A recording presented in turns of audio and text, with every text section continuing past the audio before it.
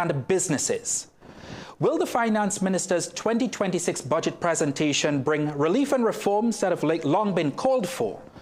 Or will it demand more sacrifice in the name of stability? I'm Ryan Beju.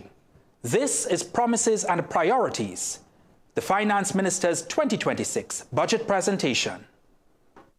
Budget coverage brought to you by Kuna Caribbean Insurance, Rand Credit Union Cooperative Society Limited, Alive by Nature's Way, distributed by H&J Enterprises, and Burger King.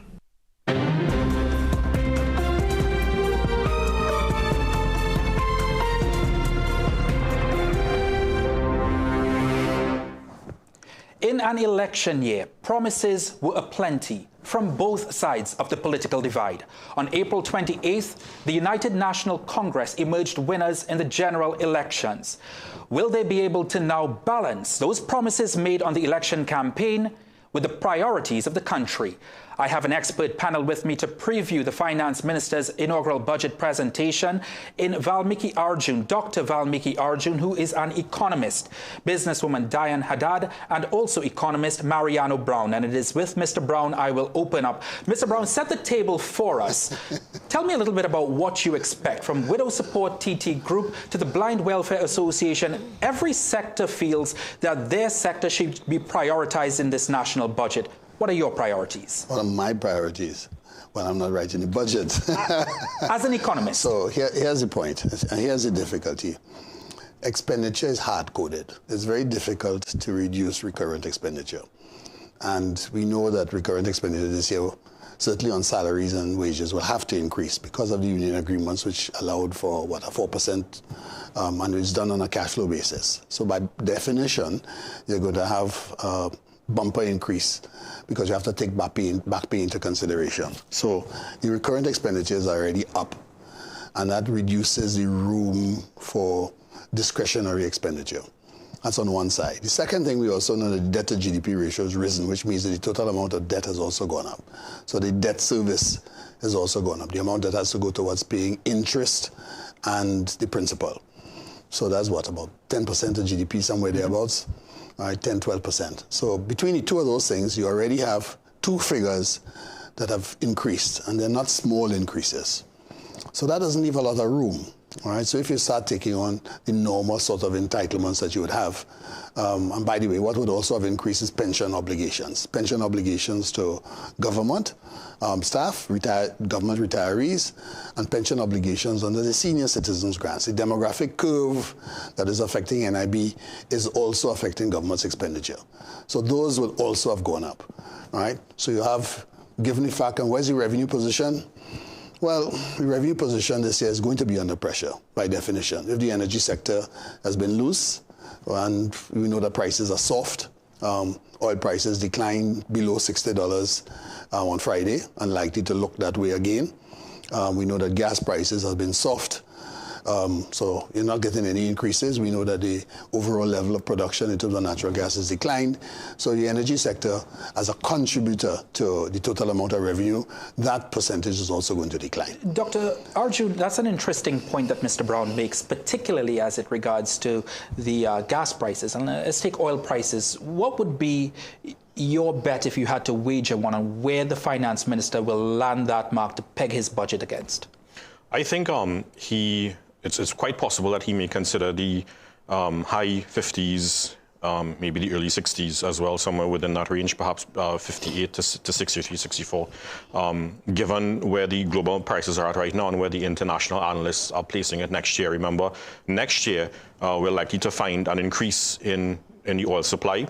OPEC Plus group of countries, they have already indicated that they're reducing their production cuts rather. So in other words, supply on their side is increasing. Plus the United States have already indicated increased supply next year. The other countries like Brazil, Canada, Guyana as well, our very own neighbor, increasing oil supply. That together with a great uncertainty with respect to international trade could reduce the demand for fuel, for oil, and that could put some downward pressure on the price. But I think what's more pertinent to us is the gas price, where that gas price ought to be, more so than that oil price. I'm actually more interested in what the gas price projection would be for this particular budget. I think it could very well be somewhere in the vicinity of between $4.50 to $5 per MMBTU. Reason being that, yes, the market is going to be oversupplied next year. I agree with that. Qatar, Australia, the United States are going to ramp up production of LNG, which will boost the supply of natural gas, which will boost the supply of LNG internationally. But remember now we are using a different pricing mechanism, a different pricing model where we take into account not just the Henry Hub, but also the Japan-Korea marker, the Dutch TTF, the UK National Balancing Point, which are all higher prices, higher international benchmark compared to the Henry Hub. So even though there's downward pressure on all the prices, but we are still going to get higher prices compared to the Henry Hub. So for example, right now, the Japan-Korea marker ranges between 10 and 12. Similarly, the UK NBP and the Dutch TTF per MMBTU. So that would give us a bit of an upward movement compared to the gas price we would have utilized years ago. So I'm thinking it's possible that we may see something $4.50 to $5 being budgeted for the gas price. But what we also have to keep in mind, production levels are quite low.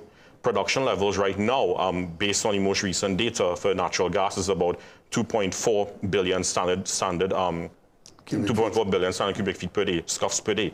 That takes us back to the levels of where we were in 2003. Oil production is about 51,500 barrels per day. That takes us back to production levels at 1939.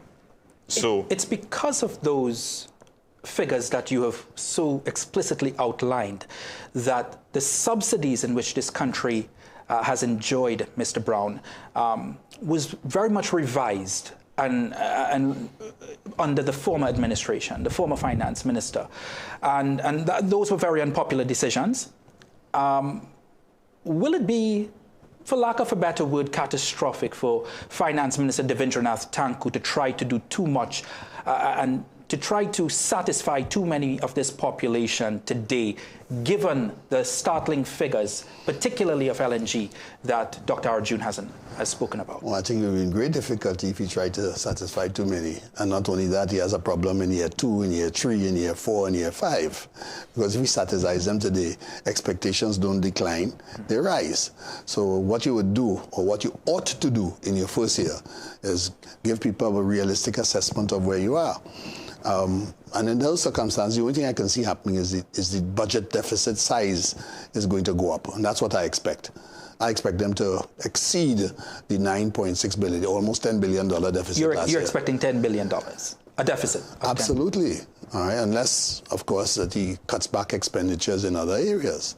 Right, that's what I said. I mean, your recurrent expenditure has already gone up in terms of wages and salaries for government employees. Your pensions for government employees has also gone up, just by virtue of the number of people who have been retiring. Right, your senior citizens grant has gone up. Remember, the demographic curve is saying that you have a higher and rising number of what you call it, of retirees. Yeah. Right? So it is going to affect government too. All right, so that I expect those numbers to go up. Once you find that those numbers started to go up and you're borrowing more, so your debt service ratio goes up, then all of a sudden your expenses have gone up. You haven't done anything yet. You haven't started to deal with any discretionary expenditure. So you already have, if you want, added expenditure. So the amount that you have free to basically deal with the subsidies and transfers, you are in trouble. Let me stick in this very quick question very quickly. Given what you've just said, and it's something that we've been talking about for the last 5 to 10 years, the number of elderly people and retirees that are being added to the system on a year-to-year basis. Can we expect in this budget, and I'll pose it to you, Diane, should we and can we expect in this budget presentation for the finance minister to tackle that, raising the retirement age? Well, we've been discussing that and talking about it, attending sessions, meetings for the last, I want to say, 15 years? And other islands in the Caribbean have already made the decision. They've made the changes. I think St. Vincent, St. Lucia, and they have well been on the path now, moving it to 65. And they are doing well because of some of the decisions. What I really want to say is, is the country ready for a revolution of change? That's what I would like to ask, because I think this budget needs to be a revolution of change. It needs to be a revolution in terms of the minds of the people. We need to decide that everybody is going to get up and literally perform work for their money.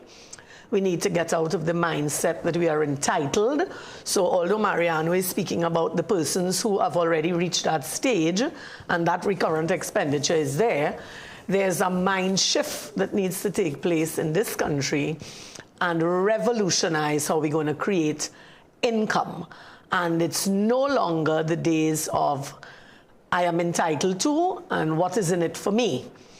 I think it's about time the language starts to be how are we going to put in to get out. And that is where I think Mr. Tanku has the biggest problem on his hands. A large part of the working population, Dr. Arjun, will be focused on whether Finance Minister Devendranath Tanku expresses any announcement on the 10% wage hike for public sector workers. I think he more than likely will say something about the 10% wage hike because that was one of their key campaign promises. But I can't see them fulfilling that particular promise now for two reasons. One, the fiscal space is not there to necessarily allow that to happen. And secondly, that's not an overnight thing to establish. They need to have negotiations with the trade unions, for example, the public service unions and whatnot. So we've not seen anything about any negotiations having started as yet. So I highly doubt that we're going to see anything material come out of that particular campaign promise this year. I just wanted to kind of revert back to something that Mrs. Haddad was speaking about and yourself about the NIB. What a lot of young people would also be looking on to is that when you increase your retirement age, and I actually think he's going to increase the retirement age or start putting things in place to make that happen in this particular budget. In fact, that was being discussed for several years now in the previous administration. But given the state of where the NIB fund is at this particular point, I don't think they have much of a choice but to make these changes in this particular budget. So it's not just going to be that retirement age, it's also going to be the possibility of increased NIB contributions coming on as well. So that I think is something we need to pay careful attention to. What I would like to see as well is that NIB portfolio that is being invested is can we look at making amendments to the portfolio? Right now, that NIB fund is invested 70% in the local market and 30% in the international market. But let me put it to you this way. The S&P 500 grew by 51% in the last 2 years, but the Trinidad and Tobago Stock Exchange fell by about 18-19% in that same period.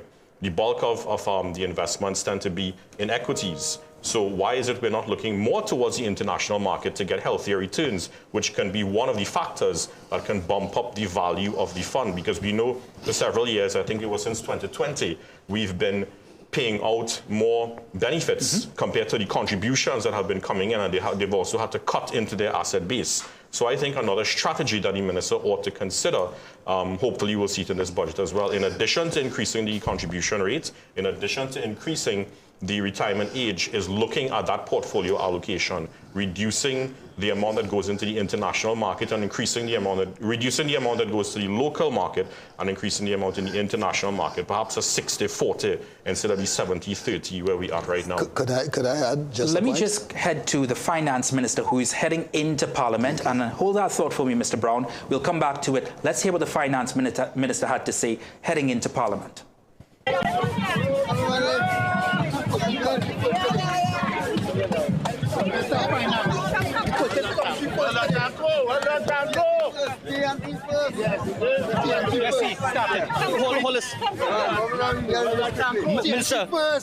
Minister, yesterday the opposition leader indicated that this is going to be a very unrealistic budget and that promises made on the campaign trail will not materialize. What's your response to her? An unrealistic budget? This is an absolutely realistic budget. This document here is the first step for the next 5 years. So I think you may have misinterpreted what my Prime Minister said. All of the commitments that would have been made during the campaign cannot obviously be met in 1 year, in one budget. Over the last 6 months, we could not have resolved everything. So that over the period of the 5 years, now this 5-year term, and the next 5-year term, we will be rolling out more and more plans to take Trinidad and Tobago where we want it to go.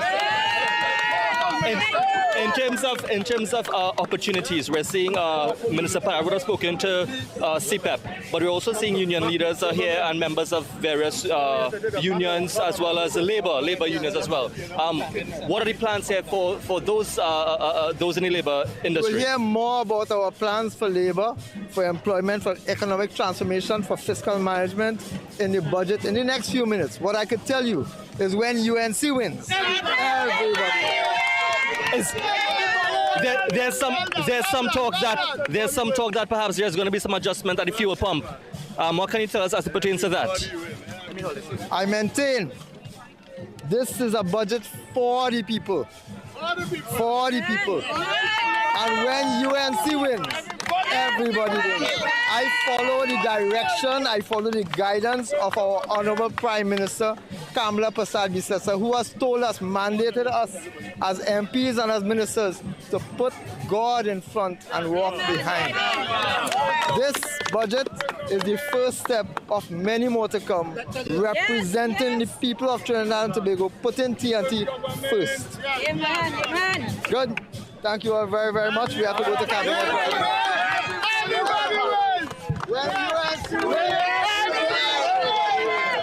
Well done. Finance Minister Devindranath Thakur heading into the House of Parliament. He will deliver the 2026 budget in a few minutes. His file, Mr. Brown, looks a little bit thick. I know that we've gotten accustomed to about 5 hours, 4 hours. I'm not sure it's around that thick, but what do you make of what the Finance Minister said? I think he has a few other documents inside here. Right, so I think that it's probably a big font size. Right, to what Dr. Arjun was saying. A very simple thing. First of all, the law does recognize 65 as it stands. The biggest issue with regard to the 65-year retirement age is implementing it for public servants.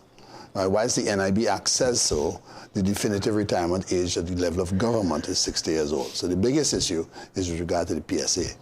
Right? Other unions have taken the same position. So that is I don't think it's a question of the decision has to take place. Actually, a lot of the decision has to take place on government side. That's the real issue. All right? The rest of the country will fall in line. And quite frankly, many other organizations, smaller organizations, do have 65-year age limits, and some, none.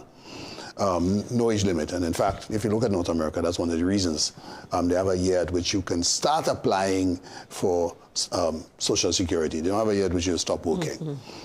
So I think that's where we have to go. And a number of Western countries are in the same position, but that aging is happening faster in the Caribbean, partly because we're also smaller. The second part, the point that from a technical point, what Dr. Arjun is saying with regard to readjusting the fund. Well, the reason why the fund is unbalanced towards domestic entities is when the conceptualization was that they would increase the pool of savings available for domestic investment. And the reality is that perhaps the strictures in terms of how that fund is being used have been too narrow on one instance, and perhaps the performance at the performance requirements have also not been hard enough. However, rebalancing the fund towards a greater element in terms of usage value, in terms of US dollars, creates a problem. And the problem is foreign exchange, right? And that's one of the reasons why they've always been reluctant or also have been held back by government in terms of the percentage that has been invested in terms of the overseas market. No same restriction with regard to the Heritage and Stabilization Fund. In fact, the Heritage and Stabilization Fund is entirely in other markets, as one would expect. All right? Now, the difficulty now where he talked about the decline in terms of the Trinidad and Tobago market. Well, if you have to rebalance your portfolio, and unfortunately at the moment, NIB is selling investments, because the contribution income is not the payouts this year is going to be $7 million plus. It's going to be over $7 million. That is already eaten up investment income is eating up the contributions, and they're not in the position where they have to sell assets. Now, if you dump Trinidad and Tobago assets, what happens to the stock exchange? Falls even further. Right? It falls even further. So that rebalancing has to do with new money. That new money has to come in. And also, too, given that if they were to take, for example, a decision, for example, to sell more in the domestic market, sell more of the domestic instruments, right? Well, market goes to pot. So there's no real incentive for anybody to invest in Trinidad and Tobago again. So that creates an issue in terms of a policy position. And the second policy position is how they're going to get the U.S. Part of the reason for the, if you want, the lopsided nature of the investment has always been that it wouldn't form a drain on the foreign exchange. Right? So now if you're saying, and I take Valmiki's point, I absolutely agree with him. You have to rebalance the fund, and you have to have new money. And new money has to go towards higher yielding instruments, and the higher yielding instruments are not in Trinidad and Tobago at the moment. Right? That puts a little issue with regard to a foreign exchange situation. Let's talk about the foreign exchange situation. Diane, from a business perspective, the business community will be looking for some type of measures or relief, or at least plans on how this government plans to tackle that long-standing issue. Well, there are more issues than just foreign currency issues for the business community. The business community has been hit very hard since COVID, and there's been no structure put in place in the financial system to actually facilitate or help them get out of that major hole that has been created. And the feeling and the effects of that are so badly in terms of banking and the whole finance structure that businesses have crumbled, and businesses, that is one aspect of it. That the foreign currency is not the only aspect of the businesses having issues and the economy as it stands. And I want to make that abundantly clear, because nothing has been done. And as far as I see, the business community are the ones that took the lash for COVID. And I'm talking about the people who actually work, not the financial sector. The financial sector benefited. They just deferred interest payments and then were very draconian on it after. So the business community have funded the effects of COVID for 2 years. Speaking about business, Andrea Perez-Sobers, who's a business reporter here at Guardian Media Limited, is at the Greater Tunapuna Chamber of Industry and Commerce with its president. Andrea, tell me what the Greater Tunapuna Chamber of Commerce is expecting. Mr. Gregorio, good afternoon. Good afternoon. As the country awaits the reading of the budget at 1:30, what specifically does the Tunapuna Chamber wants to see addressed? Hi, good afternoon, Andrea, and to you and your viewers. One of the main things coming out of Tunapuna is our security. And as you know, the Eagle Eye Security Program was birthed in Tunapuna, and it's something that we're very proud of in Tunapuna. We know the budget allocation last year was 6.1 billion for national security, and we really expect that and more to support some of the efforts that we have, that we see that could work in Tunapuna and could be rolled out nationally. So we really want to see a higher allocation of national security. Crime has been a challenge for us for the past few years, and it's something that we really need to get a handle of if ease of doing business, if encouraging investors to Trinidad and Tobago, and just the general way of life to make sure Trinidadians feel comfortable to traverse the streets of Tunapuna and the country. In terms of ease of doing business, I know the business community has been clamoring for that to happen. What does the Tunapuna Chamber want to see, zero in on the budget as it pertains to the ease of doing business? Well, the recent Ease of Doing Business Index reached Trinidad at 91 out of 190 countries, and it's definitely an area that we have to improve. Obviously, the bureaucracy surrounding doing business is one of the things that has to be looked at. We have the government recently launching the AI platform, the chatbots through the Ministry of Public Administration and AI, Artificial Intelligence. And we think that's a step in the right direction. So we really would want to see funds directed towards that type of initiative where we reduce the log jams, we reduce the bureaucracy. Companies are able, our entrepreneurs could come off the street and have an idea and be able to set up their company easily without the challenges and the red tape that sometimes a company setting up businesses. So we really want businesses to be easier, our index rating to improve, but more importantly, use the digital technology at our fingertips to be able to make business easier for any business owner. Foreign exchange has been a great challenge. What do you want to see zero in? for this to be better for the business community to access foreign exchange? Yeah, well, we like the concept of transparency. I think that's definitely a direction that needs to be traversed. One of the other areas, of course, is expanding that Exim Bank window to make more companies and different types of companies have access available to Forex so that everybody has an equal chance of competing on the market. A lot of SMEs have that challenge in our chamber and chambers throughout the country and businesses throughout the country. So we really want that ability to have access so that everybody can do their business comfortably in 2025. Great. Thank you so much, Mr. Gregorio, for your time. Back in studio to you, Ryan. All right, thank you very much, Andrea. Appreciate your reporting there. Diane, what do you make of what was said from the Greater Tunapuna Chamber? Well, he's absolutely correct. The other aspect of it, which is the foreign currency, a lot of medium and small businesses have struggled and suffered and are still, I know the bigger ones are also suffering, but they are finding mechanisms to deal with it.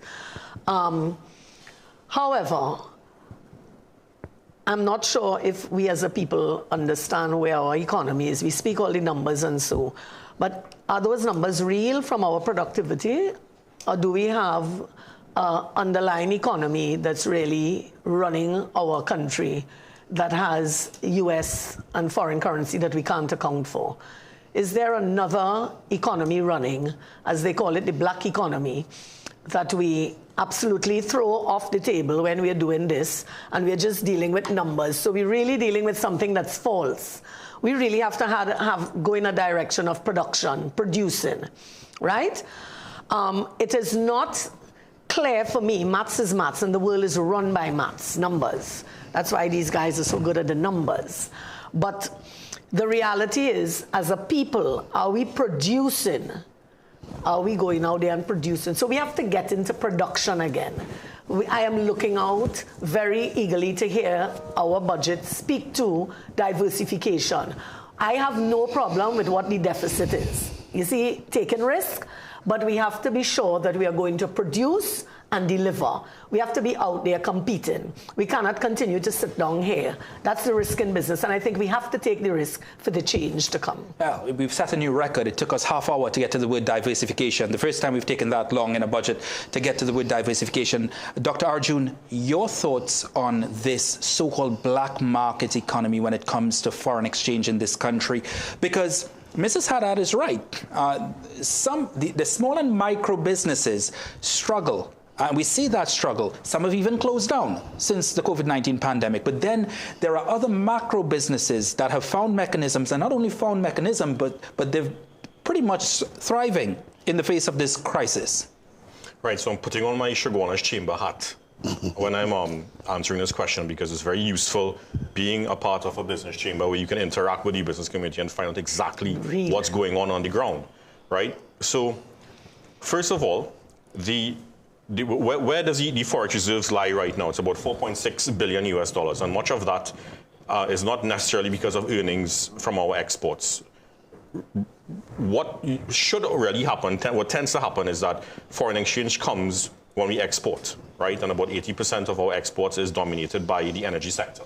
That, of course, has taken a serious hit, so the foreign exchange earnings coming into the country legitimately has certainly declined. Now, because of the restrictions in supply, because of how much this has fallen by the former administration, on many occasions, they would have borrowed from the international market. They would have withdrawn from the Heritage and Stabilization Fund. When they acquire those US dollars, we don't spend US here, we spend TT dollars here. So that money is converted from US to TT by the central bank. The central bank then takes that US dollars and puts it into the foreign reserve account, so that artificially props up the foreign reserve account.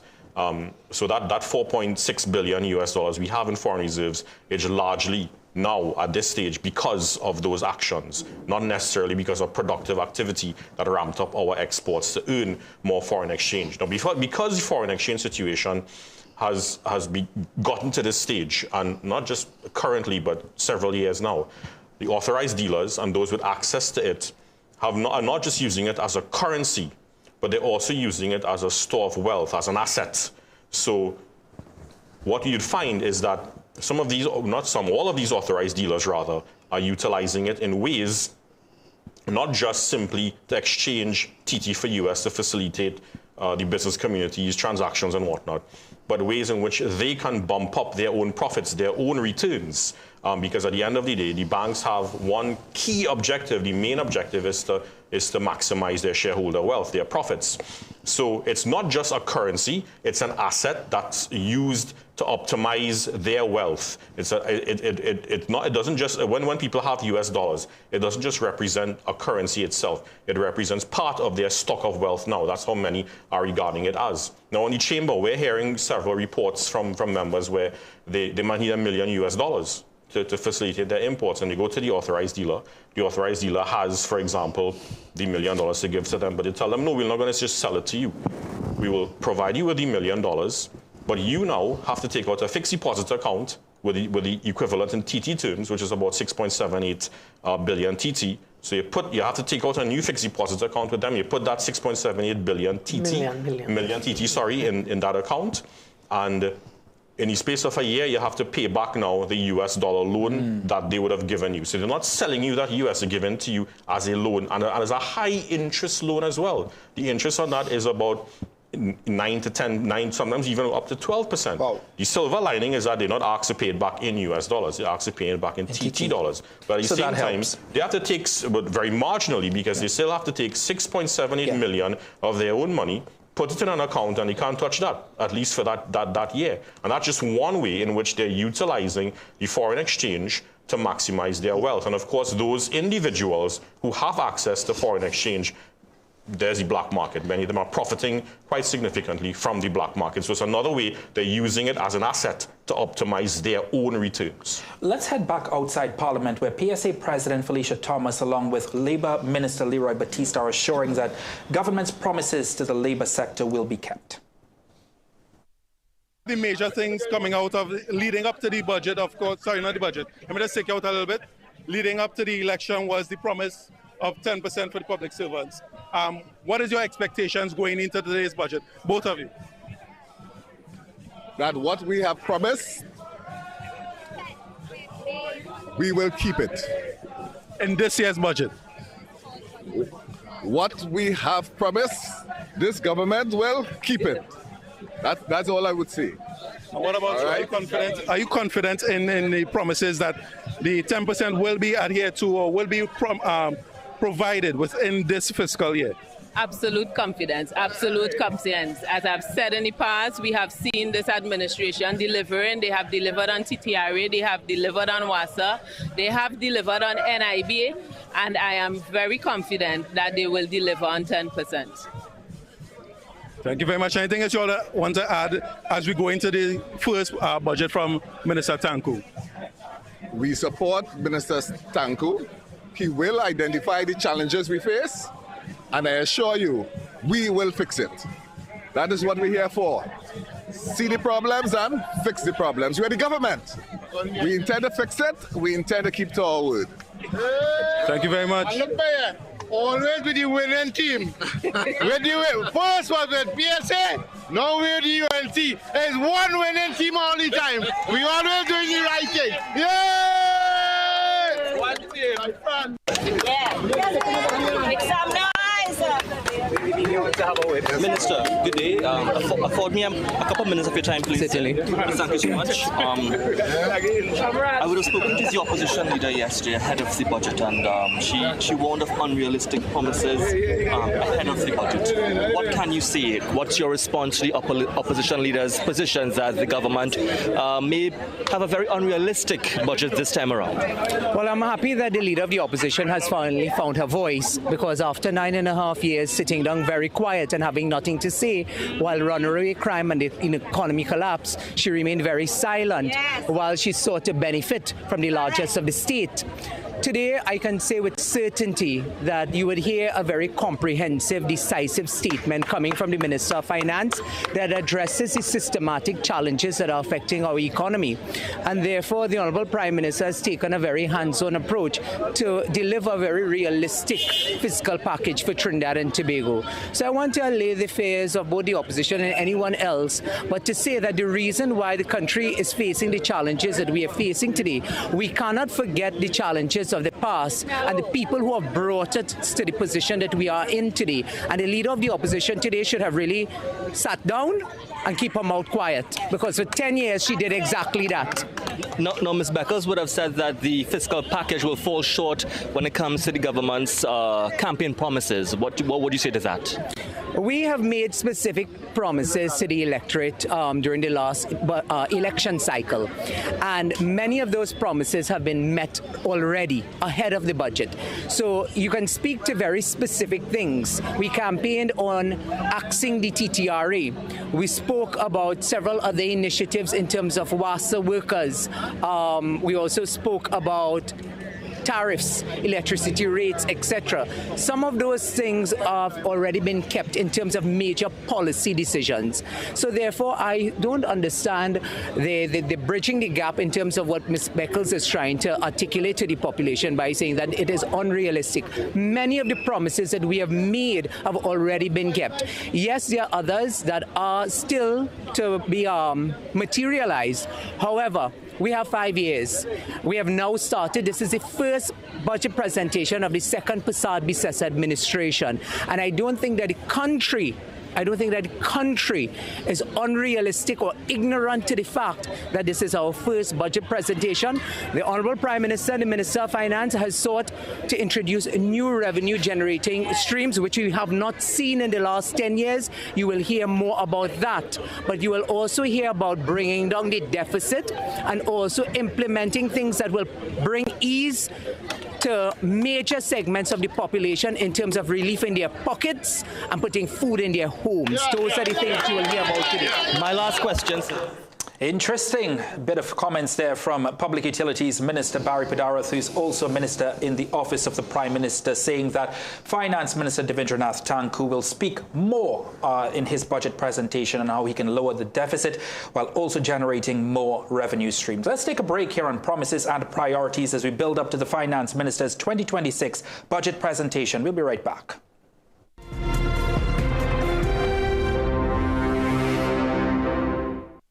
Question: how much does a funeral go for these days?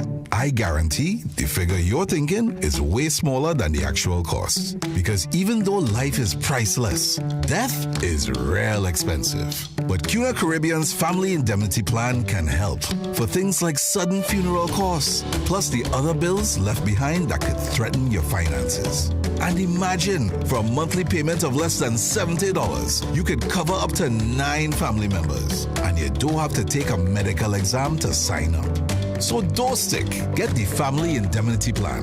Why? Because it's a good thing. Trust me. CUNA Caribbean Insurance. For all people. Terms and conditions apply. With Alive Multivitamins by Nature's Way, you won't be defined by time. You'll own every minute of it. Discover how you can age vibrantly with Alive. Feeling drained? Struggling to keep up? It's time to take control of your wellness.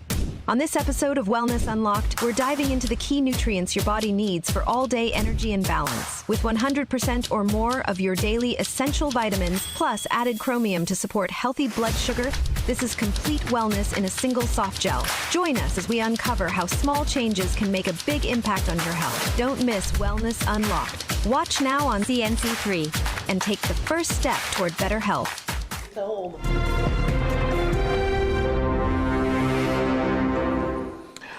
Public Utilities Minister Barry Pidarath in that quick interview with us just before we had that break, giving us a small glimpse into what the Finance Minister may bring with his presentation at 1:30 p.m. this afternoon. And that includes increasing revenue streams for Trinidad and Tobago's economy while also looking at ways to bringing down the deficit. A little bit of a sneak peek there, Mr. Brown. What did you make of it?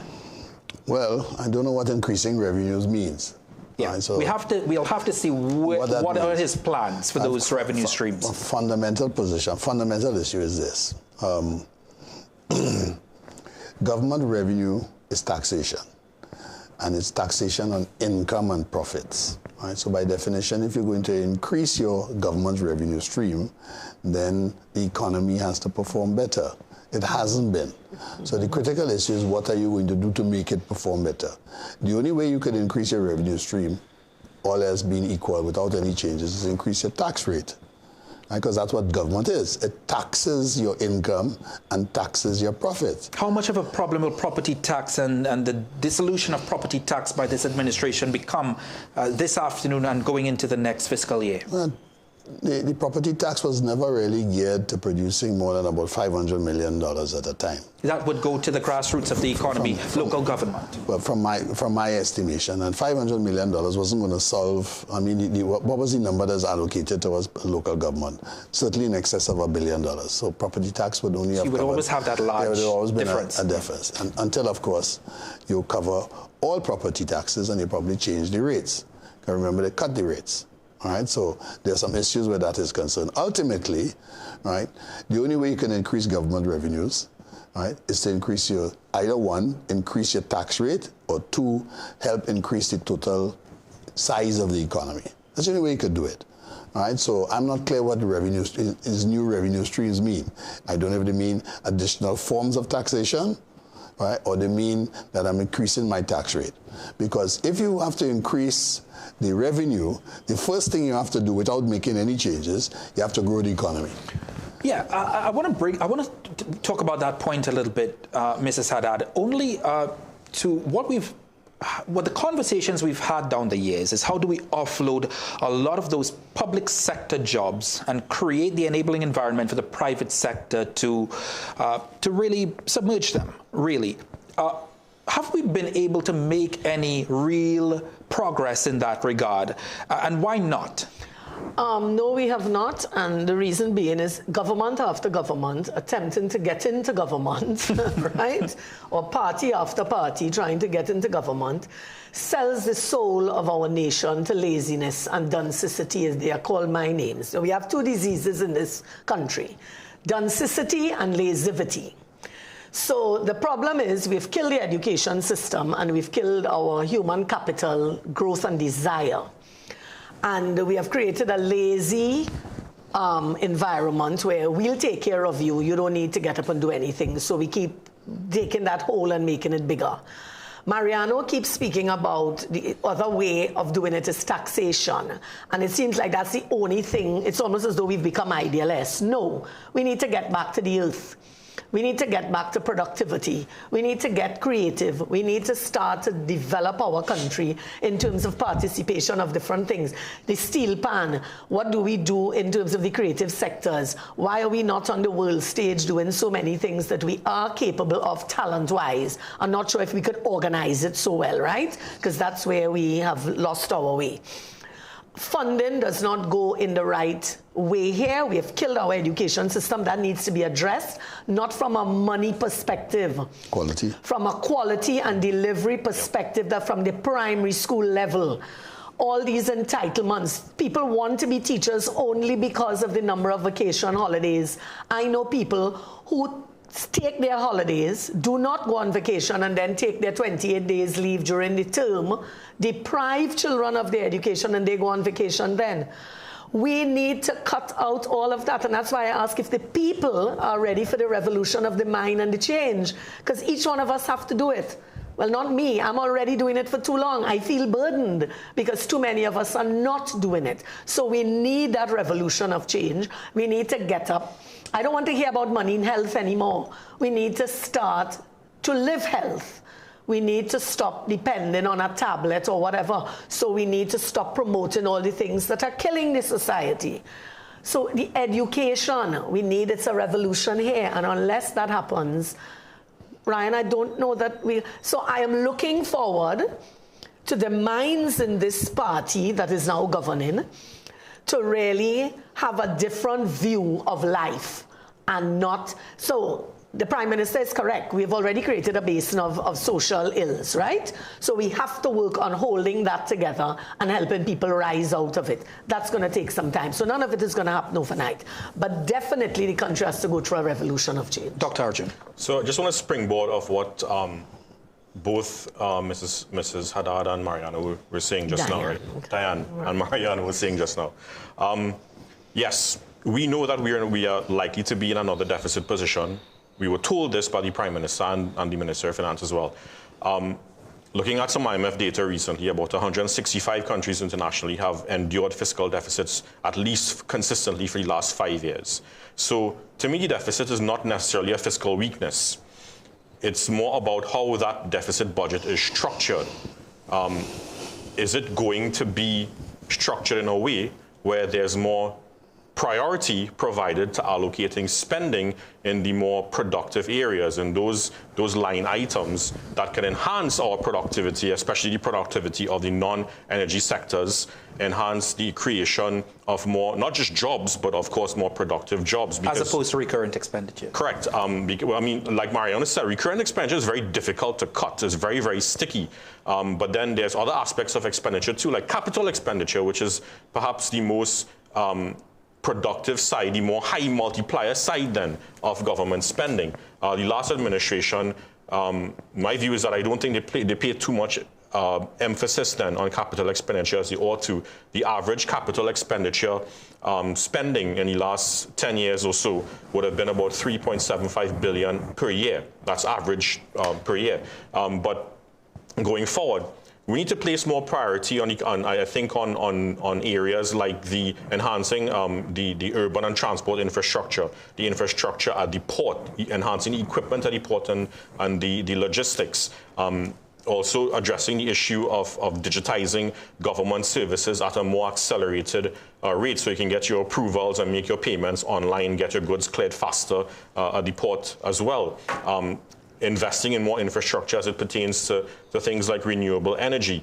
And the list can go on and on. When you look at the more productive side of expenditure in this particular manner, when there's more priority given to the more productive side of government spending, then that in turn not only enhances the revenue base of the non-energy sector and creates more jobs, but at the same time, it enables the non-energy sector to be able to pay more taxes on income and profits. Taxes on income and profits account for between 60 to 65% of your overall tax revenue.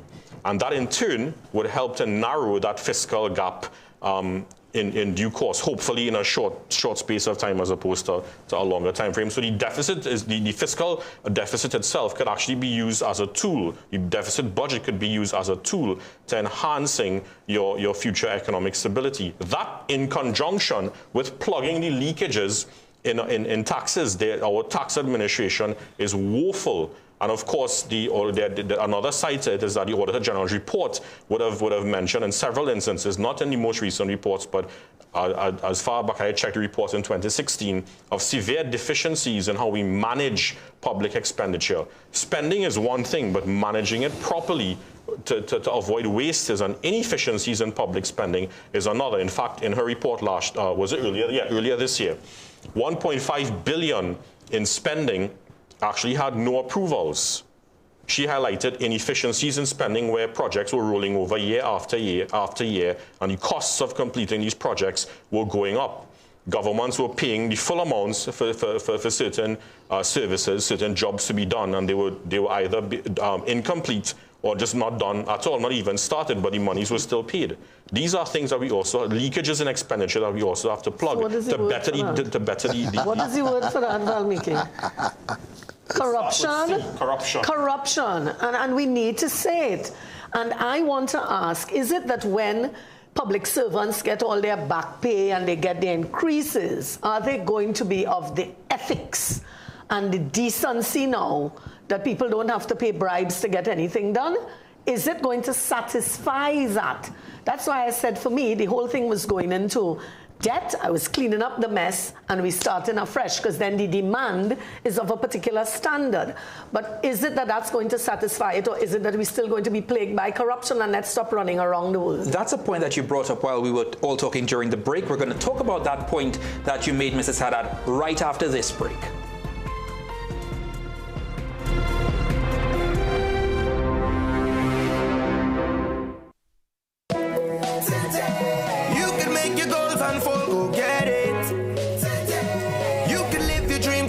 Let's do this.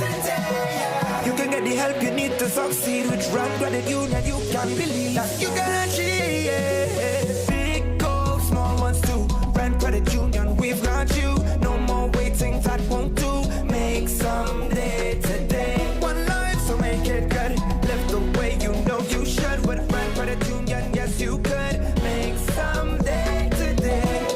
your best life today with Rand Credit Union. Nature's Ways Alive Kids Gummies are multivitamin gummies meant to support the development of children's bodies like their bones, muscles, joints, brain, heart, and also their immune health. Choose Alive Kids Gummies by Nature's Way because they deserve it. All right, Minister Lee, what can you tell us we can expect to see for the housing ministry in this budget? The housing, a lot of dynamic things really happening this year. As you know, we had, in our manifesto, we had promised to deliver houses to the people. For the last 10 years, the last administration has not delivered houses for the people. And under this Prime Minister, Kamala Persad-Bissessar, and myself and my two line ministers, junior ministers, we will deliver houses for the people in this upcoming budget and for the next 4 years. But how you intend to finance these houses? I know that was a main concern. I have been working with the Minister of Finance and the Minister of Planning over the last 4 to 5 months on getting some loan facilities. We are there, and that will be announced shortly. What areas can we expect to see these new housing developments in? Have you earmarked? What we are trying to create is more of a village-type life community. We have noticed that a lot of people want single-family units as opposed to the apartment-style living.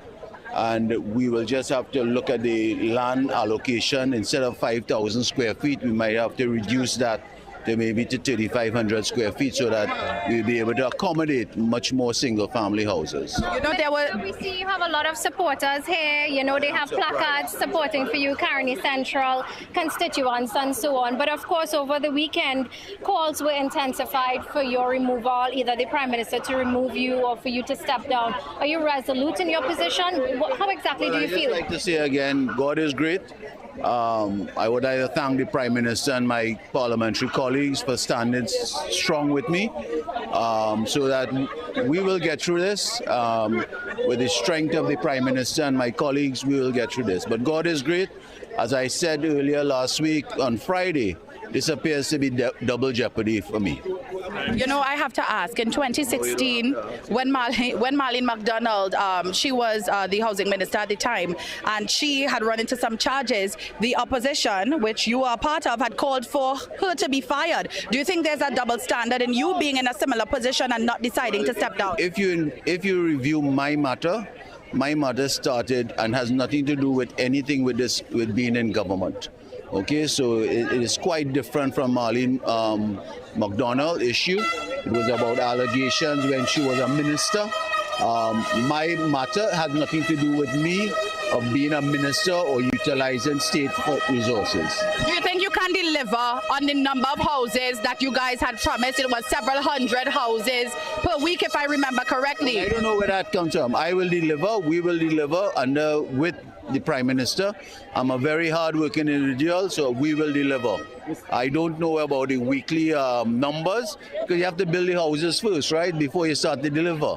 So it all depends. So we will start delivering and building houses for the people. We had Mrs. Persad-Bissessar in August, I believe it was, saying that any of our ministers involved in any sort of corruption, that they have to go. Do you think you staying there on what is essentially a corruption-related charge undermines that statement that she made? Repeat again, my matter has nothing to do with being in government.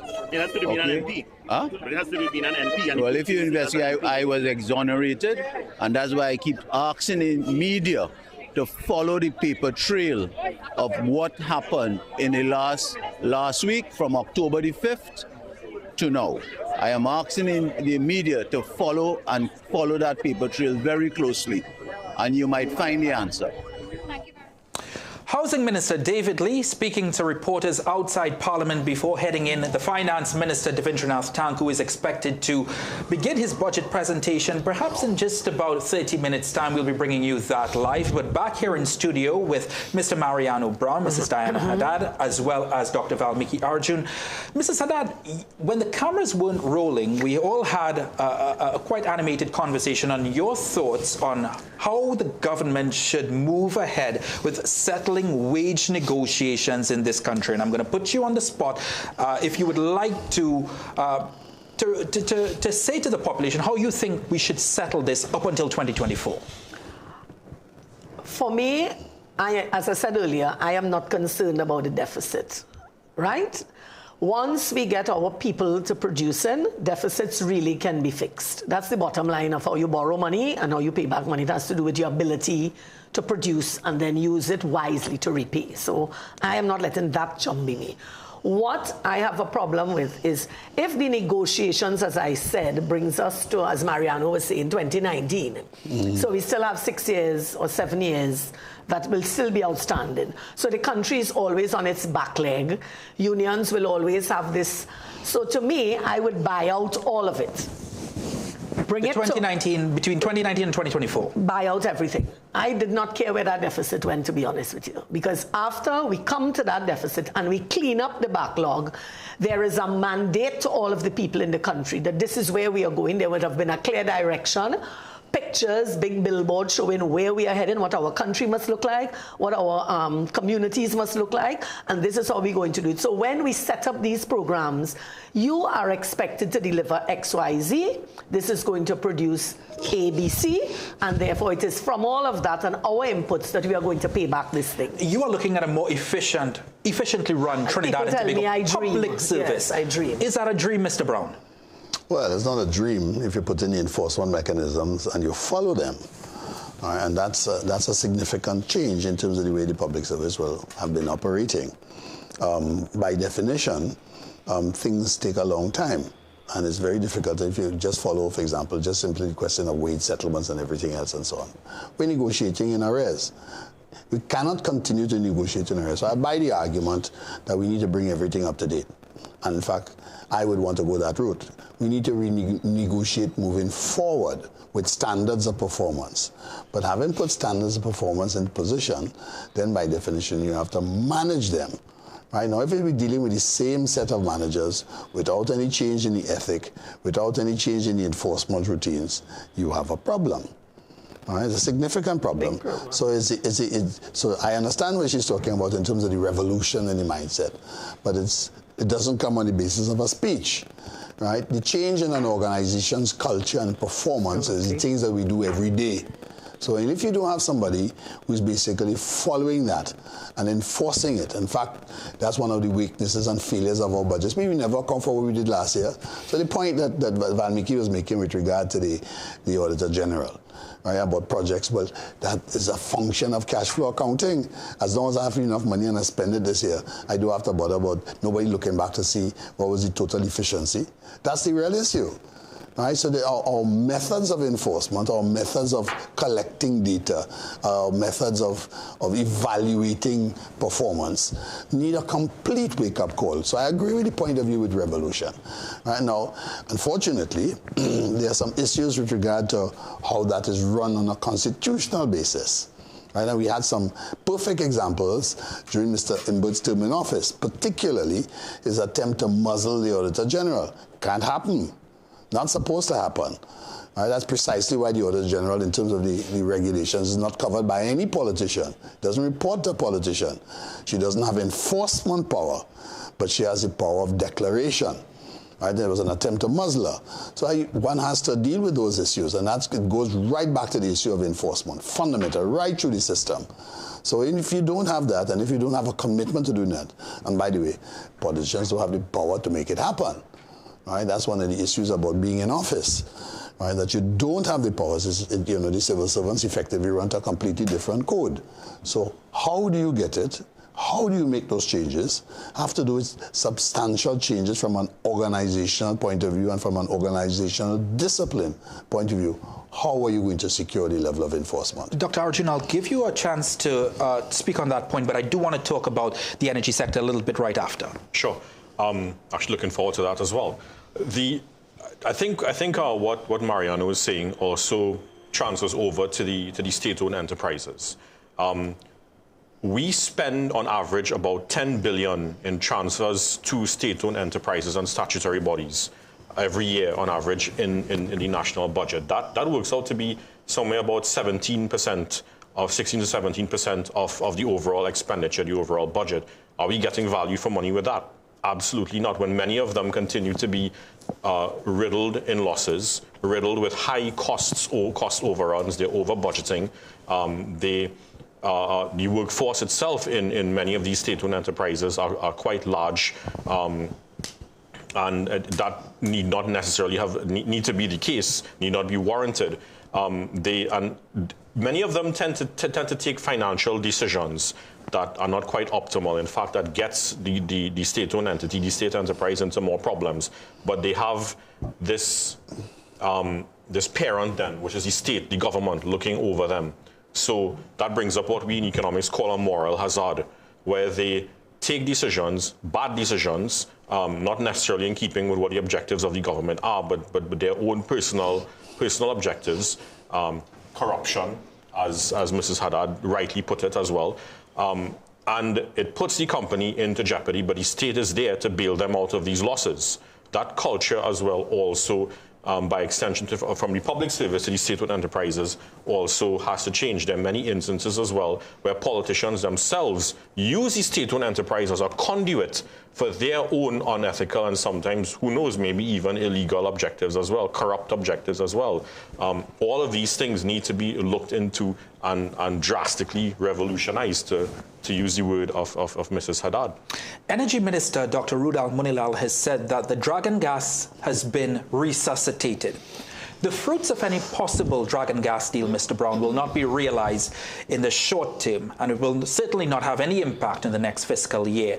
But does it have the power to inspire confidence in the economy over the next fiscal year? Well, if you examine the comments that came out after the announcement of the OFAC license for 6 months, the answer to that is yes, it has the power to engender confidence.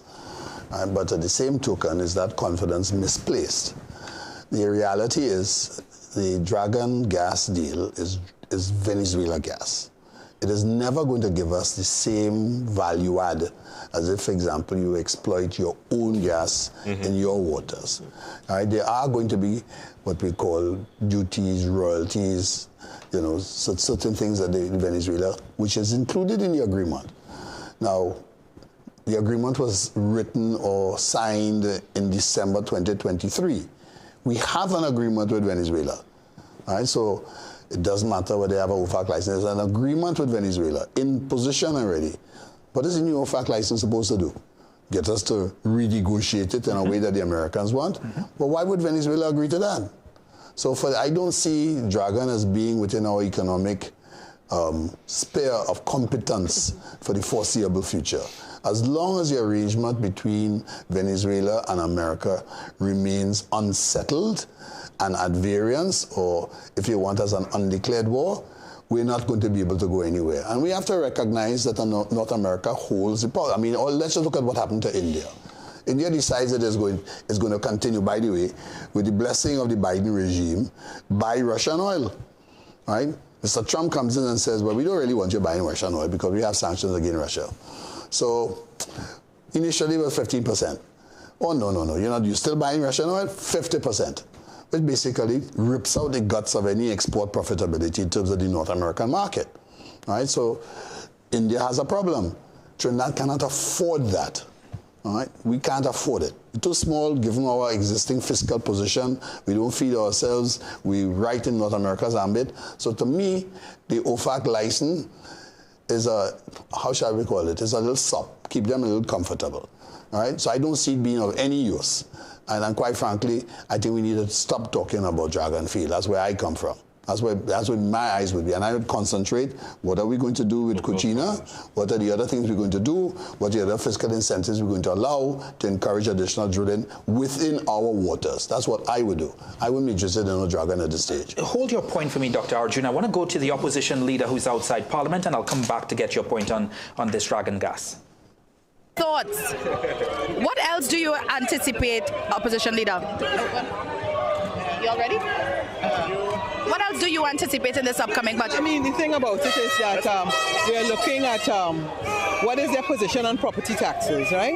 They said no property taxes, but at the end of the day, when you look at it, they have collected over more than $130+ million in property taxes. So where are they getting the revenue generation?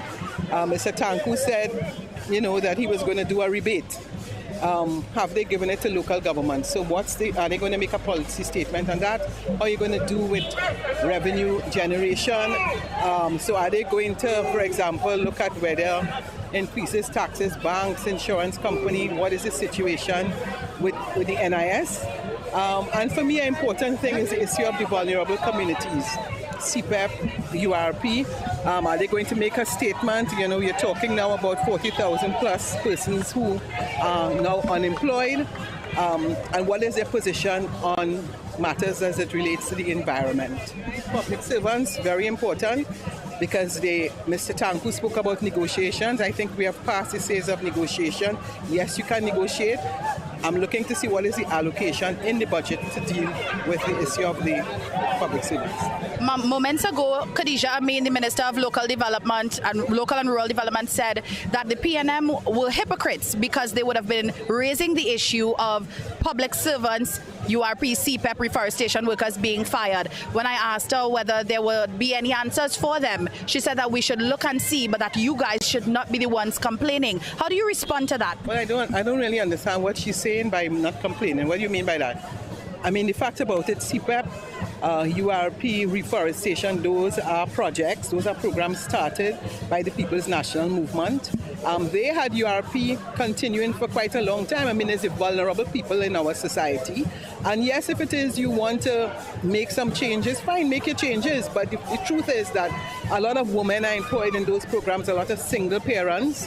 And if you close programs and it's about 30,000, 40,000 people, not just URP, CPEP, reforestation, but several others, what is your alternative? So to say we are the hypocrites, they are in government. They need to tell the people of Trinidad and Tobago what is your alternative to CPEP, URP, reforestation, and or what are you going to do with the thousands of workers you told that when UNC wins, everybody wins? That's the question. Minister... All right, Opposition Leader Penelope Beckles outside Parliament heading in. The Finance Minister should begin his budget presentation for 2026 in just about 20 minutes. In the interim, though, when we look at the vulnerable circumstances we are now surrounded by, Dr. Arjun, we see what's happening with the conflict between the United States and Venezuela. We saw what happened between both. And we are watching live images of the Prime Minister arriving at Parliament. Let's take in those images and I'll come back in a minute.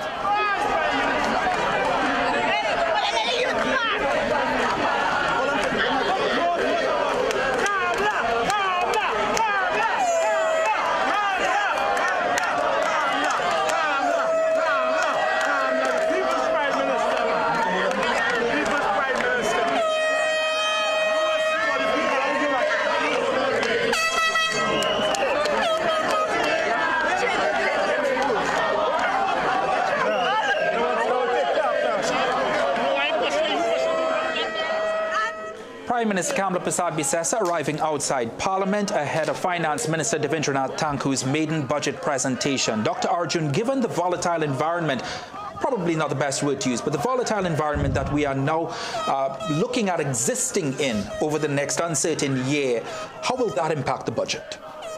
Well, so from the energy standpoint, right, first of all, on the issue of Dragon, Mariana's right, it did help to spawn some positive sentiment and confidence given the new OFAC license. We were told that the OFAC license is shorter, but the conditions are a bit different. I believe this is more for negotiation, even though much has already been negotiated. The production sharing arrangements, whether there's any tariff, and what that amount is going to be to lay the pipeline for across borders, how we're moving labor and equipment, etc., across borders, etc. Much of that would have already been determined. So I'm just wondering, because not that much information was really provided to the public. I'm just wondering if this 6-month window for negotiation is to negotiate what compensation the Venezuelan government is likely to get, given that the U.S. government has stated already that the Maduro regime is not supposed to significantly benefit from the Dragon gas project, right? That word significantly there is very subjective in my view, because what is significant to them versus what is significant to us as well, right? And we've seen recently as well that Chevron is paying taxes and royalties, so-called taxes and royalties to the Venezuelan government in the form of oil that they're producing.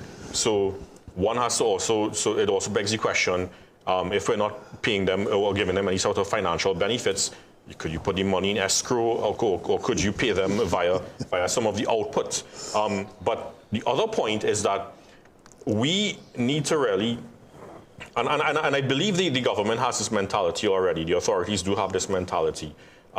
We don't want to be in a position where we are vulnerable to the geopolitics of the rest of the world and these large players like the United States, etc., which requires us to pay more attention to the local natural gas province. Much of our reserves lie in the deep water. One of the reasons that there has been reduced exploration activities within the last decade from the upstream companies, one of the key reasons, but not the only reason, is the fiscal incentives just really was not matching up to what they would have liked to see. Because why would you spend billions of dollars here in a maturing deep water province when you can take that same money and invest it in a shallow water province or onshore where it's cheaper and you can still get the same amount of gas, if not more? Now, we had back, I think it was in 2013, between 2013 and 2017, these accelerated capital allowances, which allowed the energy companies to write off their capital expenditure within the space of a year, as opposed to previously when it was about 5 years, over the space of 5 years. That was discontinued in 2017, that is one of the fiscal incentives that would have pushed the energy companies or encouraged them to participate more favorably in our deep water bid rounds. There's also the issue of the Calypso field. That has been on the books, approved since 2012, and we still haven't gotten to the final investment decision. So I'm looking forward to hear, if not from Minister Tanku, from Minister Munilal, what progress has been made in getting to final investment decision, because that's about 3.5 billion standard cubic feet of natural gas there, just underground, waiting to be monetized. But the thing is, it's in deep water. There's a lot of operational, technical, and significant costs, technical risks and significant costs associated with monetizing that gas. I think earlier this year, we did come to some kind of an initial commercial agreement of unitizing 2 blocks, but that's just a start. We still haven't gotten to the FID. Will they provide more information on that? Mr. Brown, I want to go back to something that Dr. Arjun said at the start of our conversation. Yes. And he said that next year, over the next year, we expect an increase in the production and supply of liquefied natural gas. I hope I'm not... Globally. Oh, yes, of course. And I asked that only in the context that what does it mean for Trinidad and Tobago? And I'm sure everybody's asking this very same question. If globally, you mentioned countries like Australia, China, etc., the United States. Qatar, not China, Qatar. If there's going to be this uptick in production and supply of natural gas globally, where do we stand in all of this? Because from the little economics that I may know, the demand, the supply goes up, and then suddenly the prices begin falling. That's exactly where we are. And that's the difficulty. Certainly with regard to oil, there's a strategic reason why OPEC is increasing its oil production. That's essentially to drive America out of the market. Right? The marginal increase in production, which made America the largest production, was using shale oil. Right? And the idea is that the shale oil producer can't survive above $60. That's why $60 has been a magic number. Right, so the idea is basically to shut down America's capacity to expand in that particular area. So OPEC is going for market share. I went back by market share. And it is much cheaper for OPEC countries in terms of the cost of production than it is for the US. So they can afford to increase their supply, right, and keep the lower prices in the meantime. And basically to keep the Americans out of the market. What is that going to mean for Trinidad and Tobago over the next fiscal year? Well, there is a relationship between the price of oil and ultimately the price of gas. Ultimately, you're going to use the two of them for the same thing, to generate energy usage. Right? So it's price equivalency at this stage of the game. So bottom line, if they're producing more oil, then it becomes cheaper to use fuel oil or use oil generally instead of using natural gas. Right? So what you expect is that the price of natural gas is also going to decline. And it's also expected that they're also going to be producing more natural gas. So the outlook for the next 5-year period is for depressed natural gas prices. Now, in those circumstances, we have lower production. Therefore, our petrochemical plants are not operating at an efficient rate or at least a rate that is efficient to allow them to compete with the additional capacity which has been added in North America. So the plants are newer. We have to remember our plants are not that new. Mr. Brown, I do believe that the finance minister is on his feet. Let's toss across. We can always come back if he hasn't started his presentation. Mr. Speaker, I have the honor to lead the following papers standing in my name. The audited financial statements of the National Investment Fund Holding Company Limited for the financial year ended December 31st, 2024. 2. The consolidated audited financial statements of... All right, Finance Minister Devendranath Thakur on his feet, laying papers. Mr. Brown, I'm sorry to have cut you in there. I just wanted to make sure that he didn't start his presentation, please. No, that goes to the issue. If what you call it, the energy sector, petrochemicals as well as natural gas, have basically been responsible for what? Between 35% of tax revenues at their highest. We have to remember that's the situation that the PNM would have met when they first came into office. Prices were depressed. And the tax revenues came out. So you're talking about they were operating at $42 billion. But no, I'm listening to you speak. So they will be in the same position. And no, I'm listening to you speak. And now we're in a position where we have low productions of liquefied natural gas. And then low prices, because there is so much in the global market. And it sort of brings me back to my question, Dr. Arjun. What does this mean for us here in Trinidad and Tobago over the next fiscal year? Lower revenue. Yeah, it all comes down to that lower revenue. But then it also begs the question of what is the strategy to try to revitalize our competitiveness, our energy sector's competitiveness in the global environment, and at the same time be able to capture the tax revenue from the energy companies that we're actually owed, because we've known for decades that of the issue of transfer pricing. The ECLAC report indicated that between 2010 and 2018 we lost about $17.5 billion US because of transfer pricing. There's another report by Porton and Partners that indicated between 2010 and 2014 even a much bigger figure, $6 billion US on average per year in just between 2010 and 2014. So the numbers are staggering, and this is in US dollars. This is US dollar tax leakages coming out of the system.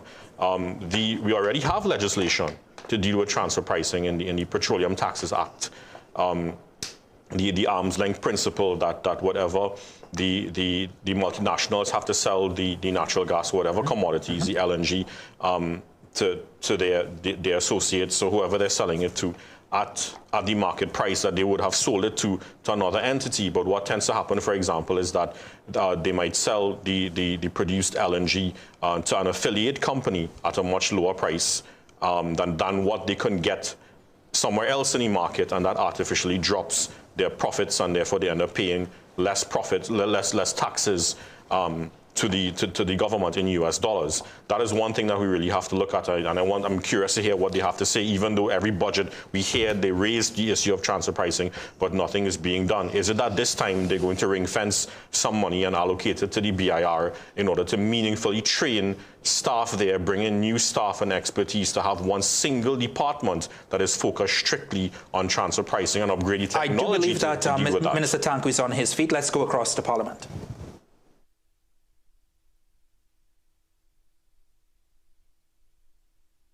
To deliver the UNC's inaugural budget.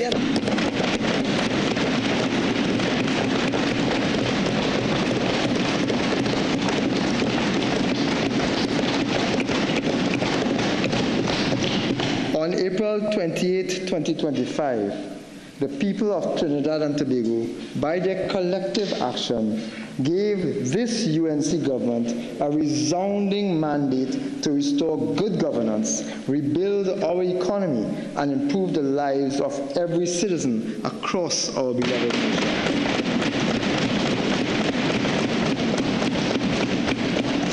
They asked for sincerity and compassion in government. They asked for a credible plan to move Trinidad and Tobago forward. They asked for jobs, growth, prosperity, and social peace. It is therefore a profound privilege to present the 2026 budget to this honorable House.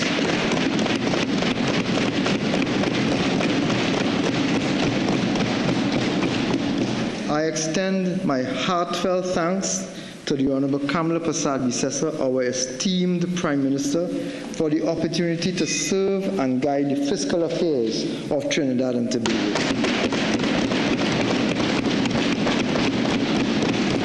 Sincere thanks to the dedicated staff of the Ministry of Finance, my cabinet colleagues, the ministries and state agencies, and our partners in the private sector and civil society.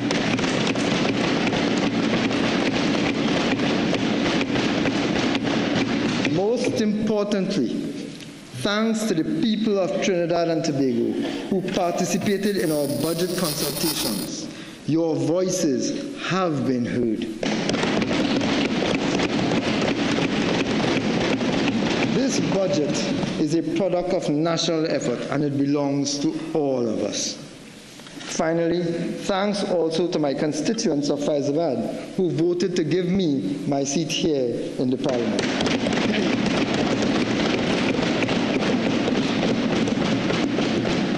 The entire country knows that the PNM left our country in financial difficulties and economic ruin. But none of us could have guessed how far this country had fallen.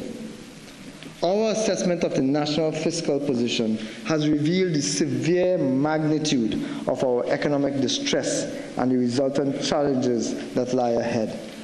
Deep structural imbalances that trap us in a low-growth cycle.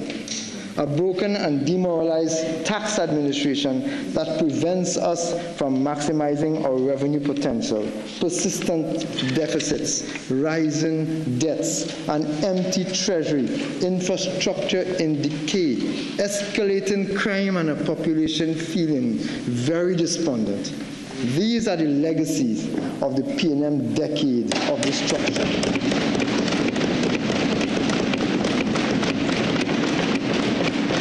For 10 years, the Rowley administration presided over the collapse of law and order, allowing criminals to roam free and shattering public confidence in the judicial system.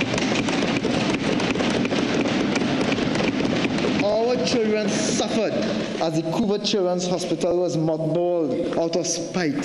Financial support for children with special needs was cut and gate funding was slashed.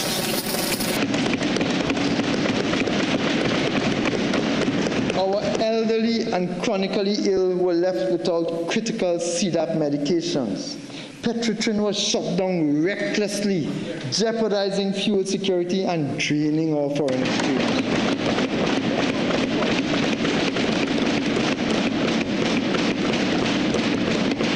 And Tobago, our sister isle, was abandoned. Its tourism sector crippled by the Sea Bridge fiasco and the PNM's laissez-faire response to the worst oil spill in the island's history. This is the shameful legacy of almost 10 long years. Mr. Speaker, the UNC government is taking decisive action in the interests of Trinidad and Tobago.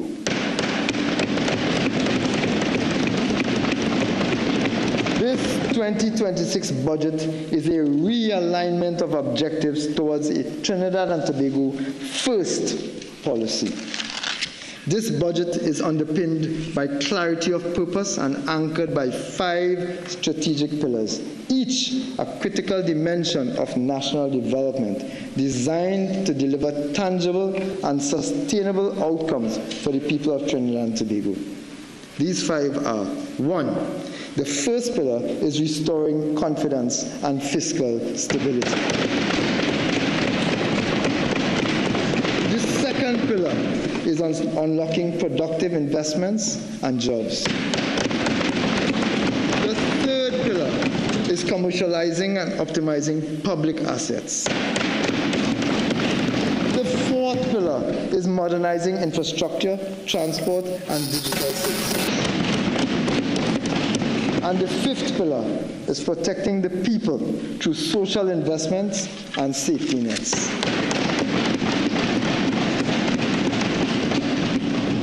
Mr. Speaker, immediately following our victory in the last election, we set out to work with urgency, discipline, and an unshakable commitment to deliver. In our first 6 months, we moved swiftly with tangible actions, real achievements, and measurable impacts that have already begun changing lives. We developed justice to former Carney workers. While the former administration left them waiting for a decade, this government in just 150 days delivered land leases to more than 200 former Carney 1975 villages. Promise made, promise kept. We secured landmark energy deals. We signed a historic agreement with ExxonMobil, which has the potential to strengthen Trinidad and Tobago's energy security. On the 8th of October 2025, we obtained the Office of Foreign Assets Control, the OFAC license, from the United States Treasury Department to pursue development of gas on the Dragon Field. These advancements will attract significant foreign investments, create jobs, and unlock new revenue streams. Mr. Speaker, promise made, promise kept. We took the fight to the criminals, Mr. Speaker. We created 3 specialized ministerial portfolios, justice, defense, and homeland security, to prioritize targeted attention on zones of national security weaknesses. We have appointed a new commissioner of police who is leading an aggressive, coordinated attack and offensive against crime. And these results have been immediate. Murders and violent crimes are down by 40% compared to last year. Promise made, promise kept. We protected our citizens from floods. To correct a decade of neglect under the former administration, we launched a targeted flood mitigation and shelter management exercise with drain clearance, river desilting, embankment reinforcement, and road rehabilitation in flood-prone communities. Mr. Speaker, promise made, promise kept. We kept our promise to public servants by repealing the Trinidad and Tobago Revenue Authority Act and ending years of anxiety for public officers. Promise made, promise kept. We honored our elderly. We brought immediate relief to 6,400 senior citizens whose applications had been abandoned by the former administration. Promise made, promise kept. We put students first by completing repairs to 279 schools under the Accelerated School Vacation Repair Program and distributing 20,000 book grants ahead of the new school term, ensuring safe classrooms and stronger starts for our children. We are in the process of delivering 18,000 laptops to Form 1 students. Promise made, promise kept.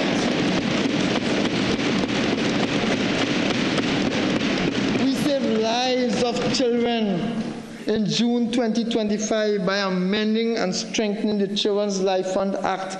We increased access to children battling life-limiting illnesses, including cancer, blood disorders, heart and kidney diseases, and more. Promise made, promise kept.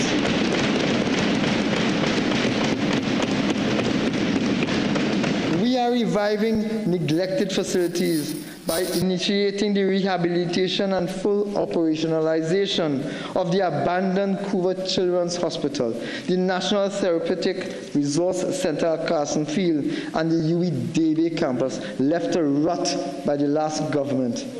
Promise made, promise kept.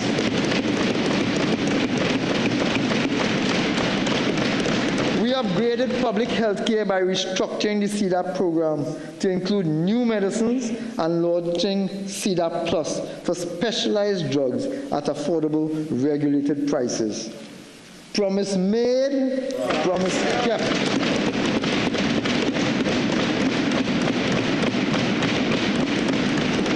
And we are not finished yet, Mr. Speaker. We stood up for law-abiding citizens by bringing stand-your-ground legislation via the Home Invasion, Self-Defense and Defense of Property Bill 2025. This bill is now out for public comment, Mr. Speaker.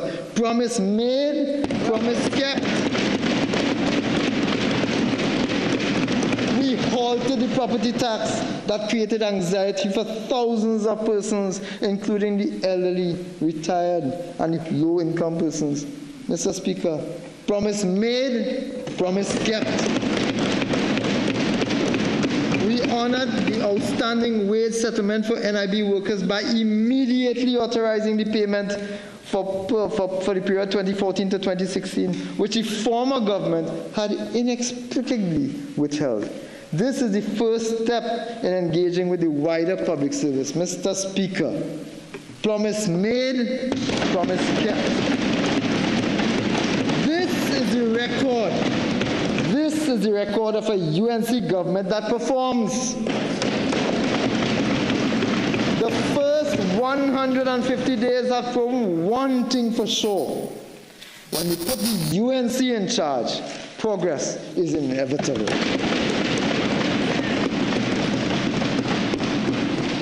We were able to deliver all of these positives in extremely difficult circumstances. Let me show you the disastrous record of the last government. Real GDP growth in Trinidad and Tobago dropped from 3.7% in 2014 to 2.5% in 2024.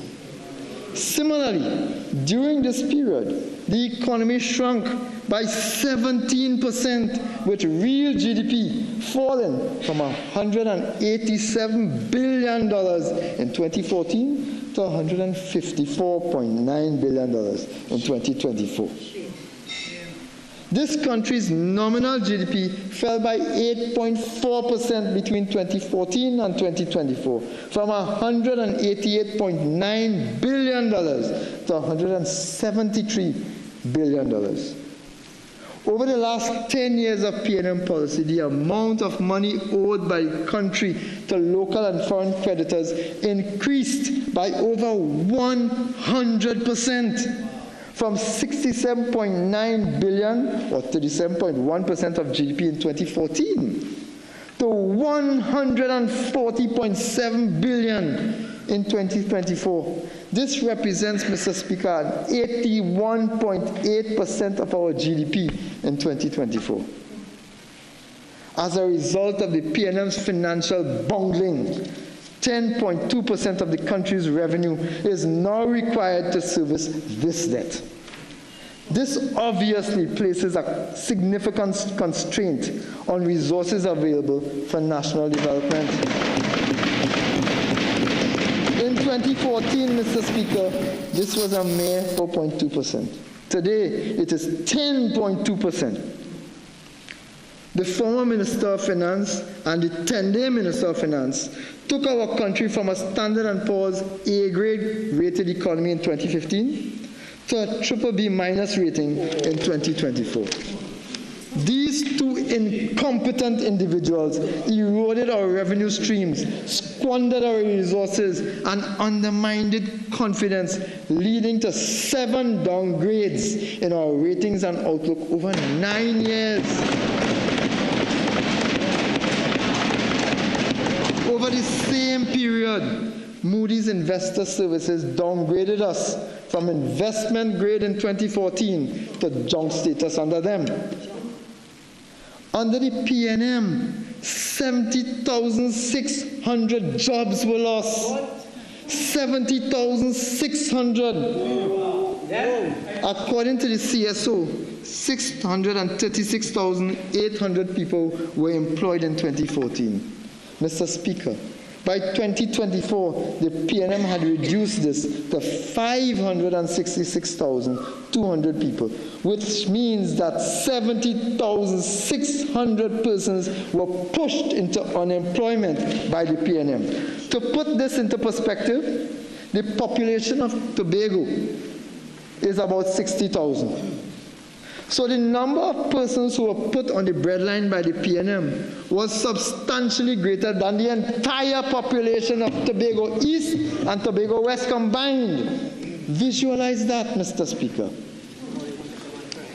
Further, the labor force participation rate was 61% just when we left office. But by March 2025, under the PNM, this rate had collapsed to 54.3%.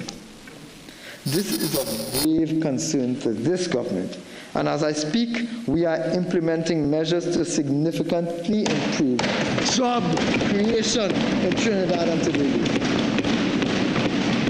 The Honorable Prime Minister will reveal much more about this during this debate, Mr. Speaker. Let's look at our foreign reserves. At the end of calendar year 2014, Trinidad and Tobago's net official reserves stood at US $11,497.1 million, equivalent to 12.9 months of prospective import cover. Let me repeat that. At the end of calendar year 2014, Trinidad and Tobago's net official reserves stood at US $11,497.1 million, equivalent to 12.9, almost 13 months of import coverage. Would you believe, Mr. Speaker, that by March 2025, the official reserves had collapsed substantially to $5.272 million US dollars, representing just 6.1 months of prospective import cover? This has been the destructive legacy of the wicked PNM over the last decade.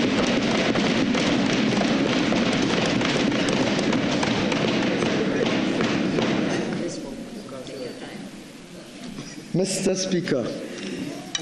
Speaker, you will recall the glee on the face of the former Minister of Finance.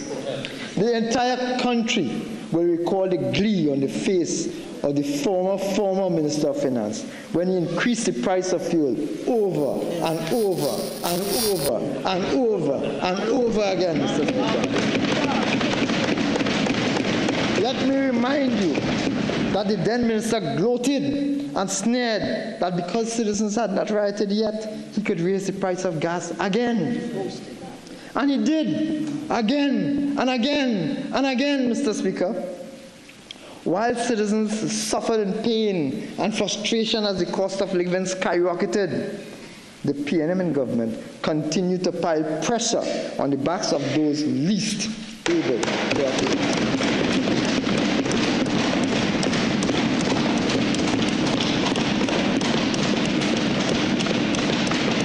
That is a hateful conduct from the former government that the people of this country rejected.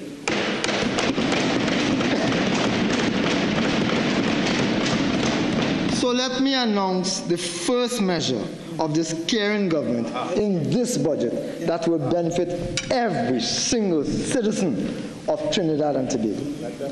Today, Mr. Speaker, today, look at the glee on my face as I make this announcement. The previous PNM government has been unfairly overcharging citizens for super gasoline. On behalf of this UNC government, Mr. Speaker, I wish to announce that in our bid to build economic fairness, the Honorable Kamla Prasad Bisasa has instructed that effective immediately, the price of super gasoline at the gas station pump will be reduced by $1 per liter.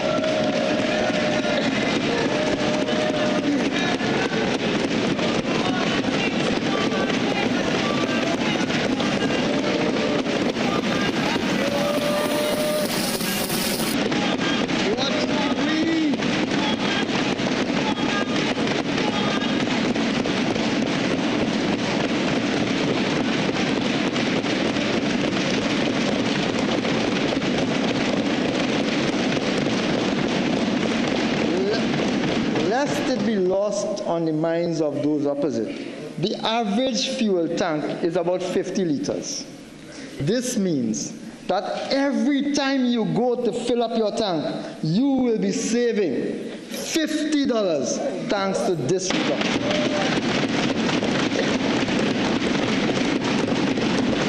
When UNC wins, everyone.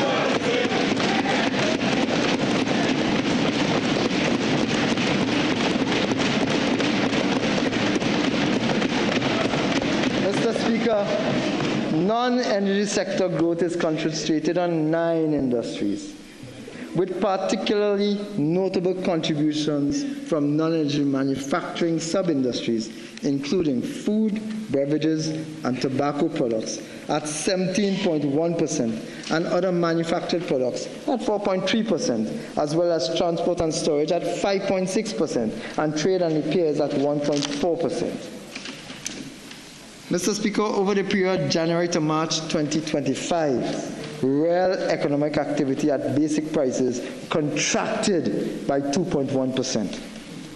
This downturn was due to the declines in both energy at 4.8% and non-energy at 1%, and is forecasted to continue until the end of at the end of calendar 2025, due to ongoing geopolitical and trade tensions, as well as reflecting institutional weaknesses.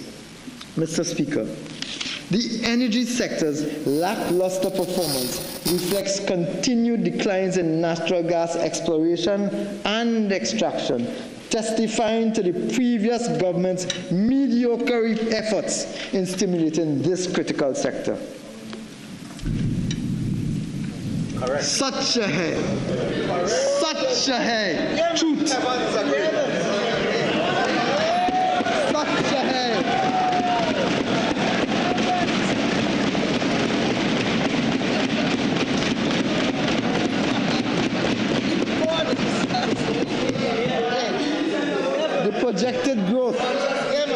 The projected growth in the non-energy sector, the projected growth in the non-energy sector is driven by slow but positive growth in the non-energy manufacturing, specifically in food, beverage, and tobacco products, as well as in trade, repairs, transport, and storage.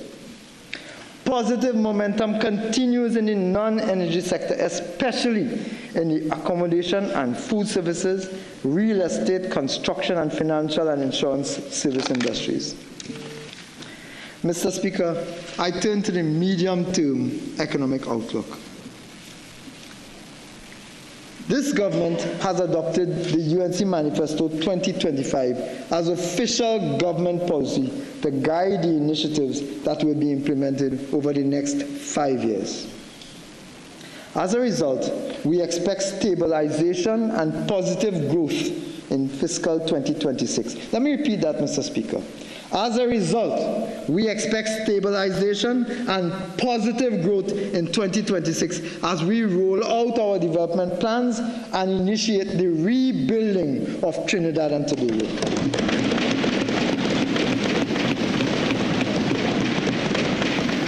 Trinidad and Tobago's economic prosperity, economic security, energy security, and regional stability have also been given a significant boost with the recent United States support for the Dragon gas proposal. And we will be exploring every avenue to advance this project. You see, Mr. Speaker, after years of underperformance, natural gas production in Trinidad and Tobago is projected to recover from the current levels of approximately 2.6 billion cubic feet per day to over 3.2 billion cubic feet per day by 2027. That is performance of the UNC government. As the new fields come online, the development of the Manatee field alone, with estimated reserves of more than 2 trillion cubic feet of gas, will be groundbreaking for our economy. On the other hand, oil production, which has averaged just 60,000 barrels per day in recent years, is also expected to benefit from enhanced exploration and development initiatives.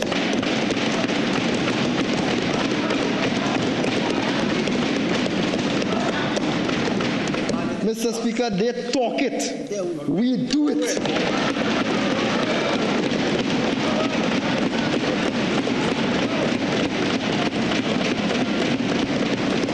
Diversification remains at the heart of our strategy. We are already focusing on agriculture, manufacturing, tourism, and the service industry, amongst others. Increasing investments and facilitating growth in agriculture and agro-processing will not only support the diversification thrust, but also strengthen our agricultural base for food security and reduce our food import bill. We will also focus on expanding manufacturing exports, boosting medical, sport, health, education, and cultural tourism, and accelerating digital transformation, amongst others. These are expected to generate employment, increase foreign exchange inflows, and create opportunities for young people and small businesses.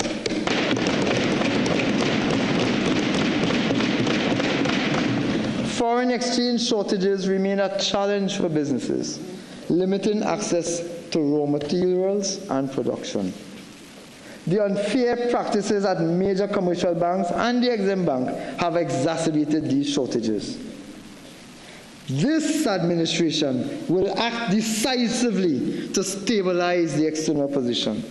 By restoring energy production and creating an enabling environment for business and investment, we will increase foreign currency inflow. We will ensure that productive sectors have access to foreign exchange. We have already installed new boards at the First Citizens Bank and the Exim Bank, and we will move to install a majority of directors at Republic Bank Limited.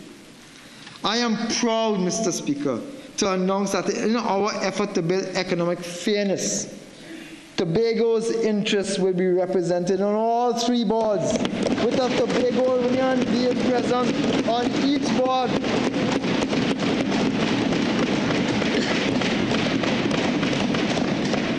By accelerating energy production, broadening and deepening diversification, consolidating the fiscal accounts, and taking stable, proactive steps to stabilize the external sector, we will protect Trinidad and Tobago's investment-grade standing and deliver sustainable growth.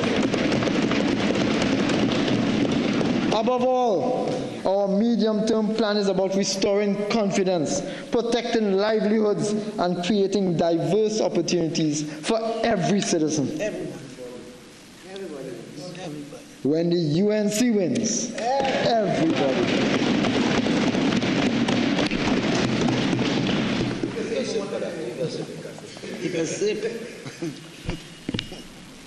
The former PNM government sabotaged the integrity and performance of our very critical institutions.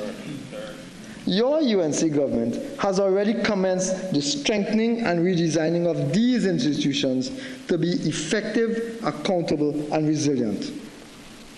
Mr. Speaker, when I assumed office, I found state enterprises in a state of absolute decay, with multiple examples of corruption, abuse of office, lack of accountability, and lack of transparency. This tells you what those on the opposite sides have been doing. Mr. Speaker, this is confirmed by the last report of the procurement regulator, which stated that $5 billion in contracts were illegally awarded by ministries in one financial year. Contracts were awarded without tendering, without key performance indicators, and with no form of monitoring for value for money, and in some instances, without any verification that contracts were in fact completed. This was a veritable feeding frenzy of enormous proportions. The Churchill-Roosevelt Highway extension has cost overruns of over $250 million on a $400 million original contract. We are being price gouged by suppliers for medicines, medical supplies, and medical services to the tune of almost $500 million a year.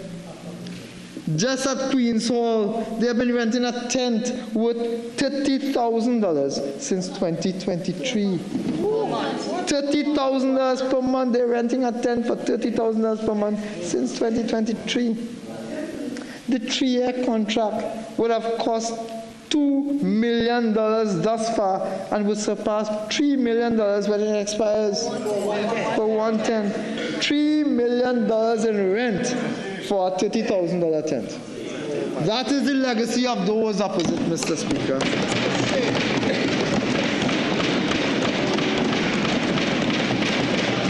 The population of Trinidad and Tobago is robbed of billions of dollars that could have been spent on medicine, crime-fighting equipment for the police, school supplies and school grants for the vulnerable, infrastructure works to prevent flooding, and much, much more. All of this happened under the former regime. Over the last 9 years at this rate, $45 billion was lost to PNM-sponsored and facilitated theft. No one was held accountable, Mr. Speaker. That is why you are seeing PNM appointees resigning and running. They are being called on to account for billions of taxpayers' dollars that were wasted.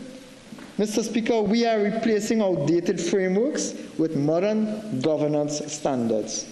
The Ministry of Finance is updating the obsolete State Enterprise Performance Monitoring Manual. This will ensure the best international practices concerning corporate governance, accountability, transparency, and delivering value for taxpayers' money.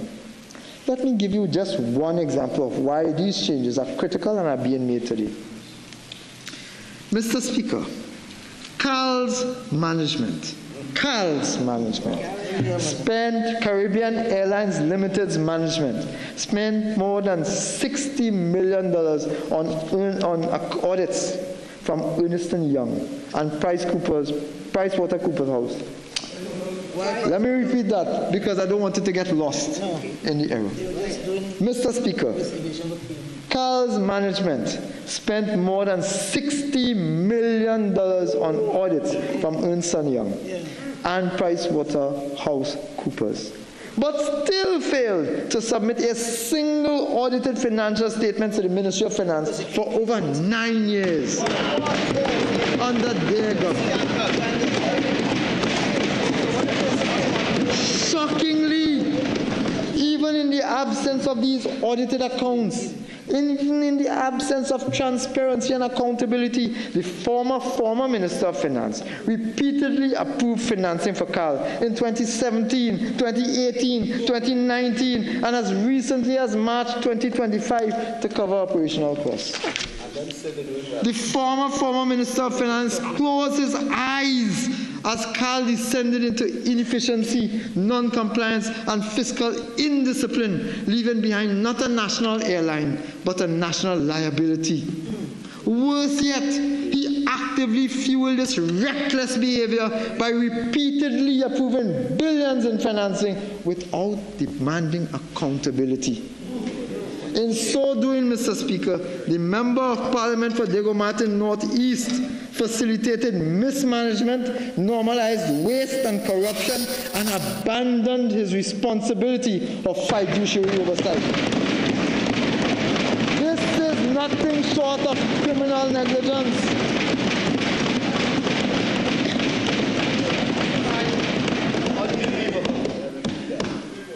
but we are fixing it. But we are fixing it. We have now installed a strong board of directors who are making the hard decisions required to fix our national airline. This, Mr. Speaker, this is your government working to ensure accountable fiscal policies. One of our first actions upon taking office was to repeal the Revenue Authority Act, the Trinidad and Tobago Revenue Authority, and to move quickly and decisively to strengthen and equip the Inland Revenue Division and Customs and Excise Division with technology, skills, and legal authority to deliver timely, efficient, and transparent services to citizens, which will result, obviously, in the broadening of the tax base and a significant enhancement in revenue creation. That is where we will get the money. The previous administration, they laugh, the previous administration under-resourced and neglected both the Inland Revenue Division and the Customs and Excise Division, advancing TTRE as a replacement. For example, Mr. Speaker, the Petroleum and Large Taxpayers Business Unit, an entity responsible for approximately 85% of total tax revenue, was left operating at just 10% of its required capacity. 10%. That is why there was such substantial and significant revenue leakage, Mr. Speaker. The recruitment of 100 accountants and auditors promised by the member opposite in the 2022 budget never materialized.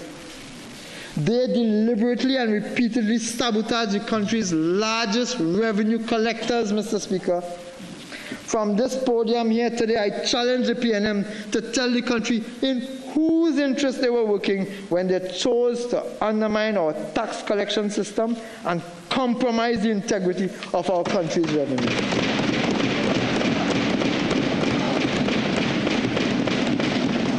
But we are fixing it, Mr. Speaker. We are fixing it. The modernization of the Inland Revenue Division is being rolled out. For well over a decade, the Inland Revenue Division has operated under severe human resource constraints. In contrast, Mr. Speaker, its approved establishment allows for 1,054 posts. As of 2024-2025, when they were in office, only 356 had been filled, with a further 286 offices being occupied by acting officers. That is a significant understaffing, Mr. Speaker. And this persistent understaffing undermines compliance and erodes the state's credibility. But we are fixing it, Mr. Speaker. To address these deficiencies, the government has advanced a three-pronged strategy. Short-term measures to stabilize operations, medium-term measures to modernize system, and a long-term initiatives to strengthen institutional capacity. In collaboration with the Service Commission's department, priority is being given to filling all vacant posts and accelerating the recruitment process. Immediate action. Immediate action.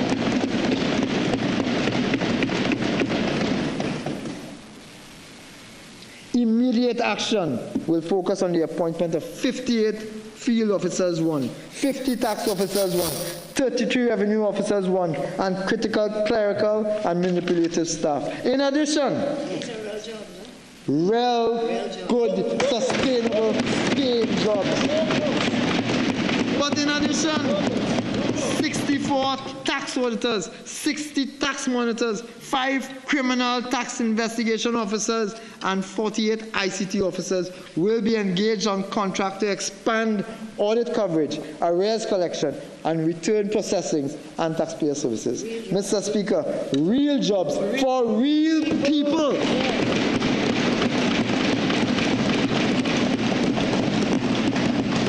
We will drive a comprehensive digital transformation of the Inland Revenue Division and have commenced already procurement of an upgraded GenTax system to underpin the tax administrative function at the Inland Revenue Division. This modern system will support every core function at the IRD, including taxpayer registration, efficient return processing, payments, collections, compliance, and analytics.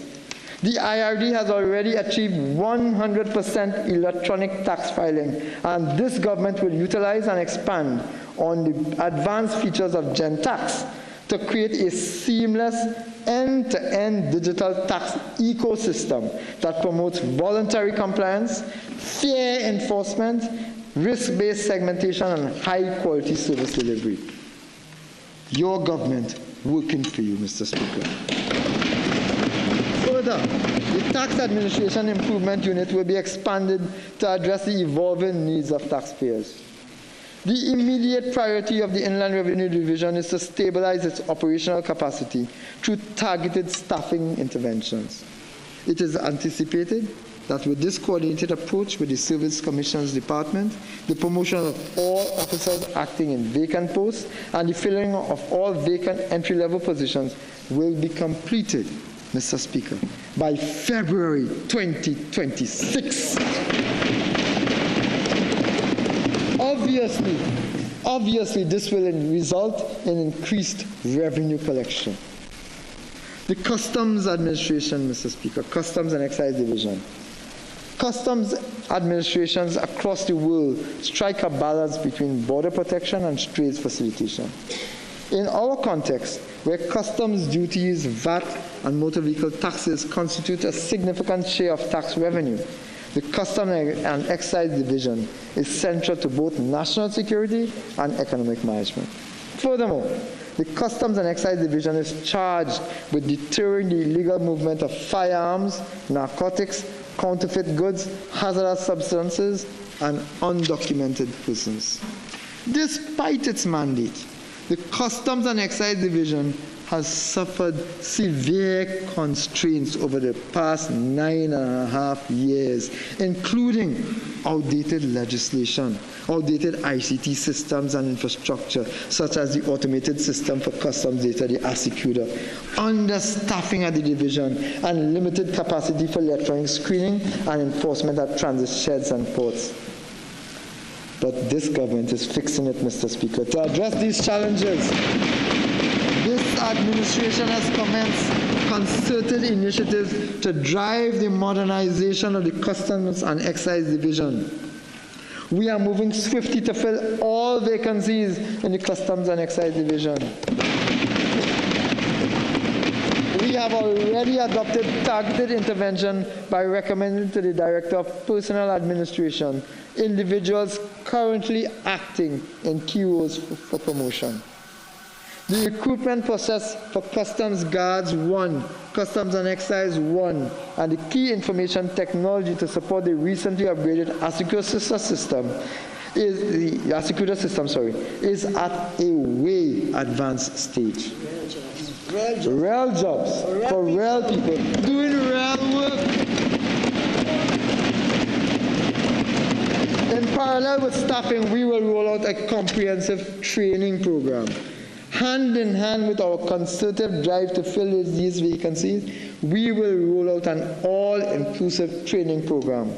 The division will conduct more frequent risk-based assessments and audits of establishments.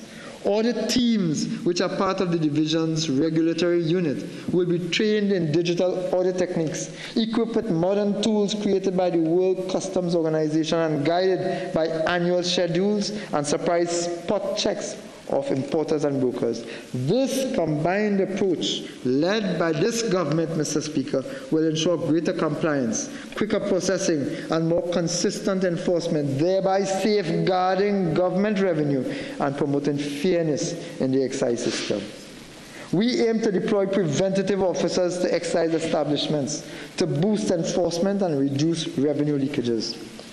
To enhance efficiency at transit ports, staff will be reassigned to critical units such as valuations, post audits, and transit sheds. Retired officers will be engaged to mentor recruits, while additional cashiers will be employed to extend payment hours at customs location. Mr. Speaker, over the next 24 months, the Customs Training School will be upgraded with modern facilities, simulation labs, online learning capacity, and a structured curriculum aligned to the World Customs Organization standards.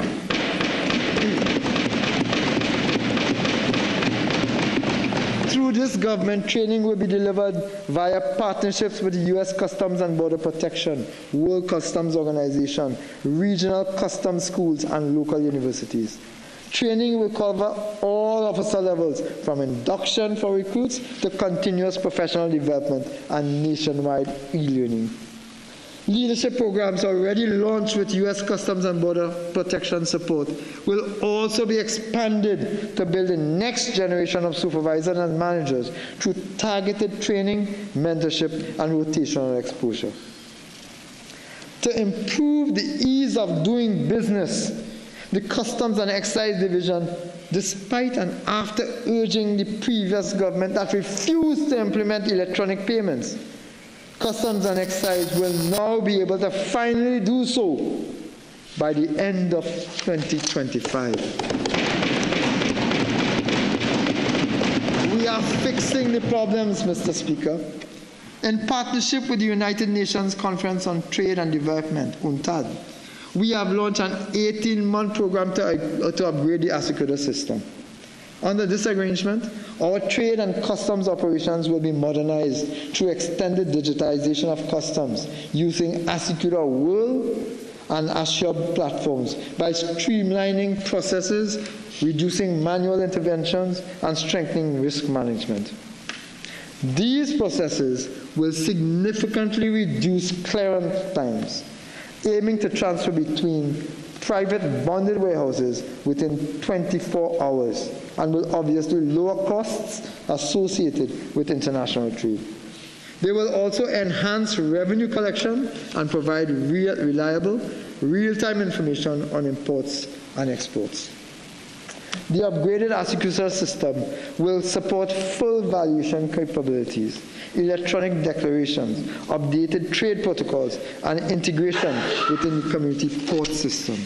To achieve this, Mr. Speaker, in collaboration with the UNCTAD team, we have formed a partner project team within the Customs and Excise Division and the Ministry of Finance.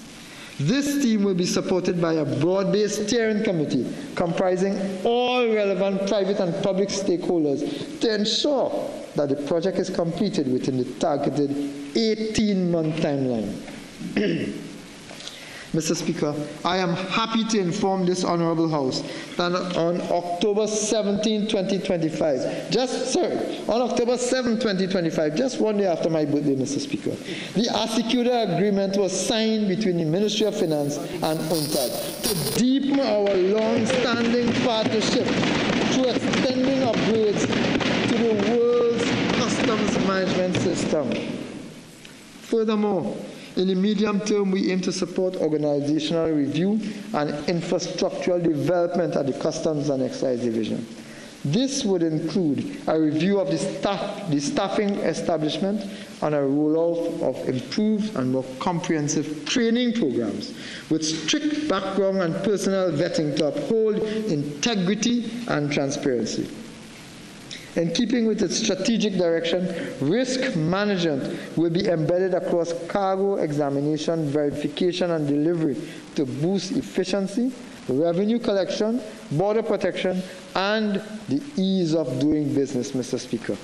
To drive this reform agenda, a designated project team has been established which will be mandated to oversee the implementation of this project.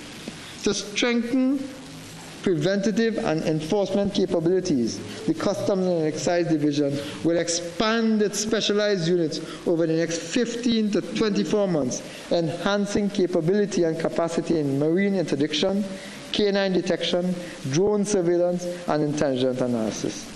These efforts will be supported by the acquisition of patrol vessels, scanners, vehicles, communication system, and modern surveillance tools to improve rapid response and non-intrusive inspections.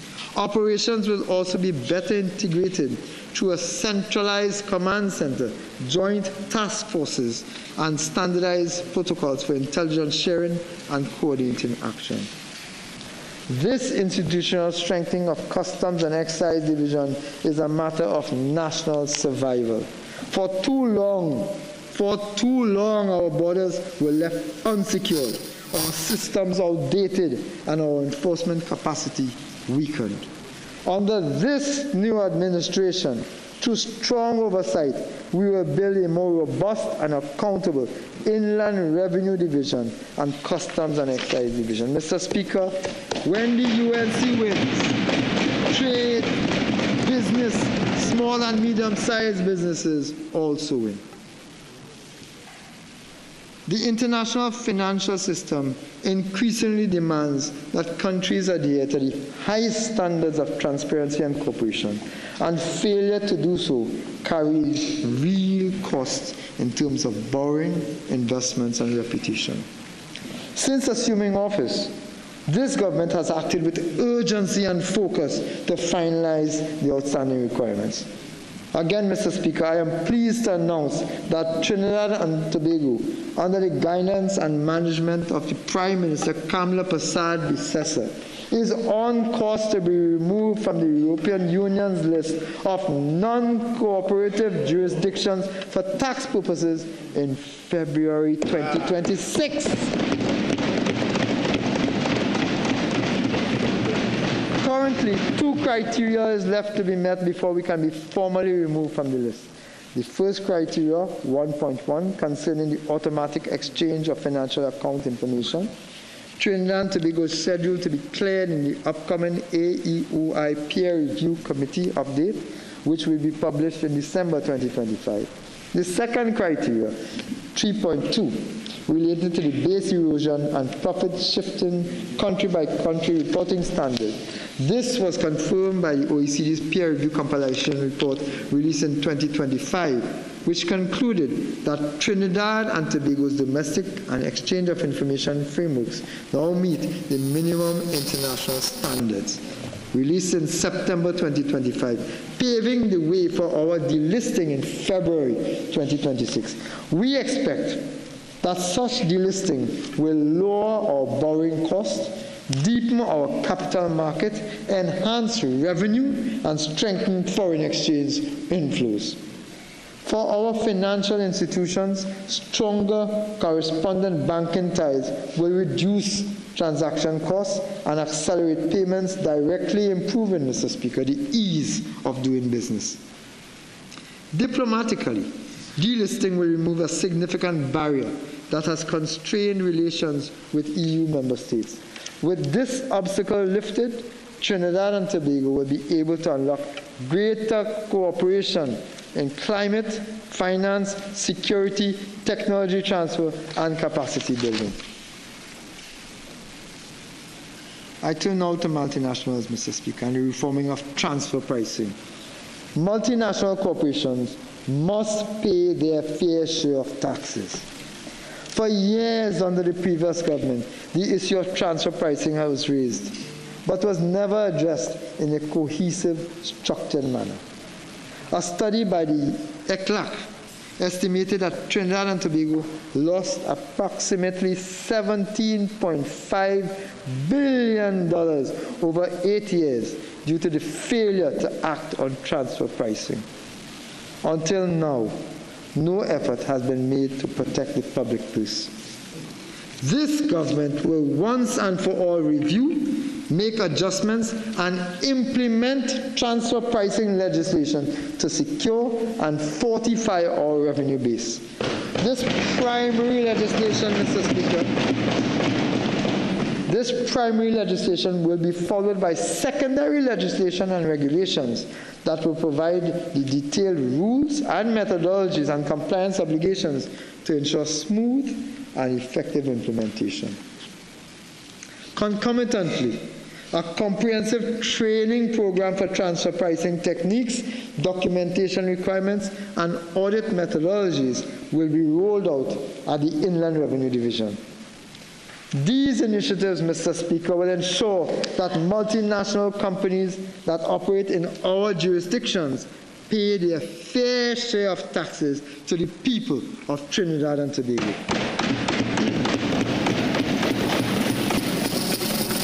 What those opposite failed or refused to do in 10 years, we will do in 2 years in the interest of the taxpaying citizens of Trinidad and Tobago.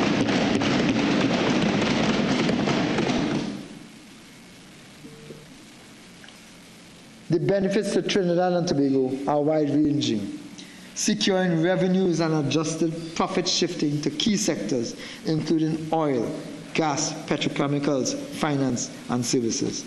It will level the playing field for local businesses, ensuring that they are not disadvantaged against multinationals that shift profits abroad. It will provide certainty for investors who will know that Trinidad and Tobago applies rules that are transparent, predictable, and consistent with global practice. It will enhance our negotiating positions with both multinational companies and treaty partners, allowing us to defend our taxing rights with confidence backed by international standards. Very soon, I will bring draft legislation before this Honorable House, engage with stakeholders, commence officer training, and finalize the regulations and guidance needed to make this reform a reality. Mr. Speaker, on September 19th and 26th, 2025, the House of Representatives and the Senate respectively passed two critical pieces of legislation. The miscellaneous FATF Compliance Act 2025 and the Counter-Proliferation Financing Act 2025. These measures represent decisive steps in strengthening Trinidad and Tobago's legislative and regulatory framework against money laundering, corruption, terrorism financing, and proliferation financing. Beyond legislation, this government is investing heavily in systems and institutions to ensure effective implementation of this legislation. The National Anti-Money Laundering and Counter-Financing of Terrorism Committee, NAMLAC, has been strengthened under the leadership of the Attorney General to drive national coordination. Capacity building initiatives are being rolled out for the Financial Intelligence Unit of Trinidad and Tobago, the Central Bank of Trinidad and Tobago, the Trinidad and Tobago Securities and Exchange Commission, law enforcement agencies, and other competent authorities, and the judiciary, and strengthening corresponding banking relationships, Mr. Speaker. This ensures that every arm of the system is prepared to demonstrate effectiveness during the assessment. Public education and industry sensitization programs are also being advanced to support compliance by financial institutions, listed businesses, and non-profit organizations. Trinidad and Tobago also continues to demonstrate its commitment to strengthening anti-money laundering, counter-financing of terrorism, and counter-proliferation financing framework through the conduct of its second National Risk Assessment, which was published in June this year, as well as the development of the National AML CFT CPF policy and strategy, which this government approved in July 2025. This country is now updating its second National Risk Assessment to ensure we keep abreast with the ever-evolving landscape. The importance of this work cannot be overstated, Mr. Speaker. Securing favorable ratings in the fifth round mutual evaluation will assist Trinidad and Tobago to exit the European Union's list of high-risk third countries, thereby improving access to international financial markets and strengthening corresponding banking relationships. Mr. Speaker, under this government, Trinidad and Tobago will meet the highest international standards in financial integrity. Mr. Speaker, this government is committed to ending the state of funding of criminal gangs by eliminating the CPEP and URP and replacing them with providing full-time, better-paid jobs.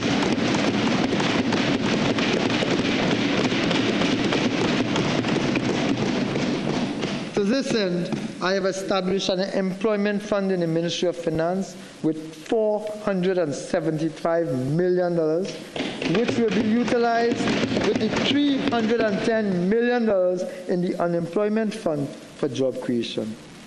Our Honorable Prime Minister will provide greater detail on this very critical job creation exercise during her contribution in this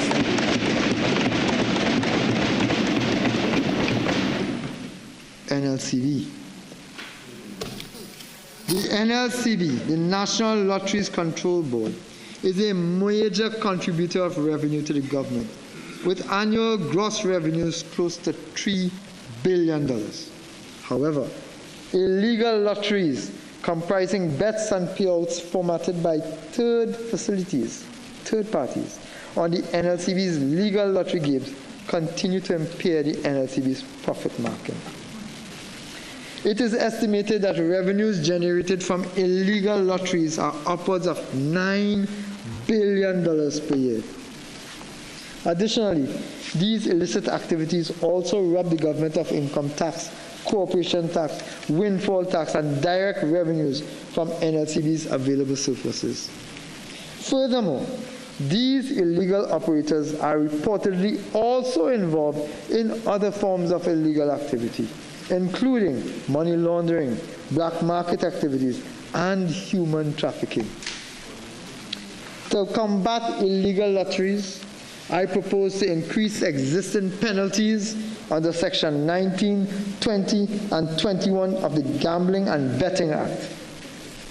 As an example, under Section 19, this penalty will be a fine of $250,000 and to imprisonment for 3 years, or B, conviction on indictment to a fine of $3 million and to imprisonment for 7 years. This is consistent with the new penalties that will be implemented as soon as the Gambling, Gaming and Betting Control Act is proclaimed. Notwithstanding the illegality of lotteries operating under the Gambling and Betting Act at this present, it is essential to highlight that current illegal lotteries may not be captured under those offenses. Modern illegal lotteries are not conducted independently, but instead use the results of NLCB's online lottery draws. In this regard, tickets are issued to players, usually resembling a receipt from a grocery store. Consequently, to combat this new mode of illegal lottery, the following is proposed. The introduction of a new criminal offense under the National Lotteries Act, which mirrors Section 19 of the Gambling and Betting Act, but which criminalizes the receipt of a bet, the issuance of a ticket, or payout of any monies pursuant to the results of an NLCB online draw, where the persons are not agents of the NLCB, or where the person is an agent, the monies are returned to the NLCB. This offense should be heavily criminalized and carry a fine of $250,000 and imprisonment for 3 years, or conviction on indictment of a fine of $3 million and imprisonment for 7 years. Mr. Speaker, the NLCB's evidence of the results and who are authorized or agents will be prima facie case and evidence for these matters, therefore allowing the NLCB to give evidence to the police that can support criminal prosecutions. This will enable more NLCB input in fighting against illegal lotteries, and moreover, the offense will define a ticket broadly to ensure that grocery tickets receipts are covered. Mr. Speaker, owing to a lack of audits and the broad interpretation of Section 23 of the NLCB Act, NLCB has been allowed to retain tens of millions of dollars accumulated over the years. To combat this phenomenon and allow government to better access NLCB revenues, it is proposed that NLCB make quarterly payments to the Consolidated Fund as opposed to annual, and that NLCB be subjected to financial limits expressed by the Ministry of Finance in relation to various items of expenditure. This will ensure that a hard and fast budget by the NLCB would be in place, resulting in better control of revenue retention by the NLCB. Finally, pursuant to Section 23A of the National Lotteries Act, instant lottery surplus is paid into the Sport and Culture Fund. However, over the years, the instant lottery has not been profitable, resulting in some years having no deposits into the Sports and Culture Fund. To combat this, deposits into the Sports and Culture Fund will be set and approved by the Minister of Finance and will not be subject only to instant lottery surplus. This, together with the introduction of a hard and fast budget by the Minister of Finance, will allow greater control over NLCB sponsorships and will allow better financial management of the Sports and Culture Fund. The committee, Mr. Speaker, I propose the establishment of a Financial Oversight and Appropriations Committee, an FOAC. This committee will provide oversight and performance management for the government. It will have the authority to review, approve, and monitor all budget items, such as ministerial expenditure, projects, and investment decisions across all ministries at the sole discretion of the Honorable Prime Minister. This committee will work alongside the relevant ministry representatives and stakeholders to ensure the execution and proper management of state resources. The committee will be chaired by the Prime Minister, and the deputy chairs will be the Minister of Finance. The FOAC will screen major expense items, investment opportunities, projects and funding proposals at a strategic level and provide oversight and governance to advance proposals before Cabinet consideration and the FMGP. I also propose the establishment of an Economic Resilience Council. Recognizing the imperative of sustained economic growth, diversification, and national economic resilience, the Economic Resilience Council will be established to serve as a strategic advising and policy coordinating body. It will support and guide economic development, initiatives that attract investment, stimulate entrepreneurship, generate employment opportunities, and promote equitable prosperity for all citizens. The Minister of Finance will chair the ERC and retain commercial consultants as needed to provide subject matter expertise. These consultants will work alongside the relevant ministry representatives and applicable stakeholders to ensure the execution and proper management of state resources in line with the approved budget and official policy framework. The committee will oversee the financial evaluation and approval of all economic transformation strategies, borrowings, investments, and projects over $50 million. The Council is mandated to support the nation's economic transformation by facilitating investment, fostering innovation, promoting competitiveness, and guiding the transition towards a knowledge-based, export-oriented, and inclusive economy.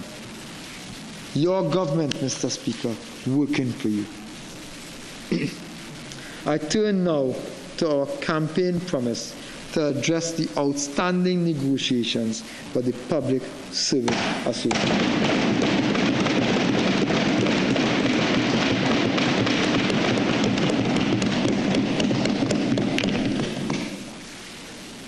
For far too long, our public officers, the backbone of our nation's workforce, have been made to carry the weight of the former government's neglect and indifference. This government is taking this bold and historic step to restore justice, dignity, and respect to the hard-working men and women of the public service. After 9 long years of stagnation, we are committed to finally bringing all parties back to the bargaining table to address this long overdue injustice.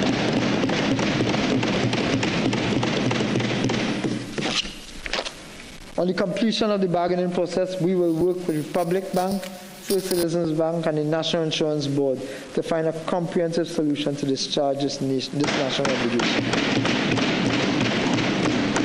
This government is focused on delivery and not delay, workers' rights and not neglect, appreciation and not excuses. In furtherance of the conclusion of negotiations for the civil service, statutory authorities, and the Tobago House of Assemblies, for the periods 2014 to 2016 and 2017 to 2019. The Honorable Prime Minister has instructed me to advise the Chief Personnel Officer to submit a revised offer of 10%.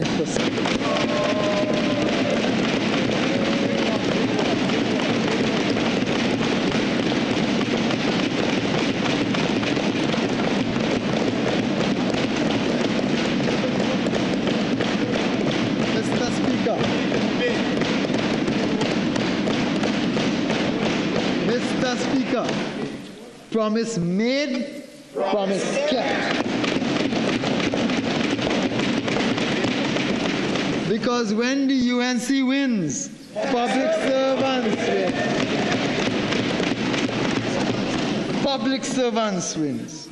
I wish to advise the members of the teaching service, Mr. Speaker, the Trinidad and Tobago Defense Force, and the Port of Spain and San Fernando City Corporations that this government will ratify the collective agreement signed in April 2025 between the Chief Personnel Officer and their respective associations, unions, and committees. The recurrent cost of implementing these agreements is estimated at $214 million annually, with arrears of $730 million as of December 2025. I would like, Mr. Speaker, to share some additional policy decisions that the government will undertake to improve the lives of all public servants, teachers, and central government daily rated workers. Upon assuming office, I must say that I was shocked to learn that our retirees in these groups were removed from the UNIMED Group Health Plan precisely when medical issues are most likely to occur. The need for health insurance then becomes more critical. Accordingly, with my Prime Minister's guidance, I have instructed that an appropriate request for proposals be prepared and issued to seek proposals from the market for an option that allows our retirees and their families to maintain membership in the public sector health plan.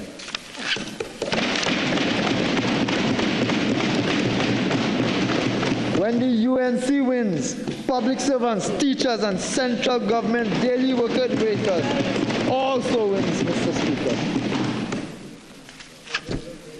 The job evaluation exercises for the civil services are estimated to be completed within the next 6 to 8 months. This major exercise marks a significant milestone in the modernization of the public service. This government is committed to achieving this exercise within 6 to 8 months. However, apart from the revised job descriptions with updated duties and responsibilities, it will provide another significant opportunity for nationals of this country. Upon completion of this exercise, approximately 40% of all fixed-term standardized contract positions will be made permanent and pensionable. Real jobs for real people to do real work.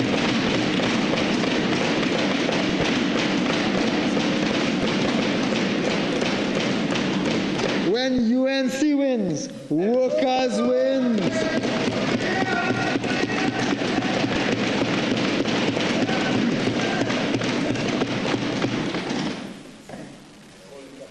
In comparison, another 20 to 23% of standard fixed-term contracts will also be classified into the new grade structure.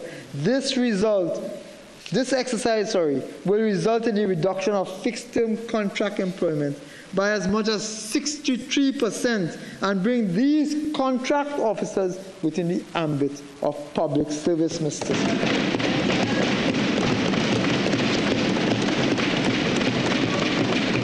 You see, Mr. Speaker, when UNC wins, even contract workers win.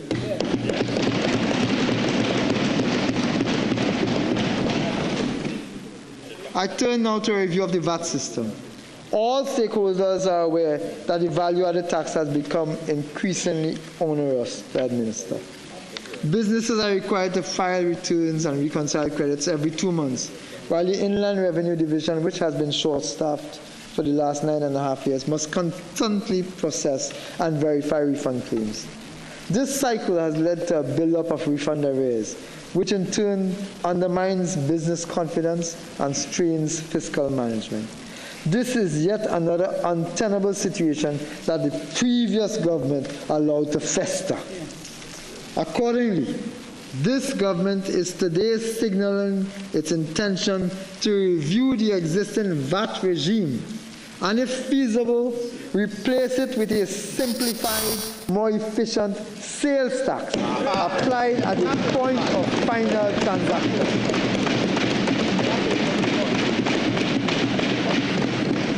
The concept of the sales tax is simpler, more straightforward, easier to administer, and eliminates the persistent and complex problem of calculating and auditing refund claims.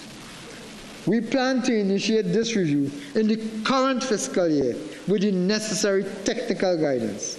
This transition will require comprehensive legal amendments, administrative restructuring, IT reconfiguration, and close consultation with stakeholders across the country. At the same time, the government will clear the backlog of VAT refunds and bring closure to outstanding arrears. We will also ensure that any transition to sales tax is revenue neutral and socially balanced with appropriate protections for low-income households. When UNC wins, businesses.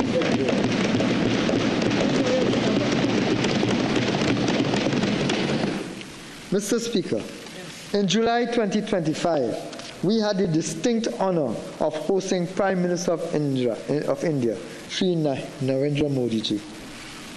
During this visit, Trinidad and Tobago was recognized and congratulated by being the first Caribbean nation to adopt India's unified payments interface, a proven digital platform already used by hundreds of millions worldwide.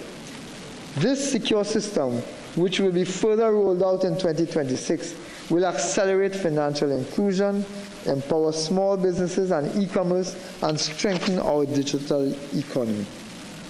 The Prime Minister of India also made generous contributions to support the development of our people. India gifted 2,000 laptops to the Prime Minister's flagship laptop program, with the laptop set to arrive in Trinidad and Tobago in December 2025. In agriculture, India donated agro-procession machinery valued at $1 million to Namdevco and extended technical support to farmers, to natural farming systems.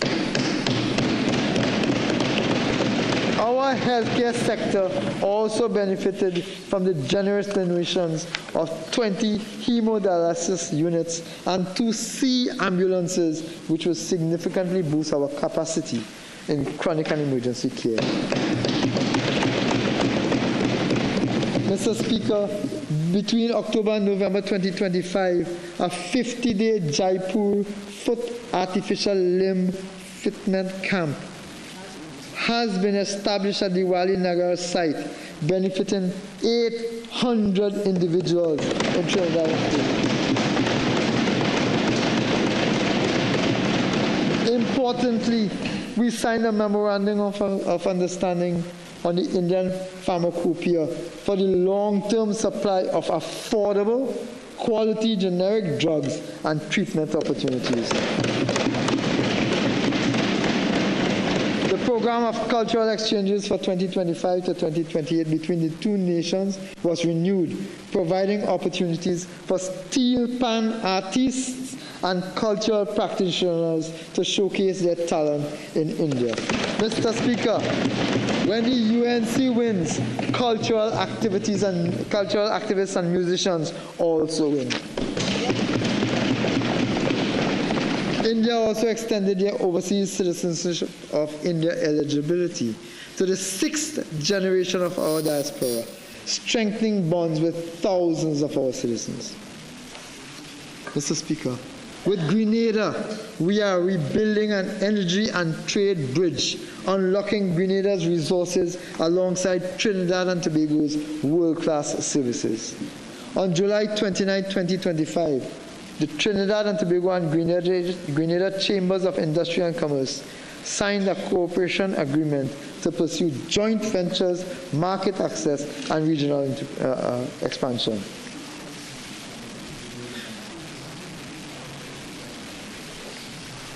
I turn to the United States, our arrangements and relationship with the United States with regards to security and energy cooperation.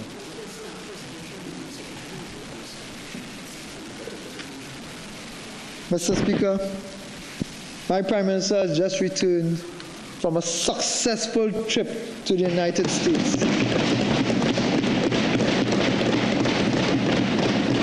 I wish to use this platform on behalf of the government of Trinidad and Tobago to thank President Trump and the people and government of the United States of America, Secretary Rubio, and others who we would have met, when the Prime Minister would have met when she traversed to the United States, for their support, for their committed support, for their commitment to continued support, to support Trinidad and Tobago in our national development, specifically and continuously in security and energy cooperation.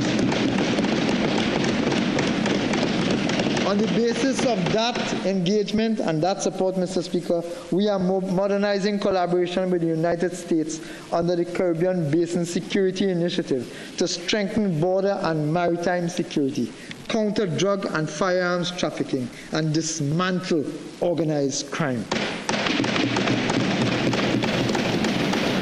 This partnership has already produced tangible benefits, including donated hospital equipment and the U.S. Naval Ship Comfort mission, which provided free medical, dental, and eye care services to nearly 2,000 citizens of Trinidad and Tobago. A new multi-million-dollar agreement with ExxonMobil for ultra-deep-water exploration off our East Coast, signed in August 2025, marks the company's return after 2 decades. Confidence in this government, Mr. Speaker.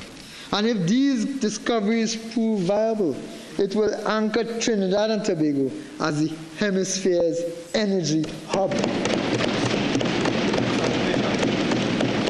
I repeat, Mr. Speaker, during the Honorable Prime Minister's recent visit to Washington and discussions with Secretary of State Marco Rubio, we reaffirmed our partnership on security and counter-narcotics cooperation. For reference, Mr. Speaker, the United States commended our efforts to counter transnational criminal organizations and stem illicit firearms and narcotics flows, Mr. Speaker. Both governments also pledged continued support for UN-led efforts to stabilize Haiti. Mr. Speaker, during the Prime Minister's attendance at the 80th UN General Assembly, bilateral agreements were signed with China and the UAE. China will provide $94 million grant to fund national projects, including new fire tenders for under-resourced stations, something that the previous government abandoned and refused to do over their 9.5+ years of government. The UAE arrangements allow visa-free entry for diplomatic and official passport holders and introduces an MOU to rehabilitate the Couva Children's Hospital.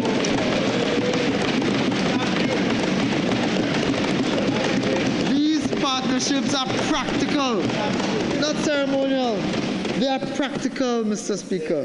You see, when UNC wins, children win.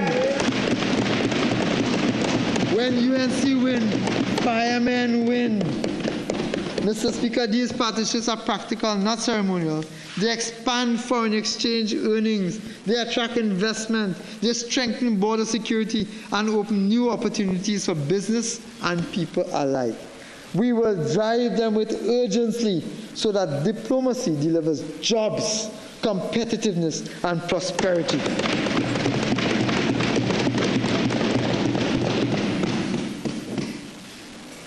Modern infrastructure, Mr. Speaker, is the backbone of a modern economy. When this government assumed office, bridges were unsafe, drains were blocked, and coastal roads were eroding. That era of neglect is done. Through the Boots on the Ground initiative, the Ministry of Works and Infrastructure is identifying roads, drains, and bridges most in need of rehabilitation, putting people first, and restoring safe, reliable access nationwide. Mr. Speaker, in fiscal 2026, we will advance a comprehensive program to safeguard lives and property. Under the Strategic Drainage Plan, $13.8 million will fund studies and design in South Oropouche and $60 million for structural works in Caroni and in Oropouche. The flood mitigation and erosion control program will execute 18 ongoing and 119 new projects worth $238.6 million, with $29.95 million, that's $30 million assigned for river clearing and embankments in high-risk communities, Mr. Speaker.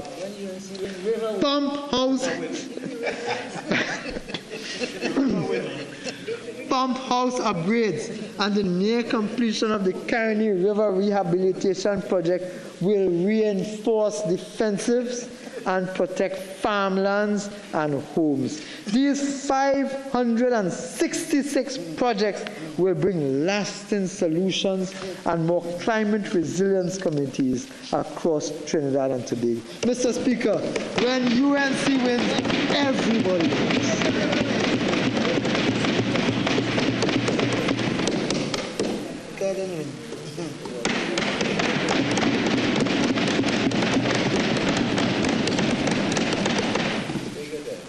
Thank you. Approximately $1.1 billion will be spent to modernize roadways and improve safety. The Port of Spain to East-West corridor works include an overpass at the Churchill Roosevelt and Southern Main Road Junction and Macoya interchange designs. $126 million. Upgrades continue on Saddle Road, Ricing Road, Uriah Butler, and the South Trong highways. Major highways include the CRH extension to Manzanilla, $155 million. The Valencia Toko Road, $248.7 million. The Solomon Hochoy extension to Point Fortin, $351 million. 93 projects will repair landslides, bridges, and rural roads, including the rehabilitation of the Naparima Maya Road. A new highways information system will enable real-time monitoring and planning, supported by the upgraded operations of the Agua Santa asphalt plants. We are investing in bridges, Mr. Speaker. The bridge rehabilitation program continues with 7 major projects. Colonial and Papuri Road bridges are under construction. New bridges in Caripichaima, in Mayaro, in Williamsville, in Valencia, and Cuba North will begin before the end of this calendar year, Mr. Speaker. We are developing and delivering a modern and connected transportation network through the Ministry of Transport and Civil Aviation, through the Ministry of Transport. We'll get to Civil Aviation just now. Through the Ministry of Transport, we will implement an ambitious program to modernize public transport, traffic management, and aviation, Mr. Speaker. We will finally operationalize the Motor Vehicle Accident Fund.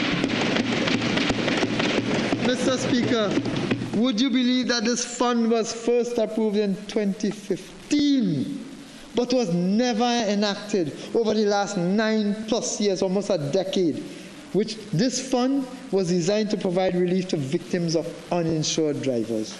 At the same time, Mr. Speaker, we are rolling out the National Transportation Policy to cut travel times and reduce collisions through better signal equipment, backup power, and a modern traffic management center. The PTSC will introduce electric buses under a leasing pilot of 30 projects by mid-2026 and expand routes through a PPP with maxi-taxi operators to ensure rural connectivity. The intelligent public sector transport solution will feature a computer app, e-ticketing, and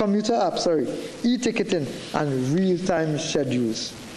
The A&R Robinson International Airport will be fully operationalized by the second quarter of fiscal 2026. We are not talking about practical opening.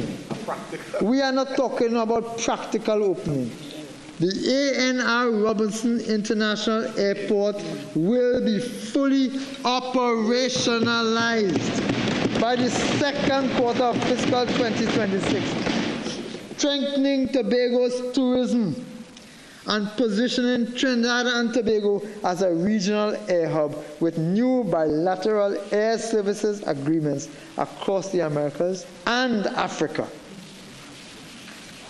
Mr. Speaker, $298.9 million is allocated to protect communities from coastal erosion.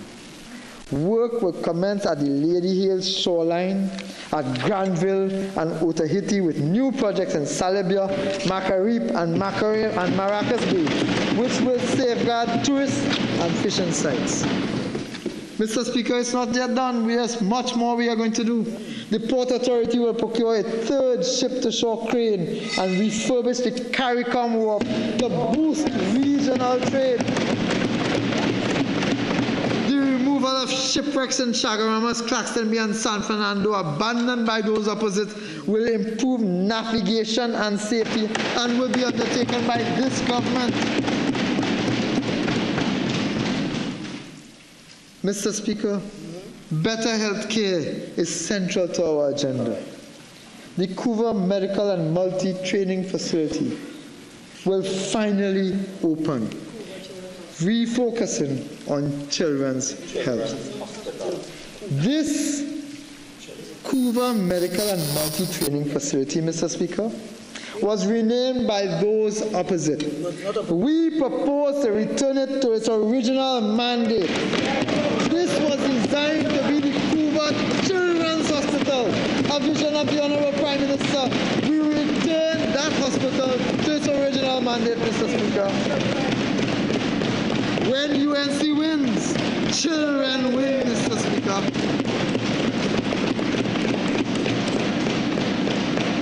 The San Fernando Hospital will add a new catheterization lab. The Port of Spain General Hospital Central Block will be operationalized by March 2026. When it's ready. And the Sangre Grande Hospital commissioned this year. This is not practical completion, Mr. Speaker. This is real completion. A $35 million refurbishment program and a $45 million in facility upgrades will modernize wards and systems. $60 million will procure critical equipment, including CT scanners, X-ray units, and surgical towers. To cut surgical wait times, $20 million is earmarked for cardiac care, $100 million for dialysis, and $10 million for orthopedic and eye surgery. Dental services will be revived through new equipment in 37 clinics, Mr. Speaker. Mr. Speaker, we will cut wait times for life-saving procedures because faster care saves lives, Mr. Speaker. The Minister of Health, in his presentation, will expand and provide even more details on these activities. Mr. Speaker, I turn to public utilities. Access to reliable utilities is a fundamental right, Mr. Speaker. Between May and July 2025, over $150 million was invested in projects that improve services to households nationwide. Through the Utilities Assistance Program, $7.2 million in water and electricity bill relief reached more than 12,000 families, and $1.8 million was allocated for tanks and solar panels for rural households.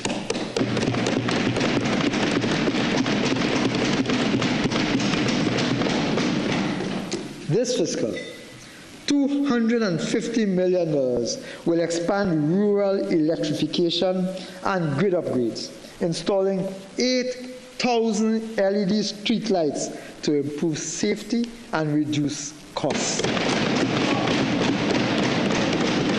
Promise made, promise kept.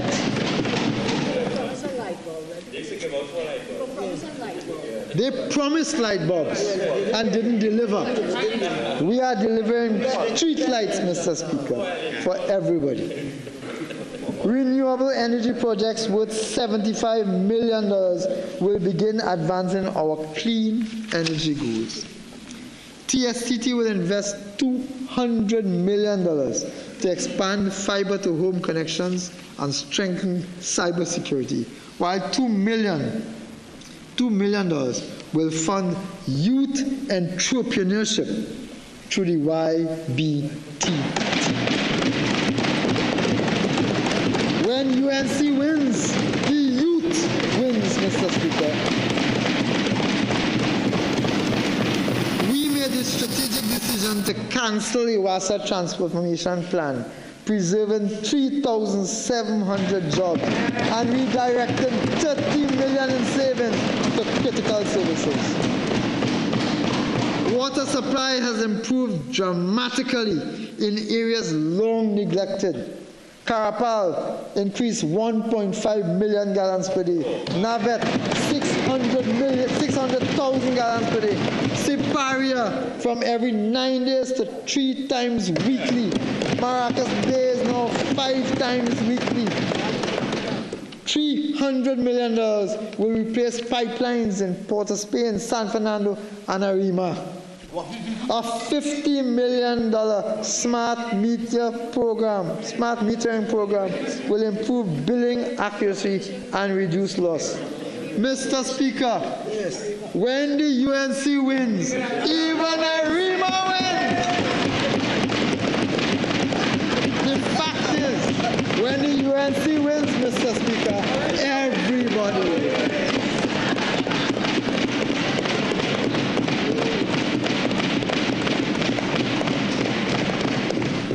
Mr. Speaker, local government is the face of the state in communities. The Local Government Sector Plan 2025 to 2030 will reset municipal delivery on 4 principles: accountability, data-driven execution, resilience, and citizen-focused service. Disaster management units are being equipped with boats, early warning systems, and trained community emergency response teams. Schools will play a role in public education. We will strictly enforce litter and dumping laws and modernize penalties to deter offenders. Equipment provided by partners such as Japan and the United Nations will help tackle sargassum and the coastal seaweed protection and coastal cleanup efforts, Mr. Speaker. Mr. Speaker, energy remains the backbone of our economy. In April 2025, crude and condensate output averaged 52,357 barrels per day, rising to 55,257 barrels by August, an increase of nearly 3,000 barrels under this government. Gains came from BPTT, EOG Resources, and Heritage Petroleum, supported by the Mento Development Project that achieved first production in May. Heritage is expanding its drilling campaign, and Perenco's acquisition of shallow water assets from BPTT and Woodside is expected to boost mature field output. Natural gas production rose from 2.41 to 2.73 billion cubic feet per day between April and May 2025.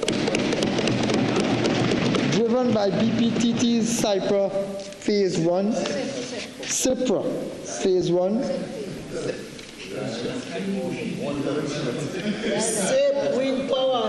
gas production increased between April and May 2025, under our term, May 2025. Phase 2 will further strengthen supply, Mr. Speaker. Foreign investment in upstream remains robust. 2.2 billion projected in 2025, rising to 2.5 billion in 2026. Foreign investment in upstream industries, Mr. Speaker. The deepwater bid round offering 26 blocks closed with 4 bids and a US $42.5 million PSC was signed with ExxonMobil for TTUD-1, marking renewed international confidence and confidence in this government, Mr. Speaker.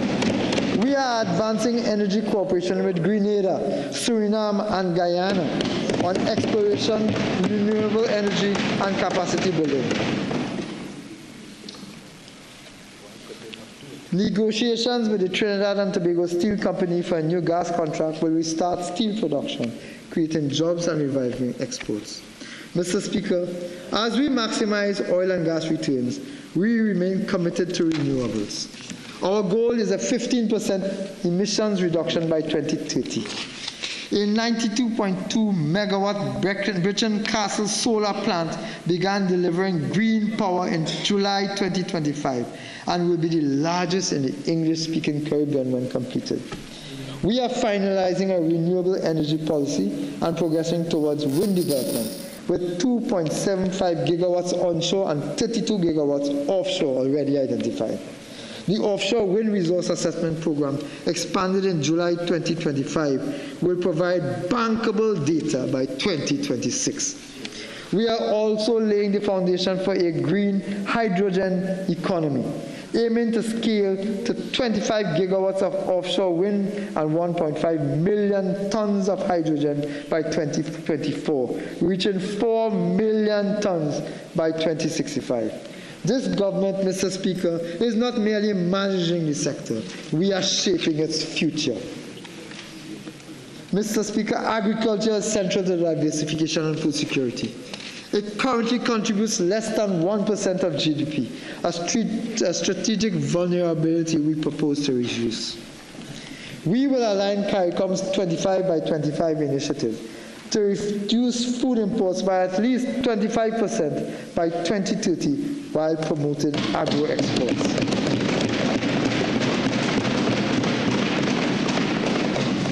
A 3-year priority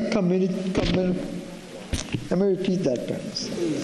A 3-year priority communities program for 15 high-demand products with annual focus on 3 crops and 1 livestock category. Climate resilient farming and crop insurance, greenhouse incentives, and farmer and water harvesting systems, Mr. Speaker. Integration of agriculture into schools and youth entrepreneurship through Youth Agricultural Fund. Export growth in fine flavor cocoa, moringa pepper, and aquaculture, doubling agro exports by 2020. $793.7 million TT dollars will be invested in infrastructure, irrigation, fisheries, land development, and agri-tech initiatives. Smart agriculture and AI farming will increase efficiency and self-sufficiency, targeting $1 billion in exports over the next fiscal year. We are distributing long promises land leases to former Caroni workers and developing residual lots at Caroni and Orange Grove. When the UNC wins, Mr. Speaker, former Caroni workers. Diversification depends on competitive businesses. A new export academy in partnership with the TT Chamber and the IDB will train SMEs in trade facilitation, financing, e-commerce and global marketing, building 100 export-ready firms every year.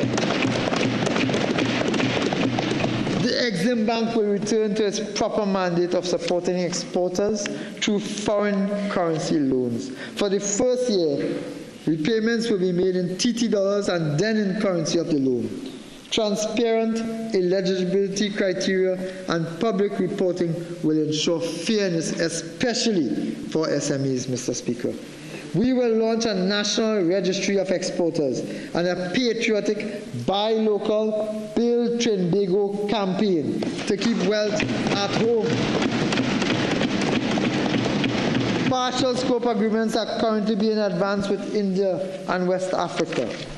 Trinidad and Tobago's maritime sector has not been left out. It will be repositioned as a Southern Caribbean yachting and marine services hub.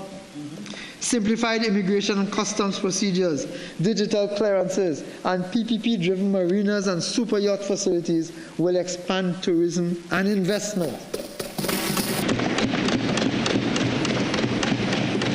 Our investment targets are clear. $3 billion over 2 years and $9 billion in 5 years, aimed at creating, Mr. Speaker, 3,000 jobs. Standardized investor documentation, stronger interagency coordination, and better aftercare will ensure delivery. Idle or distressed state assets will be repurposed for revenue, including the redevelopment of the long-abandoned Caroni Racing Complex into a world-class convention center.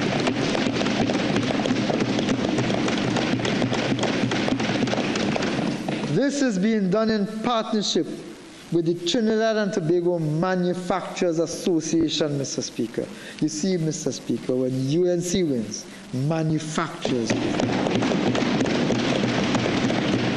Trinidad and Tobago planning will be re-engineered for end-to-end digital processing within 30 working days with national eKYC for easy verification. Mr. Speaker, we cannot build growth without partnership. The new private sector organization of Trinidad and Tobago, the PSOT, will unite chambers and associations to coordinate investment and drive innovation. In fiscal 2026, stakeholder consultations will inform sectoral export strategies. We will implement the National E-Commerce Strategy 2025 to 2030. Finalize the National Consumer Policy and operationalize the TT Chile Partial Scope Trade Agreement, granting duty-free access for 213 products immediately and 54 more within 3 years, Mr. Speaker. We will expand our cultural industries through a creative value chain fund supporting film, fashion, design, and music. Enhanced IP protection and duty concession will empower creatives and generate thousands of jobs, Mr. Speaker. Tourism remains a high-growth sector. We will develop new products in the medical, sport, and cultural tourism sector, facilitate the completion of hotels, including 4 Points, Hampton Inn, and Maracas Bay, and advance Tobago's Marriott and Elephant Tree resorts. The visitor experience will be modernized through secure, cashless payments and improved connectivity. A year-round Carnival City and the Turtle Tourism Capital Initiative will integrate culture, conservation, and community benefit. Direct U.S. flights to Tobago will strengthen access and incentives for global hotel brands and will spur foreign investment and, again, job creation in Trinidad. This government, Mr. Speaker, recognizes a nation's wealth lies in its people. Growth means little if it does not improve the lives and expand opportunity to citizens of this country. Through our people-centered development framework, we are restoring dignity equity, and hope by investing in sport, education, housing, and healthcare so that every citizen can rise. Working with the World Bank, we are reforming social protection to ensure that assistance reaches those who are most in need. Beneficiary data are being integrated, payments digitized, and compliance strengthened. Between May and July 2025, senior citizens' pensions supported 115,252 persons at a cost of $1.12 billion. Public assistance grants were supported to 14,000 persons at a cost of $65 million. Food support under this government, Mr. Speaker, food support reached 12,700 homes, and disability grants served 25,600 citizens. Another $46 million was channeled through NGOs to deliver specialized services to those most in need. Mr. Speaker, youth development. Our youth are the engine of national renewal. Programs such as UTech have trained hundreds in cosmetology, events, and culinary arts, granting CVQ certification. Healthcare, drilling, rig, plumbing, and technical training have created new career pathways. The refurbishment of the youth development centers in Chatham, Presto, El Dorado, and Chaguamas will expand the capacity for 250 residential trainees. The Retiree Adolescent Partnership and the National Youth Policy 2026 to 2030 will guide future initiatives in training, entrepreneurship, and leadership. A new construction sector skills program will certify 250 young people for employment and small business creation in this vital industry. Mr. Speaker, housing is both a social necessity and an economic driver. We have reformed the home improvement grant, digitizing applications and doubling the number of grants delivered to 1,200 in fiscal 2026.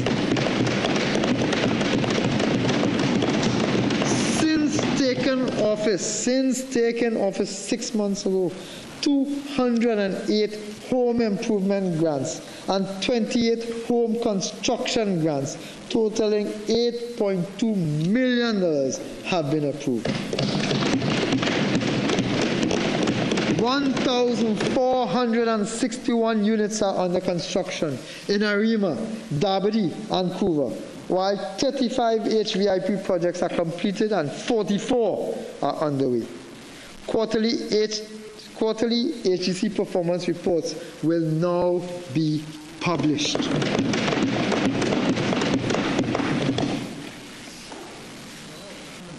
Mr. Speaker,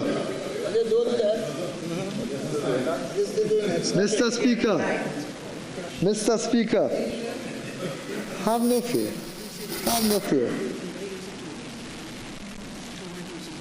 Yeah, have no fear. The UNC is here.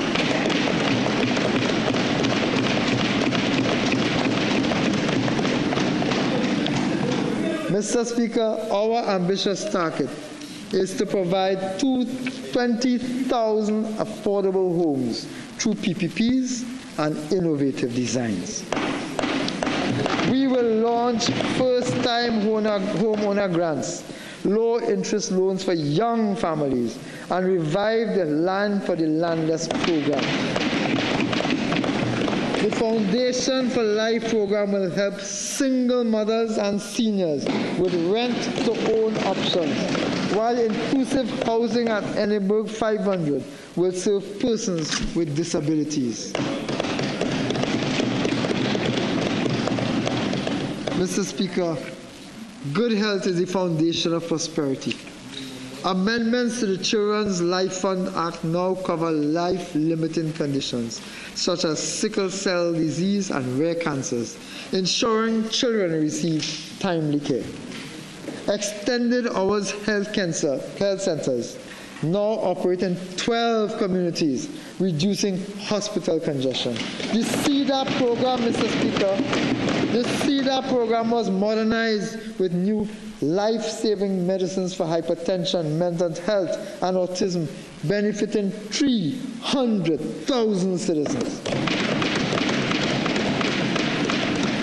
Digitization is advancing through a national health management information system with a secure health ID, enabling seamless access to records. We will legislate a medical malpractice court, no-fault compensation fund, and a revised patients' charter.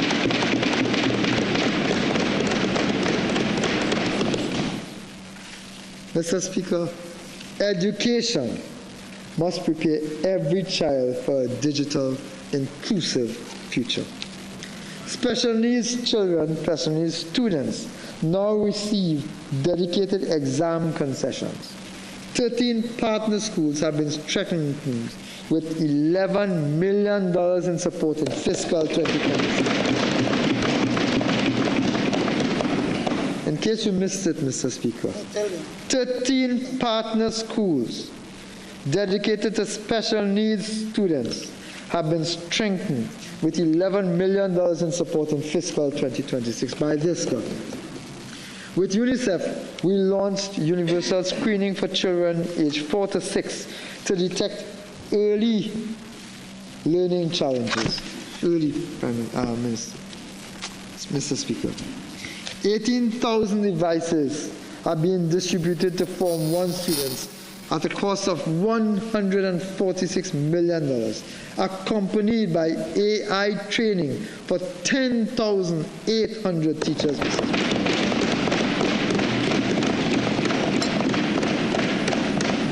The Vacation Repair Program upgraded 279 schools, recognized as one of the most successful in recent history. Another UNC incentive, Mr. Speaker, another UNC initiative to tackle violence in schools. 95 Special Reserve Police officers are now stationed in 50 high-risk schools. Vision and physical screening programs will continue nationwide. A new literacy and numeracy series in 2026 will address learning gaps, while $10 million in fiscal 26 has been assigned to modernize networks in 456 primary schools. The GATE and higher education loan programs, Mr. Speaker, remain central to access, with 345 bursaries awarded this year. Mr. Speaker, the UWI Debe campus will be operationalized for law, forensics, IT, and AI training, reviving South Trinidad's academic potential, Mr. Speaker.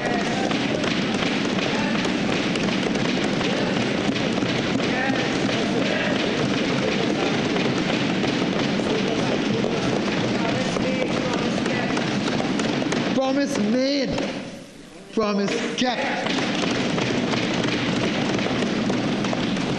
Mr. Speaker, sport drives unity and national pride. Rehabilitation of pools in Maloney, Morva, Tonopuna, Beach, and Rio Claro continues alongside upgrades at National Stadium. When UNC wins, Mr. Speaker, everybody wins. New community grounds and the elite athlete gym at Tacarigua will enhance performance and health. Scholarships through UTT and partnerships with GC Foster in Jamaica and India are developing coaching and sport administration, including women's cricket. The Samuel Badri Cricket Academy facility at the UTT San Fernando will serve as a national training base. Programs such as Java Cricket that serves 2,000 youths with these hands and Boss Lady equip communities with practical and entrepreneurial skills, Mr. Speaker. 10 new community centers with full accessibility features will open in fiscal 2020.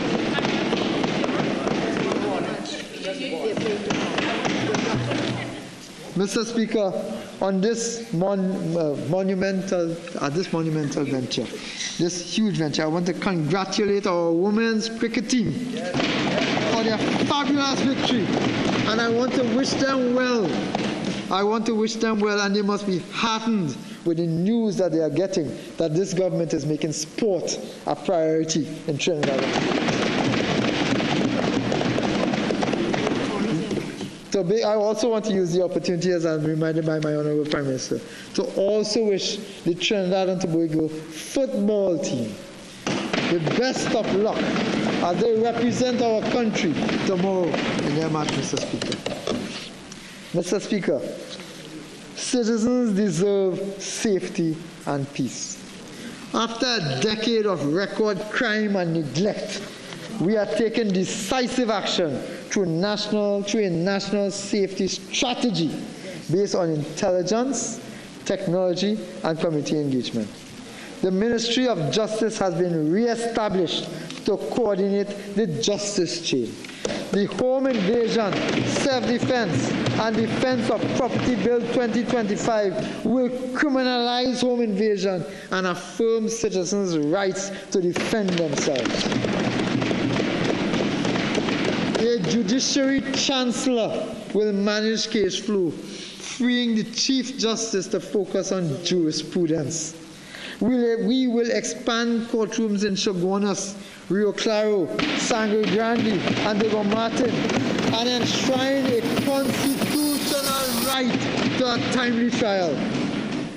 Victim support will include restitution, job placement, and housing. The DPP and public defenders' offices will be strengthened.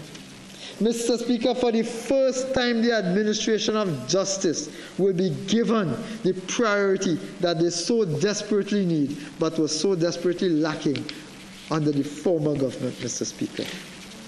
We have restored leadership to the TTPS with a new commissioner of police, and we have already absorbed 800 special reserve officers to address staff shortages. That is performance, Mr. Speaker. 67 new vehicles and additional transit units have expanded patrol reach, Mr. Speaker. The National Operations Center is being reintegrated under the TPPS. Municipal police and mobile units are being expanded. Updated E999 systems and intelligence-led operations will improve responsiveness, Mr. Speaker. We are building as well a better prison system. 500 new officers are being recruited. Real jobs for real people, Mr. Speaker. Facilities are receiving sanitation, transport, and security upgrades, including anti-drone technology and cell jammers. The 268-year-old Port of Spain prison is being decommissioned, replaced by a modern correctional facility focused on rehabilitation. Mr. Speaker, the fire service is being reinforced with 280 auxiliary officers, 225 new breathing apparatuses, and station upgrades in Savanetta, Santa Cruz, and Sangre Grande, Mr. Speaker. New vehicles and thermal imaging equipment will boost readiness. We will reform firearm laws for responsible ownership, promote rehabilitation over incarceration for non-violent offenders, expand CCTV coverage, strengthen port security, and Mr. Speaker, establish a forensic science complex and a national security training center at the UE Debe campus.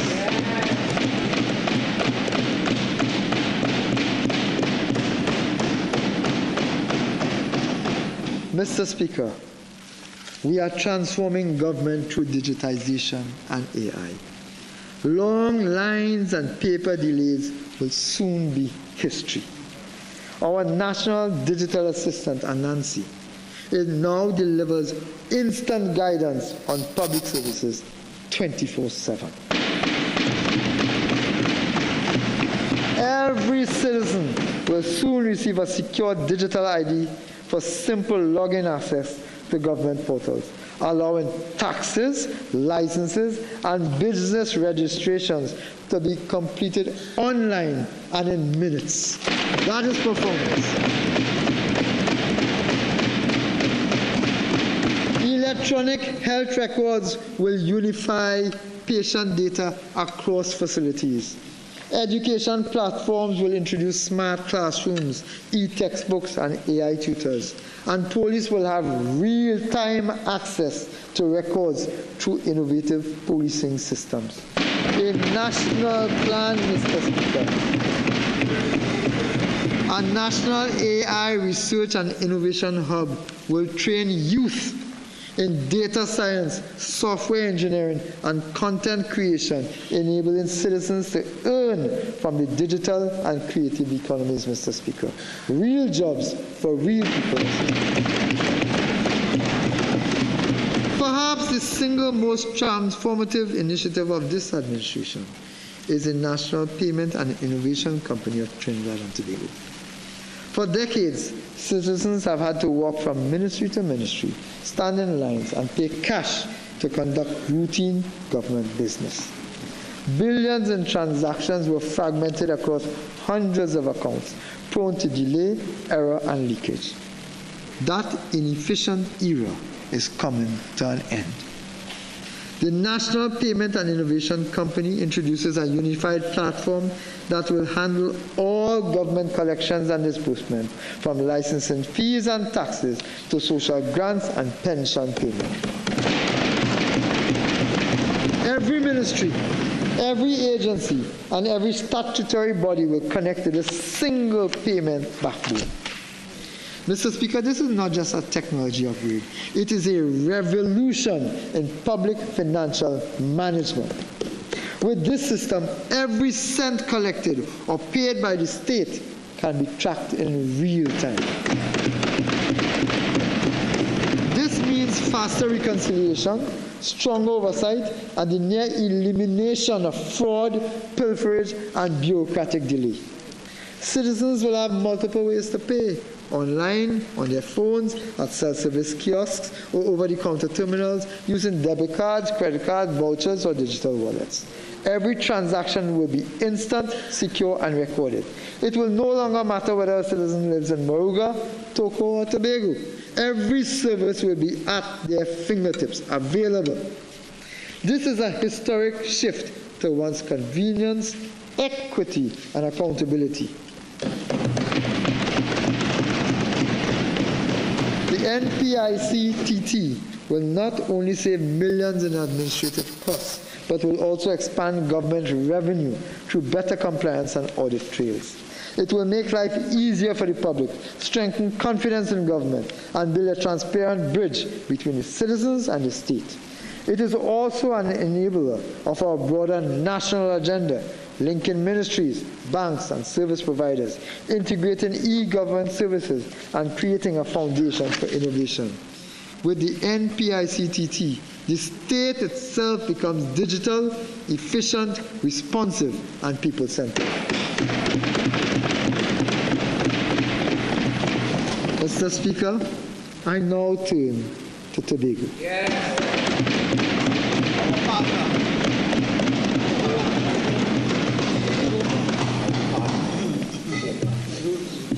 In pursuit of the Tobago House of Assembly's vision to make Trinidad and Tobago,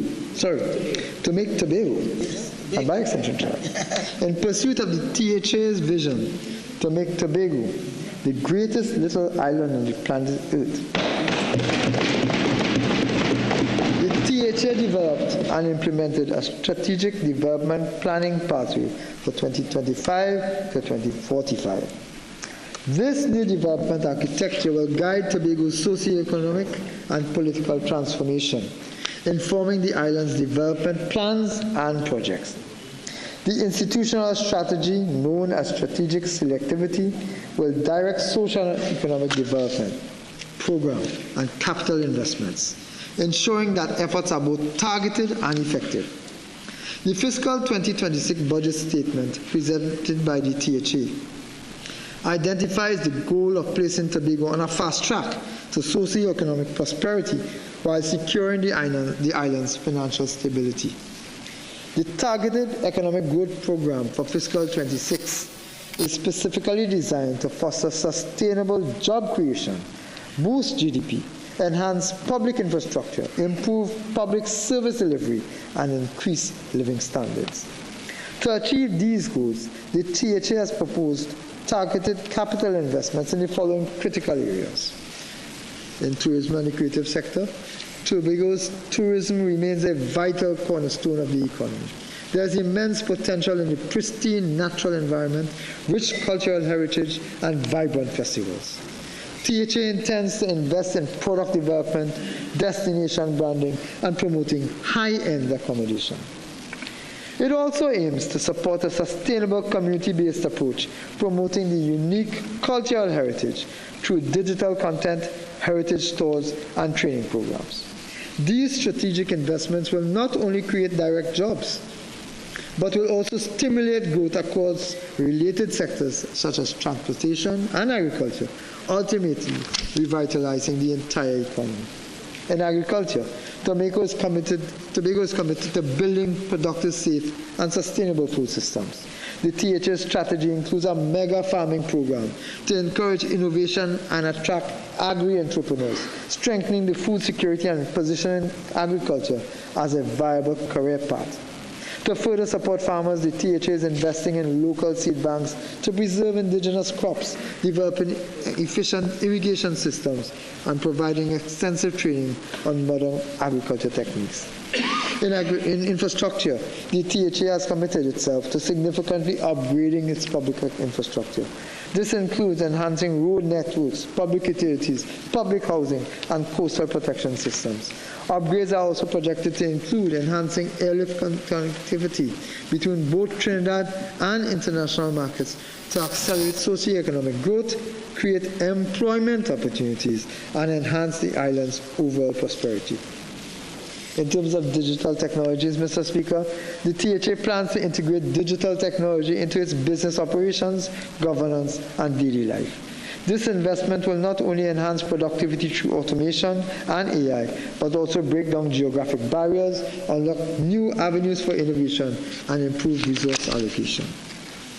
To accelerate Tobago's growth, a two-pronged strategy that includes both immediate and long-term investments to create a skilled and adaptable workforce, ensuring that Tobago's population is well equipped to meet the challenges and opportunities of a dynamic future.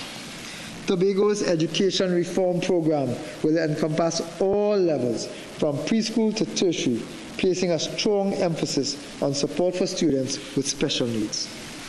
In terms of micro, small, and medium-sized enterprises sector, Mr. Speaker, over 90% of the island's businesses fall into this category. MSMEs are crucial for creating jobs and reducing reliance on the government sector for employment.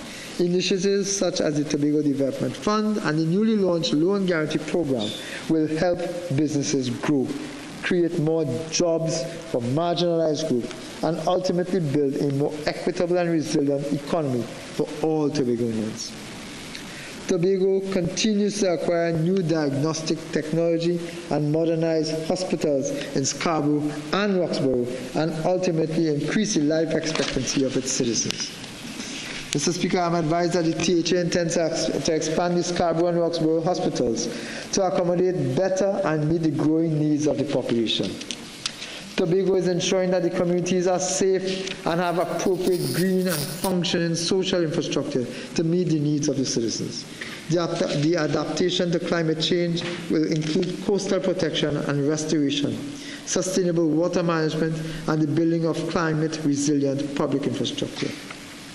Tobago is also focusing on skill development, vocational training, building an amateur to professional sports pipeline, and youth internship programs.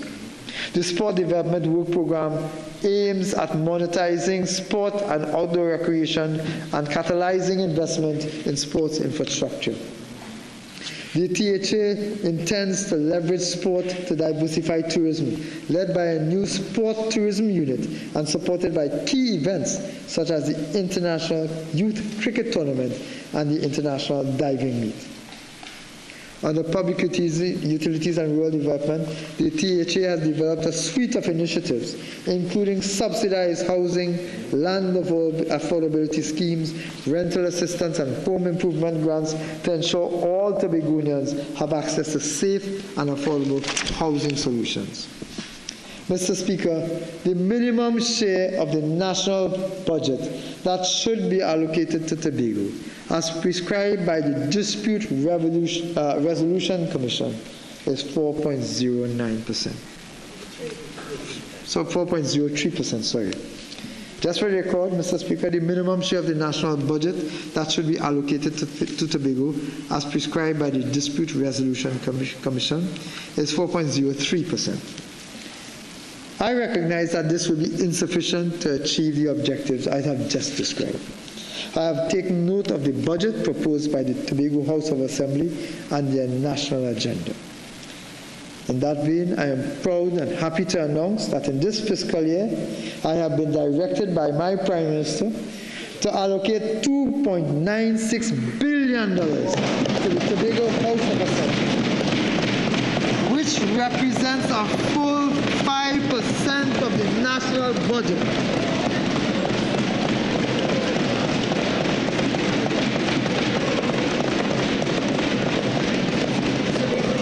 However, that is not all.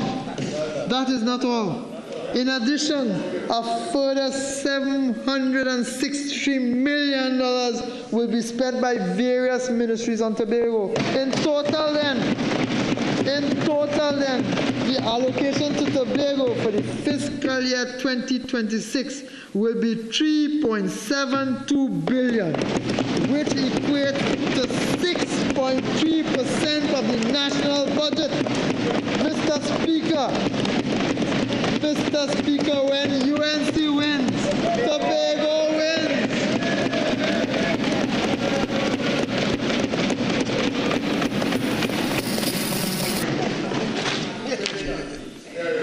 Mr. Speaker, I turn now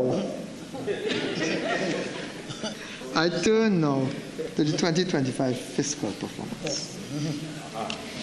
Almost immediately upon assuming office in April, it became evident that we had inherited a seriously distressed financial situation, marked by collapsing revenues, unsustainable expenditure, rising debts, and mounting arrears. Amongst these obligations was a substantial bill for salary adjustments and arrears for officers under the SRC report. Faced with this reality, we had no choice but to seek to settle outstanding obligations left unattended by the previous administration. Thus, we were forced to appropriate an additional $3.1 billion in the mid-year review of the fiscal 2025 budget. The preliminary outturn for fiscal 2025 is for a deficit of $8.7 billion, with a revenue of $50.6 billion and an expenditure of $59.3 billion. This is their deficit. This is the deficit of the former administration, led, well, I'm not too sure who they are led by even now, Mr. Speaker. This shortfall could have been even worse. It could have been far greater had we not acted swiftly and decisively to continue spending and strengthen revenue streams. In the future, Mr. Speaker, over the next 5 years and beyond, we will pursue a path of fiscal consolidation and structural reform to break us free from the cycle of low growth, anemic revenues, and high expenditure that has constrained our economy for far too long. In light of the crisis that we met on assumption of office, Mr. Speaker, we immediately set out to put policies and programs in place to mitigate the economic situation. This is clearly demonstrated in our first 150 days in office.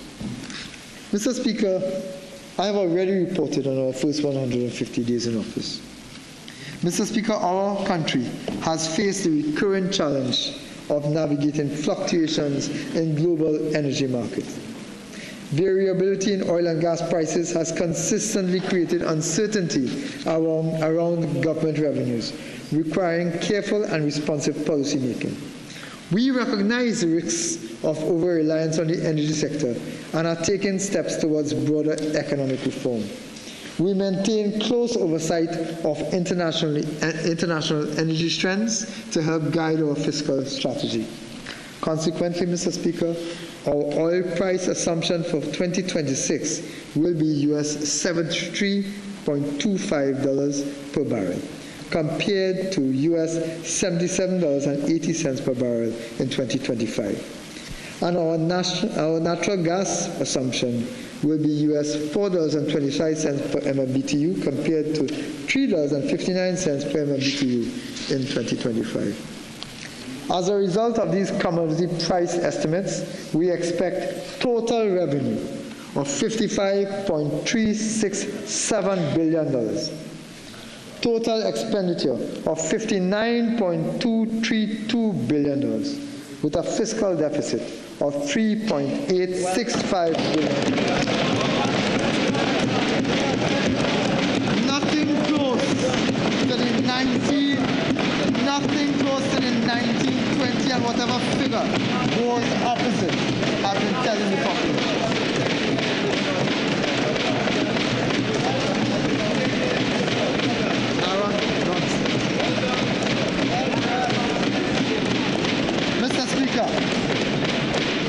Mr. Speaker, the total estimated revenue of $55.37 billion comprises, you want to know where the money coming from? Pay attention. Comprises oil revenue, $11.254 billion. Non-oil revenue, $43.402 billion. Capital revenue, $0.711 billion. Mr. Speaker, you should note that the fiscal deficit at $3.865 billion is 2.17% of GDP, again within the international benchmark of 3%. We have said it a long time ago, Mr. Speaker, performance beats old talk every time. Pursuant to our public policy agenda, the central fiscal 2026 allocations are as follows. Education and training, $8.766 Mr. Speaker, billion. Standing Order 53-1. I know my colleagues opposite are in shell shock, but please, if we can rein them in places, we can hear the Minister of Finance.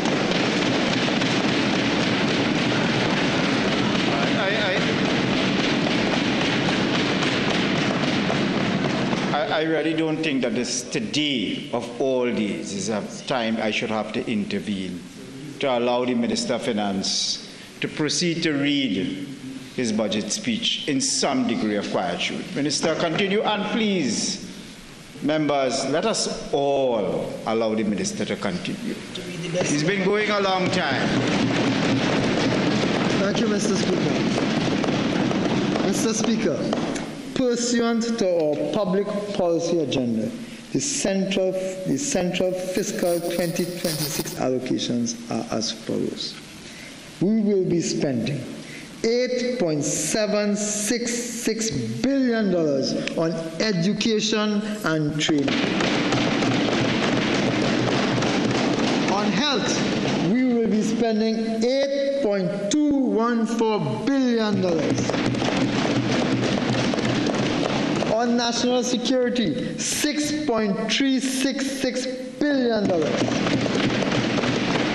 On public utilities, $3.395 billion.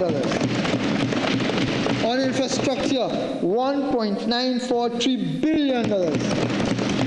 On rural development and local government, $1.807 billion. On transport, $1.840 billion. On agriculture, Mr. Speaker, $1.13 billion. On housing, $0.662 billion. That's $662 million, Mr. Speaker. Mr. Speaker, I am proud to have shared those numbers as to where we are going to spend money for the national benefit, Mr. Speaker. When the UNC wins, Mr. Speaker, everybody wins.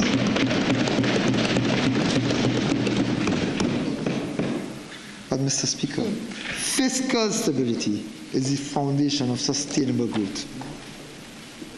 And so I turn now to fiscal and other measures. I have numbered them for easier reference. Number one, levy on assets of commercial banks and insurance companies operating in Trinidad and Tobago. Mr. Speaker, commercial banks and insurance companies, due to their large size, profitability, and capitalization, have reported sustained earnings, high liquidity ratios, and strong asset growth. Conservative lending practices and favorable monetary conditions have driven these outcomes. Despite this, the average citizen continues to be subjected to unreasonably high fees and near zero returns on their savings and investments.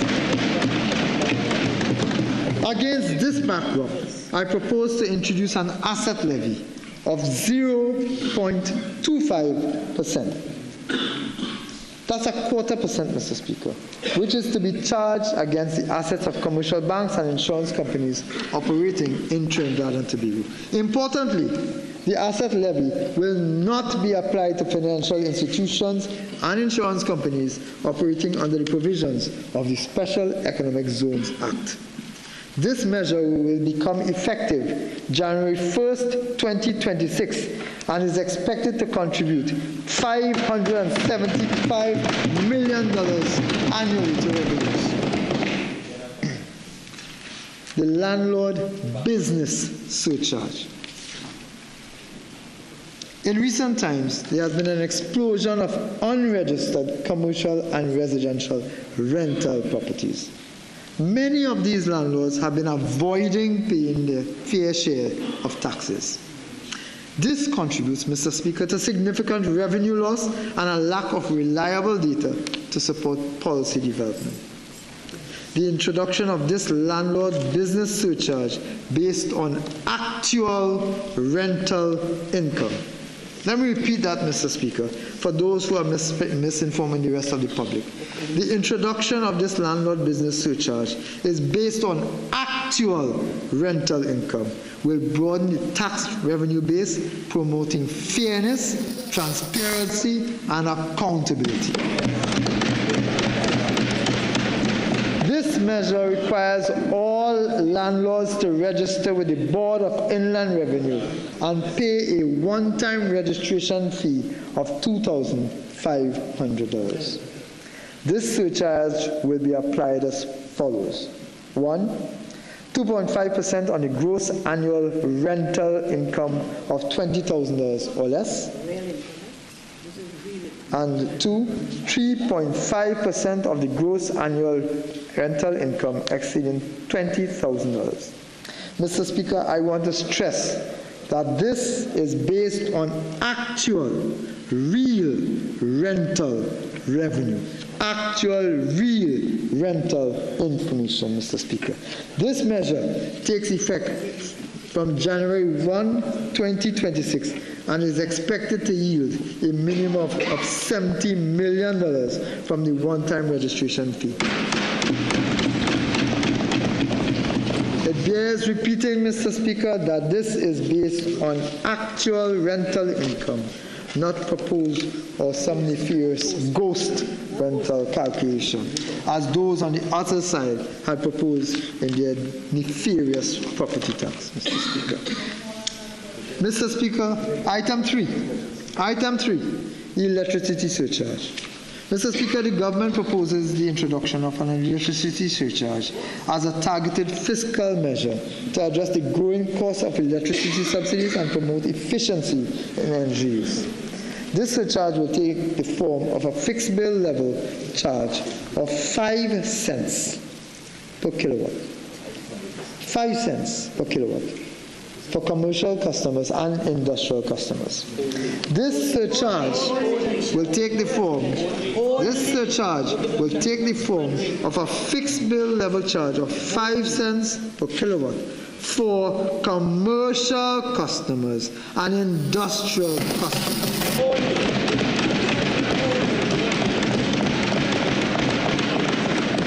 Commercial customers and industrial customers. Pay attention. Not residential customers.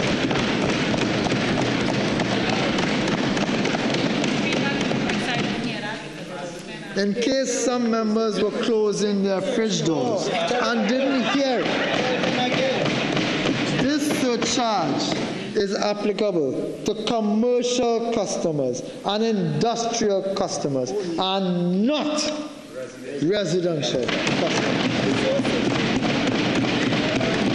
You see, when we say we care, we care. And we show it. The policy is designed to encourage energy conservation, reduce the government's subsidy burden, and generate a predictable revenue stream. It must be noted that our electricity rates will remain substantially below those of our trading partners. In addition to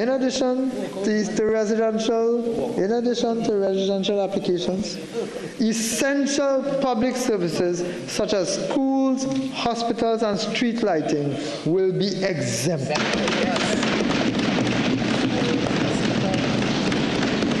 Essential public services such as schools, hospitals, and street lighting, in addition to residential, will be exempted. Churches, mosques, temples, schools, hospitals, residential committees, all exempted. All. At current consumption level, this initiative is estimated to contribute an additional $269 million to revenues. This measure takes effect on January 1st, 2026. Item 4. Mr. Speaker, the cost of administering and offering public services in Trinidad and Tobago has risen significantly across ministries, departments, and agencies. Notwithstanding, many administrative charges, including license and permit fees and processing charges, have remained unchanged in some cases for as much as 30 years. This places additional pressure on the Consolidated Fund. Updating the fee structures in line with the current cost of doing business is therefore necessary to ensure cost reflectivity, fairness, and sustainability, while also safeguarding service quality and enabling modernization. It is to be noted that 80% of the projected revenue increases are attributable to customs duties on rums and spirits, beer, and tobacco products. Tobacco products. Again, for the record, it is important to note that 80% of the projected revenue increases are attributable to customs duties on rum and spirits, beer, and tobacco products. Therefore, the amended duties are proposed. The following amended duties are proposed. Rum and spirits, by percent of alcohol, the existing is $79.25 by percent of alcohol. That is existing. The new proposed is $158.50. Beer by gravity of beer, existing duties, $5.14, proposed $10.28. Cigarettes per pack of 20, existing $5.26, proposed $10.52. Included in the list of fees to be amended are container processing fees, which were moved from $525 to $1,050. Customs declaration transaction user fee from $40 to $80. Environmental tire tax from $20 to $40. Wild animals and birds from $100 to $200. Mr. Speaker, these measures will contribute an additional $1 billion to revenue.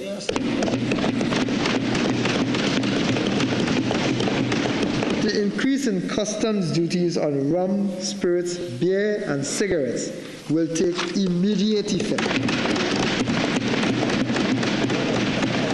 The increases in other fees, charges, and licenses will take effect from January 1st, 2026. 5. Custom duties on luxury electric cars. Mr. Speaker, the concession for electric vehicles has been abused. Data reveals that significant foreign exchange has been used to import high-end electric vehicles which attract no customs duty, no motor vehicle tax, and no value-added tax. We recognize the importance of electric vehicles in reducing carbon emissions and propose adjusting the applicable taxation regime to provide relief levels for mid to lower price vehicles. Accordingly, I propose the following on vehicles whose CIF values exceeds $400,000, Mr. Speaker. A rate of duty of 10%. VAT of 12.5%, and a tiered rate of motor vehicle tax applicable to the electric motor size will be applied on vehicles whose CIF value exceeds $400,000. At the current demand, this initiative will contribute an additional $40 million to revenues. This measure takes effect on January 1st, 2026. Mr. Speaker, 6. Taxation on single-use plastics. This government is committed to protecting the environment.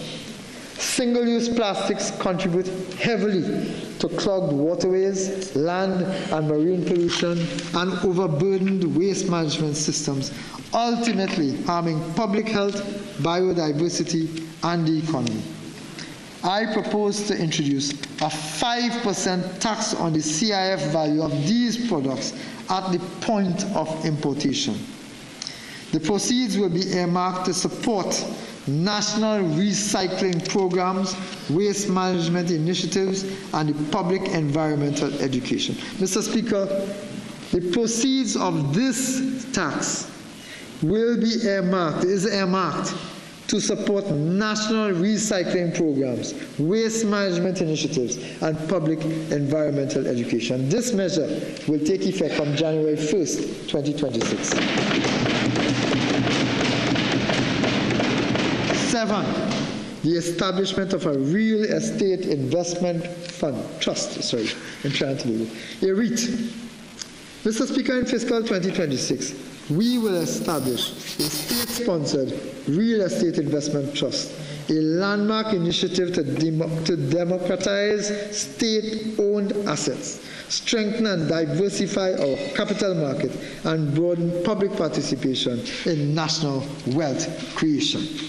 This is another bold step to unlock new avenues of non-debt financing. Through this vehicle, high-value income-generating properties such as land, office buildings, and commercial infrastructure will be transferred into a professionally managed REIT. Shares will be listed on the Trinidad and Tobago Stock Exchange, allowing both ordinary and institutional investors to earn regular dividends from the real estate. At the same time, the state retains a strategic stake in these assets. A high-level technical committee will be appointed to guide this process for greater transparency and accountability. Mr. Speaker, this position puts Trinidad and Tobago as a regional pioneer in innovative financing and empowers our citizens to share directly in the prosperity of our nation. Given the healthy domestic investor appetite, this measure is expected to contribute significantly to the government's revenue stream. 8. NIF bond. Mr. Speaker, in fiscal 2026, the National Investment Fund Holding Company Limited will launch a $1 billion NIF bond. This is yet another opportunity provided by this government to afford ordinary citizens, small businesses, and institutions the opportunity to invest and build personal wealth in a safe, tax-free environment without increasing public debt. This bond will be backed by a 21% of the shareholding of the First Citizens Group Financial Holdings Limited, valued at approximately $2 billion, while the government retains indirect and beneficial ownership of the majority of FCGFHs at 60.11%. This bond will be issued in the second quarter of fiscal 2026. 9. Penalties on offenses. To ensure stricter adherence to the law, we propose a more rigorous consequences for non-compliance. Consequently, the following is proposed. We propose to move the environmental tire tax from $3,000 to $5,000. An application for registration of a pesticide for $2,000 to $4,000. For brewers, $4,000 to $10,000. Driving while disqualified from holding or obtaining a driver permit, no fee. As exists now, no fee. We propose a $5,000 fee. Careless driving, as exists now, no fee. We propose a $15,000 fine. Driving or being in charge of a vehicle while blood alcohol exceeds prescribed limit, no fee. We propose a $15,000 fee. Mr. Speaker, this will ensure safety and accountability on our nation's roadways, Mr. Speaker. These increases in penalties will contribute an additional $180 million to revenues. These amendments will take effect from January 1st, 2026.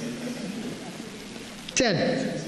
Removal of motor vehicle tax concessions for returning nationals.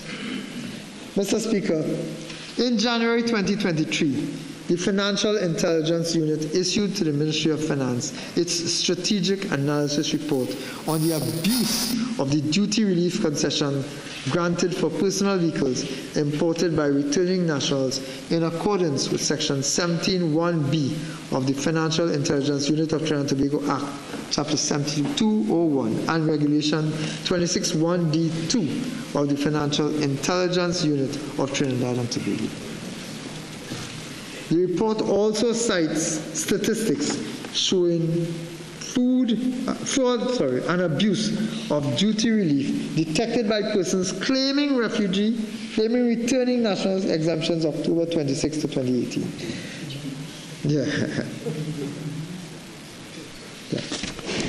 The report also cites statistics showing fraud and abuse of duty relief detected by persons claiming returning national exemptions between October 2016 and September 2018. Mr. Speaker, despite knowing about this abuse, the then Minister of Finance sat on his hands, allowing this abuse and loss of revenue to continue. This Minister of Finance is committed to protecting the public purse and preventing tax avoidance, fraud, and abuse of concessions. To this end, I propose that the customs duty relief and related tax concessions of value-added tax and motor vehicle tax on motor vehicles imported by returning nationals be removed. This measure will take effect from January 1st, 2026. Mr. Speaker, The subsidy for LPG, the subsidy for LPG has been in place since 1926. The most recent adjustment to the retail price was made in 1998, over 25 years ago. While we must adjust the subsidies to reflect market forces, as a caring government, we must also protect those least able to afford a significant price increase. As such, I propose to amend the subsidy on LPG cylinders of £100 and above by 50 cents per pound. I wish to reiterate that the price of cylinders below £100, including the standard 20-pound cylinders, which we are all familiar with, will continue to be subsidized at the same rate and will not change. These amendments will take place on January 1st, 2026, Mr. Speaker, when UNC wins ordinary households. Mr. Speaker, 12, safeguarding our national insurance system. The national insurance system safeguards the dignity of retirees and provides income security for workers and their families. Today, annual benefit expenditure is well over $6 billion, an increase of more than 65% over the last 2 decades. After the last decade of neglect, this system is in absolute crisis today. To do nothing will be irresponsible. Since 2020, benefit payouts have consistently exceeded contributions, forcing the NIB to liquidate its assets to meet its obligations. The 11th actual review projects that if nothing is done, the fund will be depleted by 2033 or 2020. The fund will be depleted by 2033 to 2034. Mr. Speaker, for nearly a decade, the PNM sat idly by knowing this fact and did nothing, while warning bells sounded, kicking the proverbial can down the road. But you see, Mr. Speaker, we are not as reckless as they are. We will not allow this fund to collapse, jeopardizing the very benefits that over 200,000 of our most vulnerable citizens depend on. Let me be clear. This government will act decisively where the PNM refused to act.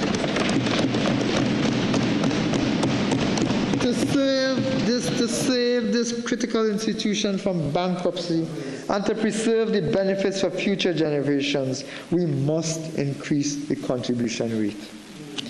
To minimize the burdens on contributors, I propose a phased approach, implementing a 3% increase in the contribution rate effective January 5th, 2026, followed by another 3% increase from January 4th, 2027.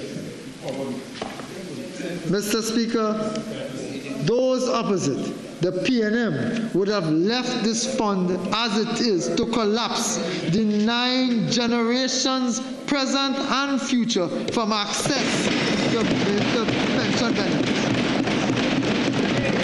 Let me explain, Mr. Speaker, if I may. Pension benefits, maternity benefits, accident benefits, all of these personal benefits to those least able to afford them, Mr. Speaker. All of those, the vulnerable population, would have been denied had that government continued in office. They would have done nothing. This government is saving the future of this country, Mr. Speaker. Additionally, Mr. Speaker, beginning in January 2028, the age at which a person can receive a full NIS retirement pension will gradually increase over a 10-year period. There will be no change for anyone who retires at age 60 before January 1st, 2028. Those retirees will continue to qualify for a full NIS pension with a minimum of $3,000 at age 60. There will be no change for anyone who retires at age 60 before January 1st, 2028. Furthermore, existing pensioners will not be affected by this change. If it were left to those opposite, this fund would have collapsed and existing pensioners will have no access to pensions, Mr. Speaker. Starting in January 2028, the age for a full NIS pension will increase by 1 year every 2 years until it reaches age 65 at 2036. That means to access the full minimum pension of $3,000 from January 1st, 2028 to December 31st, 2029, a retiree must be 61 years of age. From January 1st, 2030 to December 31st, 2031, a retiree must be 62 years of age. From January 1st, 2032 to December 31, 2033, a retiree must be 63 years of age. From January 1st, 2034 to December 31st, 2035, a retiree must be 64 years of age. Yeah. From January 1st, 2036 onward, a retiree must be 65 years of age. For clarification, these amendments mean that the retirement age for a full NIS pension will move from 60 to 65 over the next decade.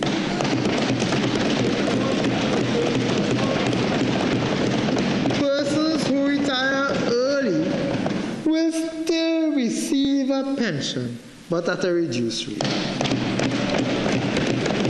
Mr. Speaker, these reforms are not easy, but they are not urgent. Yeah. These reforms are not easy, but they are now urgently required to give the years of inaction that was allowed these challenges to deepen under the last administration. These measures are projected to extend the life of the NIS fund, securing pension for today's workers and tomorrow's retirees. Let it be said, Mr. Speaker, that under this government, the NIS will not be allowed to fall. We will protect the rights and contributions of citizens who have contributed for all of their lives. We will protect the rights of them to access benefits when they retire, Mr. Speaker. I want to reiterate that there's no mandatory retirement. There's no mandatory retirement over the next decade. This system remains applicable and available for those who are volunteering. Mr. Speaker, the UNC continues to protect the interests of pensioners in this country, Mr. Speaker, because when UNC wins, workers and pensioners win. Mr. Speaker, innovation is a key driver of transformation, competitiveness, and resilience. The Research and Development Impact Fund at the University of the West Indies is a critical mechanism for advancing applied research, fostering partnerships, and generating solutions to national challenges. The fund has supported more than 47 projects, cultivated over 270 partnerships, attracted $124 million in external resources, and delivered new products and services that are already in use across the region. In keeping with the government's diversification agenda, an allocation of $10 million will be provided to the UE RDI Fund in fiscal 2026. This will encourage more of our researchers and innovators to focus on areas critical to national development, such as climate resilience, citizen security, sustainable agriculture, and health innovation.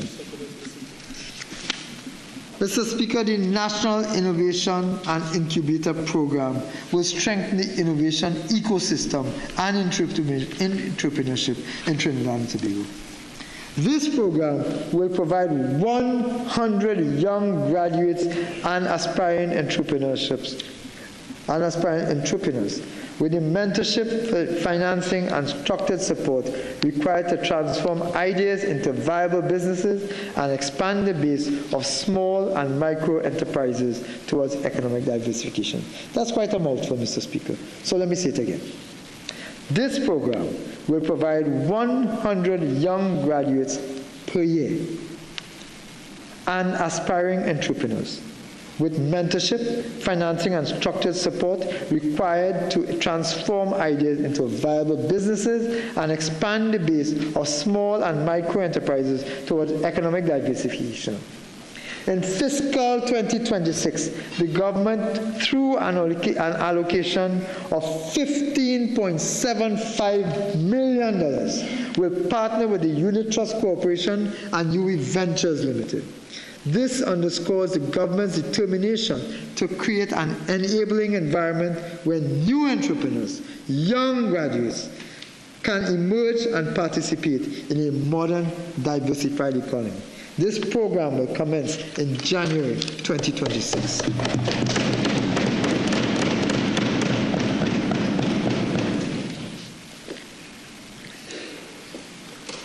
That's for the public subsidy. 16, yeah. Period poverty. This is a period poverty intervention, Mr. Speaker.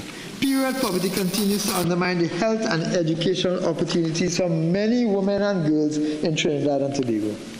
Women and girls impacted by period poverty struggle to afford menstrual hygiene products.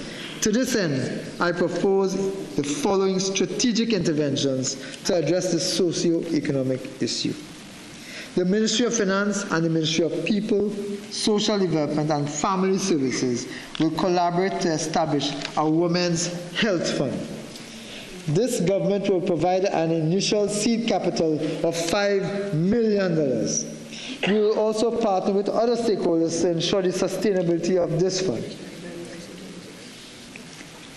This fund will be used to launch a pilot program to provide distribution of free menstrual kits in educational institutions. It will also be used to provide education and sensitization on menstrual health for various groups, including men and boys, to foster inclusivity and dismantle stigma. A tax incentive, Mr. Speaker, will be provided to encourage individuals and corporations to contribute to this fund. This initiative will commence in January 2026. Mr. Speaker, when UNC wins, women and girls win.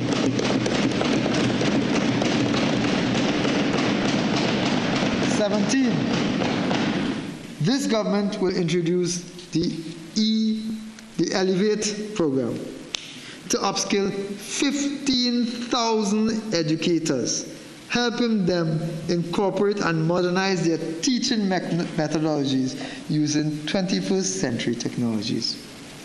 The government will allocate $5.72 million to this program, which will deliver relevant, flexible, and modern professional development aligned to national priorities and the 2025 to 2030 education policy. This program will commence in January 2026. Mr. Speaker, when the UNC wins, teachers win. 18. The Next Class program aims to create an AI-powered user interface platform that empowers teachers with the resources to enhance their teaching effectiveness and foster a more personalized learning environment. Every teacher will gain access to a single platform hosted by the Ministry of Education, featuring lesson planning, real-time student tracking, automated grading support, and professional development tools. This government will invest $4.64 million into this program. This program will commence in January 2026. Mr. Speaker, when the UNC wins, students win.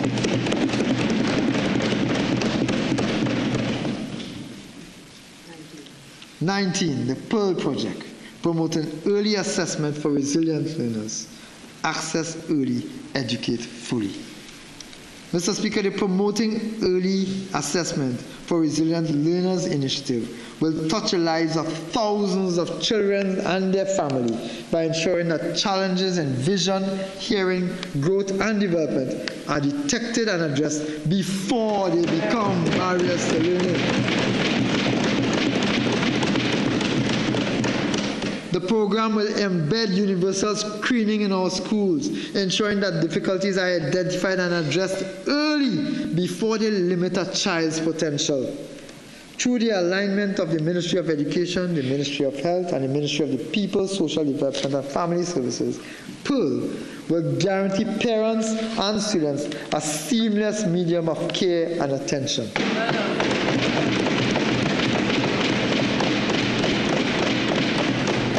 Government will allocate $7.89 million to this program, which will commence in January 2026. Mr. Speaker, when the UNC wins, children with learning disabilities win.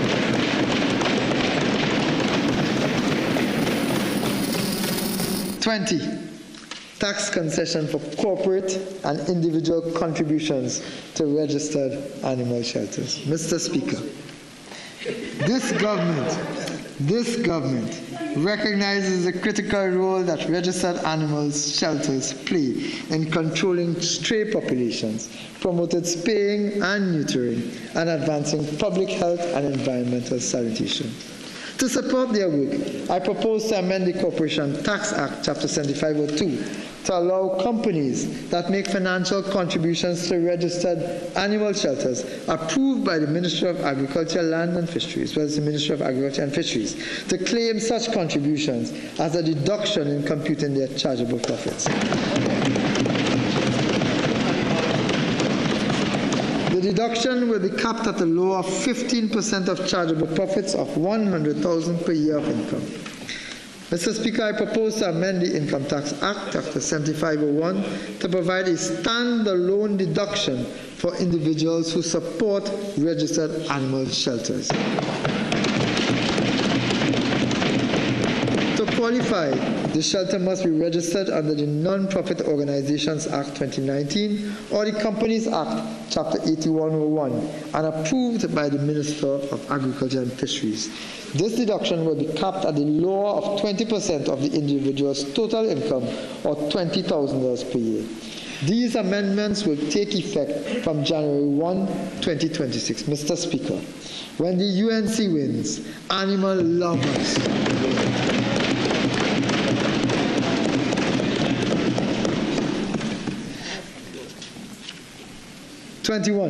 Agricultural incentives. Mr. Speaker, despite their promise to make the agricultural sector tax-free, the PNM failed to fulfill this commitment. This has characterized the PNM's neglect of our farmers, which has compromised our food security over the last decade. Our focus is to make food more affordable to every citizen by supporting increased and sustainable agricultural production. To this end, I propose to remove VAT from all machinery and equipment intended explicitly for agricultural use. To remove VAT from all components used explicitly in hydroponic farming and greenhouse farming, if not already specified elsewhere.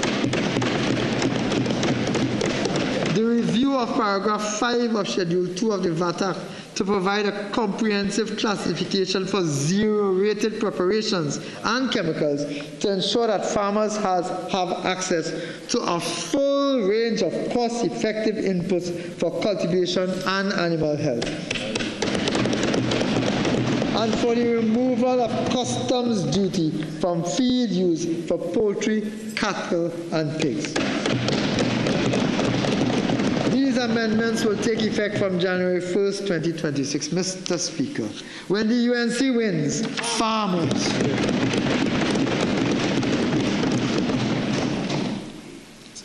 Yeah.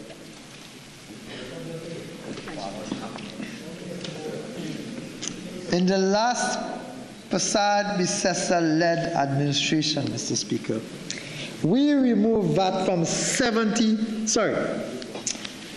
let me say that again. I wish we had removed VAT from 70,000, but it was not 70,000, it was 7,000. In the last Prasad-Bissessar-led administration, Mr. Speaker, we removed VAT from 7,000 food items. A bold step back then. As soon as the PNM assumed office, they introduced VAT on these basic food items. And this had the immediate effect of directly raising the prices of food for every citizen, Mr. Speaker. Public pressure eventually forced them to remove VAT on some of these items. Today, I am proud to say that this Kamla Prasad-Bissessar-led administration will again be removing value-added tax from a multiplicity of basic food items. These items include table salt, morbi, coconut water, as well as locally produced pumpkin, watermelon, cucumber, lettuce, and tomatoes, amongst others. This is a government that cares about the average citizen, Mr. Speaker. You see, when the UNC wins, everybody wins. This measure will take effect from October 17, 2025. Item 23. Amendments to the policy on importation of foreign use vehicles, Mr. Speaker. A previous UNC administration had democratized access to vehicle ownership by introducing foreign use vehicles to the market, making vehicles accessible and available to every citizen. We have since noticed the increase in the cost of new and foreign use vehicles as a direct result of the restrictive policies of the PNM.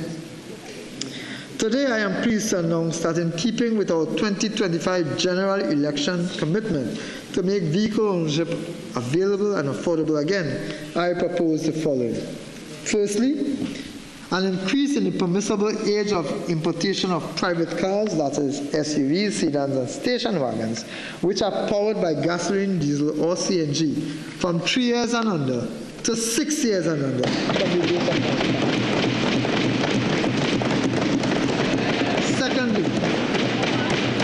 Secondly, an increase in the permissible age of importation of light commercial vehicles, that is pickups and panel vans, from 7 years and under to 10 years and under from the date of manufacture. This measure will take effect from January 1st, 2026. Mr. Speaker, when the UNC wins, every citizen wins.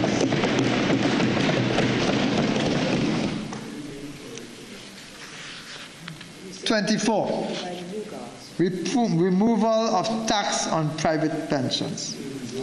In keeping with the government's promise during the 2025 election campaign, I propose that private pensions be now exempted from income tax.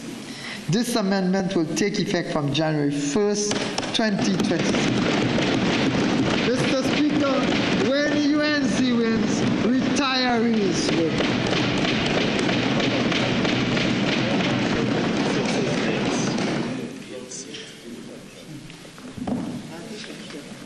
Yeah. Can you find it back?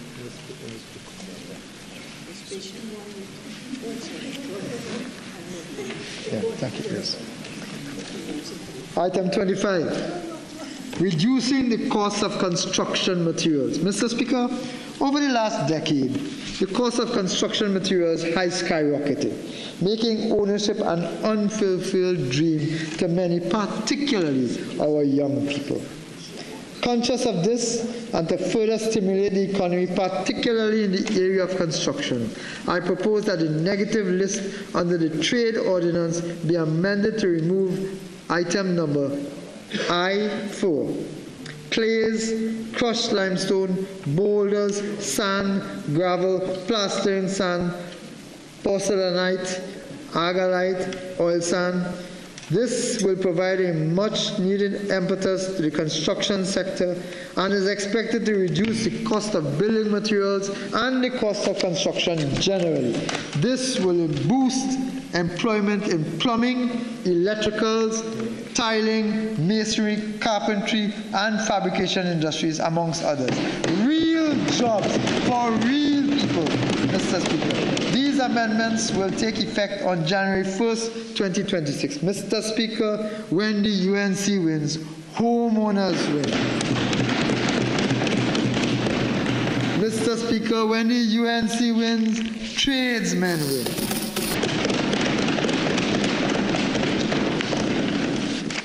Mr. Speaker, the last measure, which bears repeating. Item 26.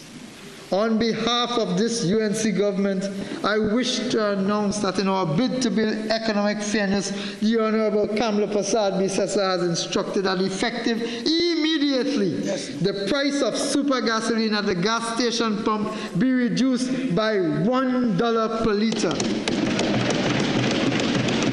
On an average tank of 50 liters, you will save $50 every time you go to the gas station to fill up. $50, Mr. Speaker. When the UNC wins, the traveling public wins. Mr. Speaker, Budget 2026 is a declaration that Trinidad and Tobago is back on course. In the words of Khalil Gibran, true progress is not in enhancing what is, but in advancing what should be. This budget is more than an accounting of revenues and expenditures, plans and policies. It represents a shift towards fairness. For far too long, the government's fiscal policy has been seen as a technical exercise. Today, we redefine it as a human one. Every dollar we spend, every measure we take must be guided by a single principle, putting the people of Trinidad and Tobago first. In this fiscal year, we are taking deliberate steps to realign national priorities, to put our great nation first, and to build economic fairness through accountable fiscal policies. This is the beginning of a new era built on trust, fairness, and people-centered governance, where growth is measured not only by GDP, but by the strength of our communities and the hope we inspire in every home across this nation.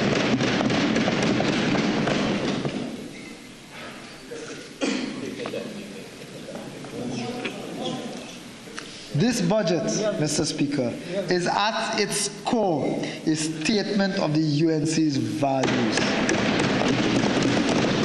It reflects our belief that economic policy must begin and end with people, real men and women struggling each day to build better lives for themselves and their families. Our task, therefore, is not just to balance the nation's finances. Our task is not just to balance the nation's finances, but to restore balance to our society, to ensure that opportunity reaches every community, from Cedros to Charlottesville, from Moruga to Carinage, where equal access to the national patrimony is available to every single citizen. The days of promises without performance is over. This UNC government delivers. And as we close this sorry chapter of the last decade and look forward to the future, we cannot paper over, as was done before, the harsh realities that we face. Yes, the road ahead is long, and growth will be tempered in the short term by a decline in the energy sector, a legacy left by a decade of neglect and irresponsible government by those on that side.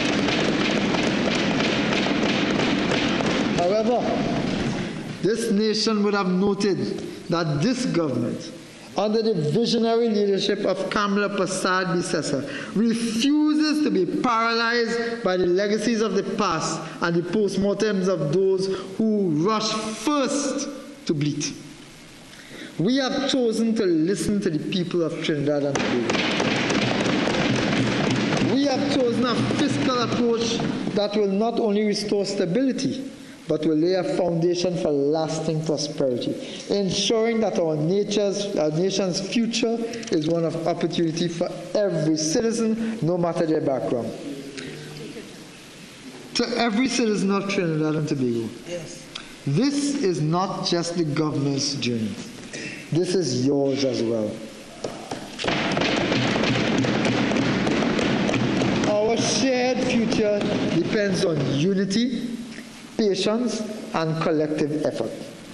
Let us move together with courage, with hope, and with the firm conviction that we will rebuild a stronger, fairer, and more prosperous Trinidad and Tobago. Mr. Speaker, as this this budget demonstrates, when the UNC wins, homeowners win. When the UNC wins, tradesmen win. When the UNC wins, retirees win. When the UNC wins, children win. When the UNC wins, workers and pensioners win. When the UNC wins, farmers win. When the UNC wins, business win. When the UNC wins, manufacturers win. When the UNC wins, public servants win. When the UNC wins, former county workers win. When the UNC wins, women and girls win. When the UNC wins, motorists win. When the UNC wins, children with learning disabilities win. When the UNC wins, animal lovers win. When the UNC wins, young people win. When the UNC wins, the vulnerable win. Mr. Speaker, when the UNC wins, everybody wins.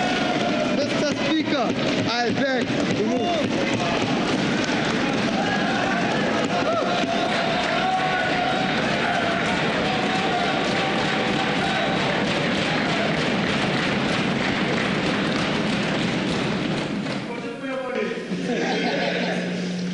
Mr. Speaker, in accordance with Standing Order 81-4, I wish to advise that debate on the budget will resume on Friday 17th of October 2025 at 10 a.m.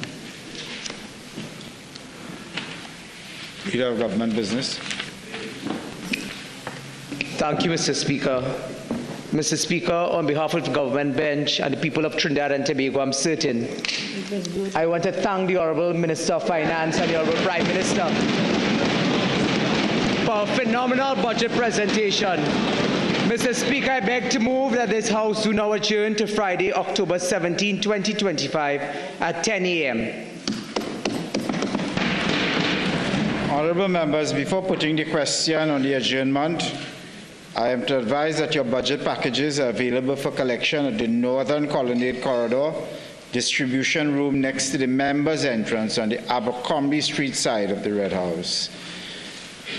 Honourable members, the question is that this House do now adjourn to Friday, October 17, 2025 at 10 a.m. All in favour say aye. Aye. Any against? The ayes have it. This House now stands adjourned to Friday, October 17, 2025 at 10 a.m. As an affiliate of Al Jazeera, we now join their current program.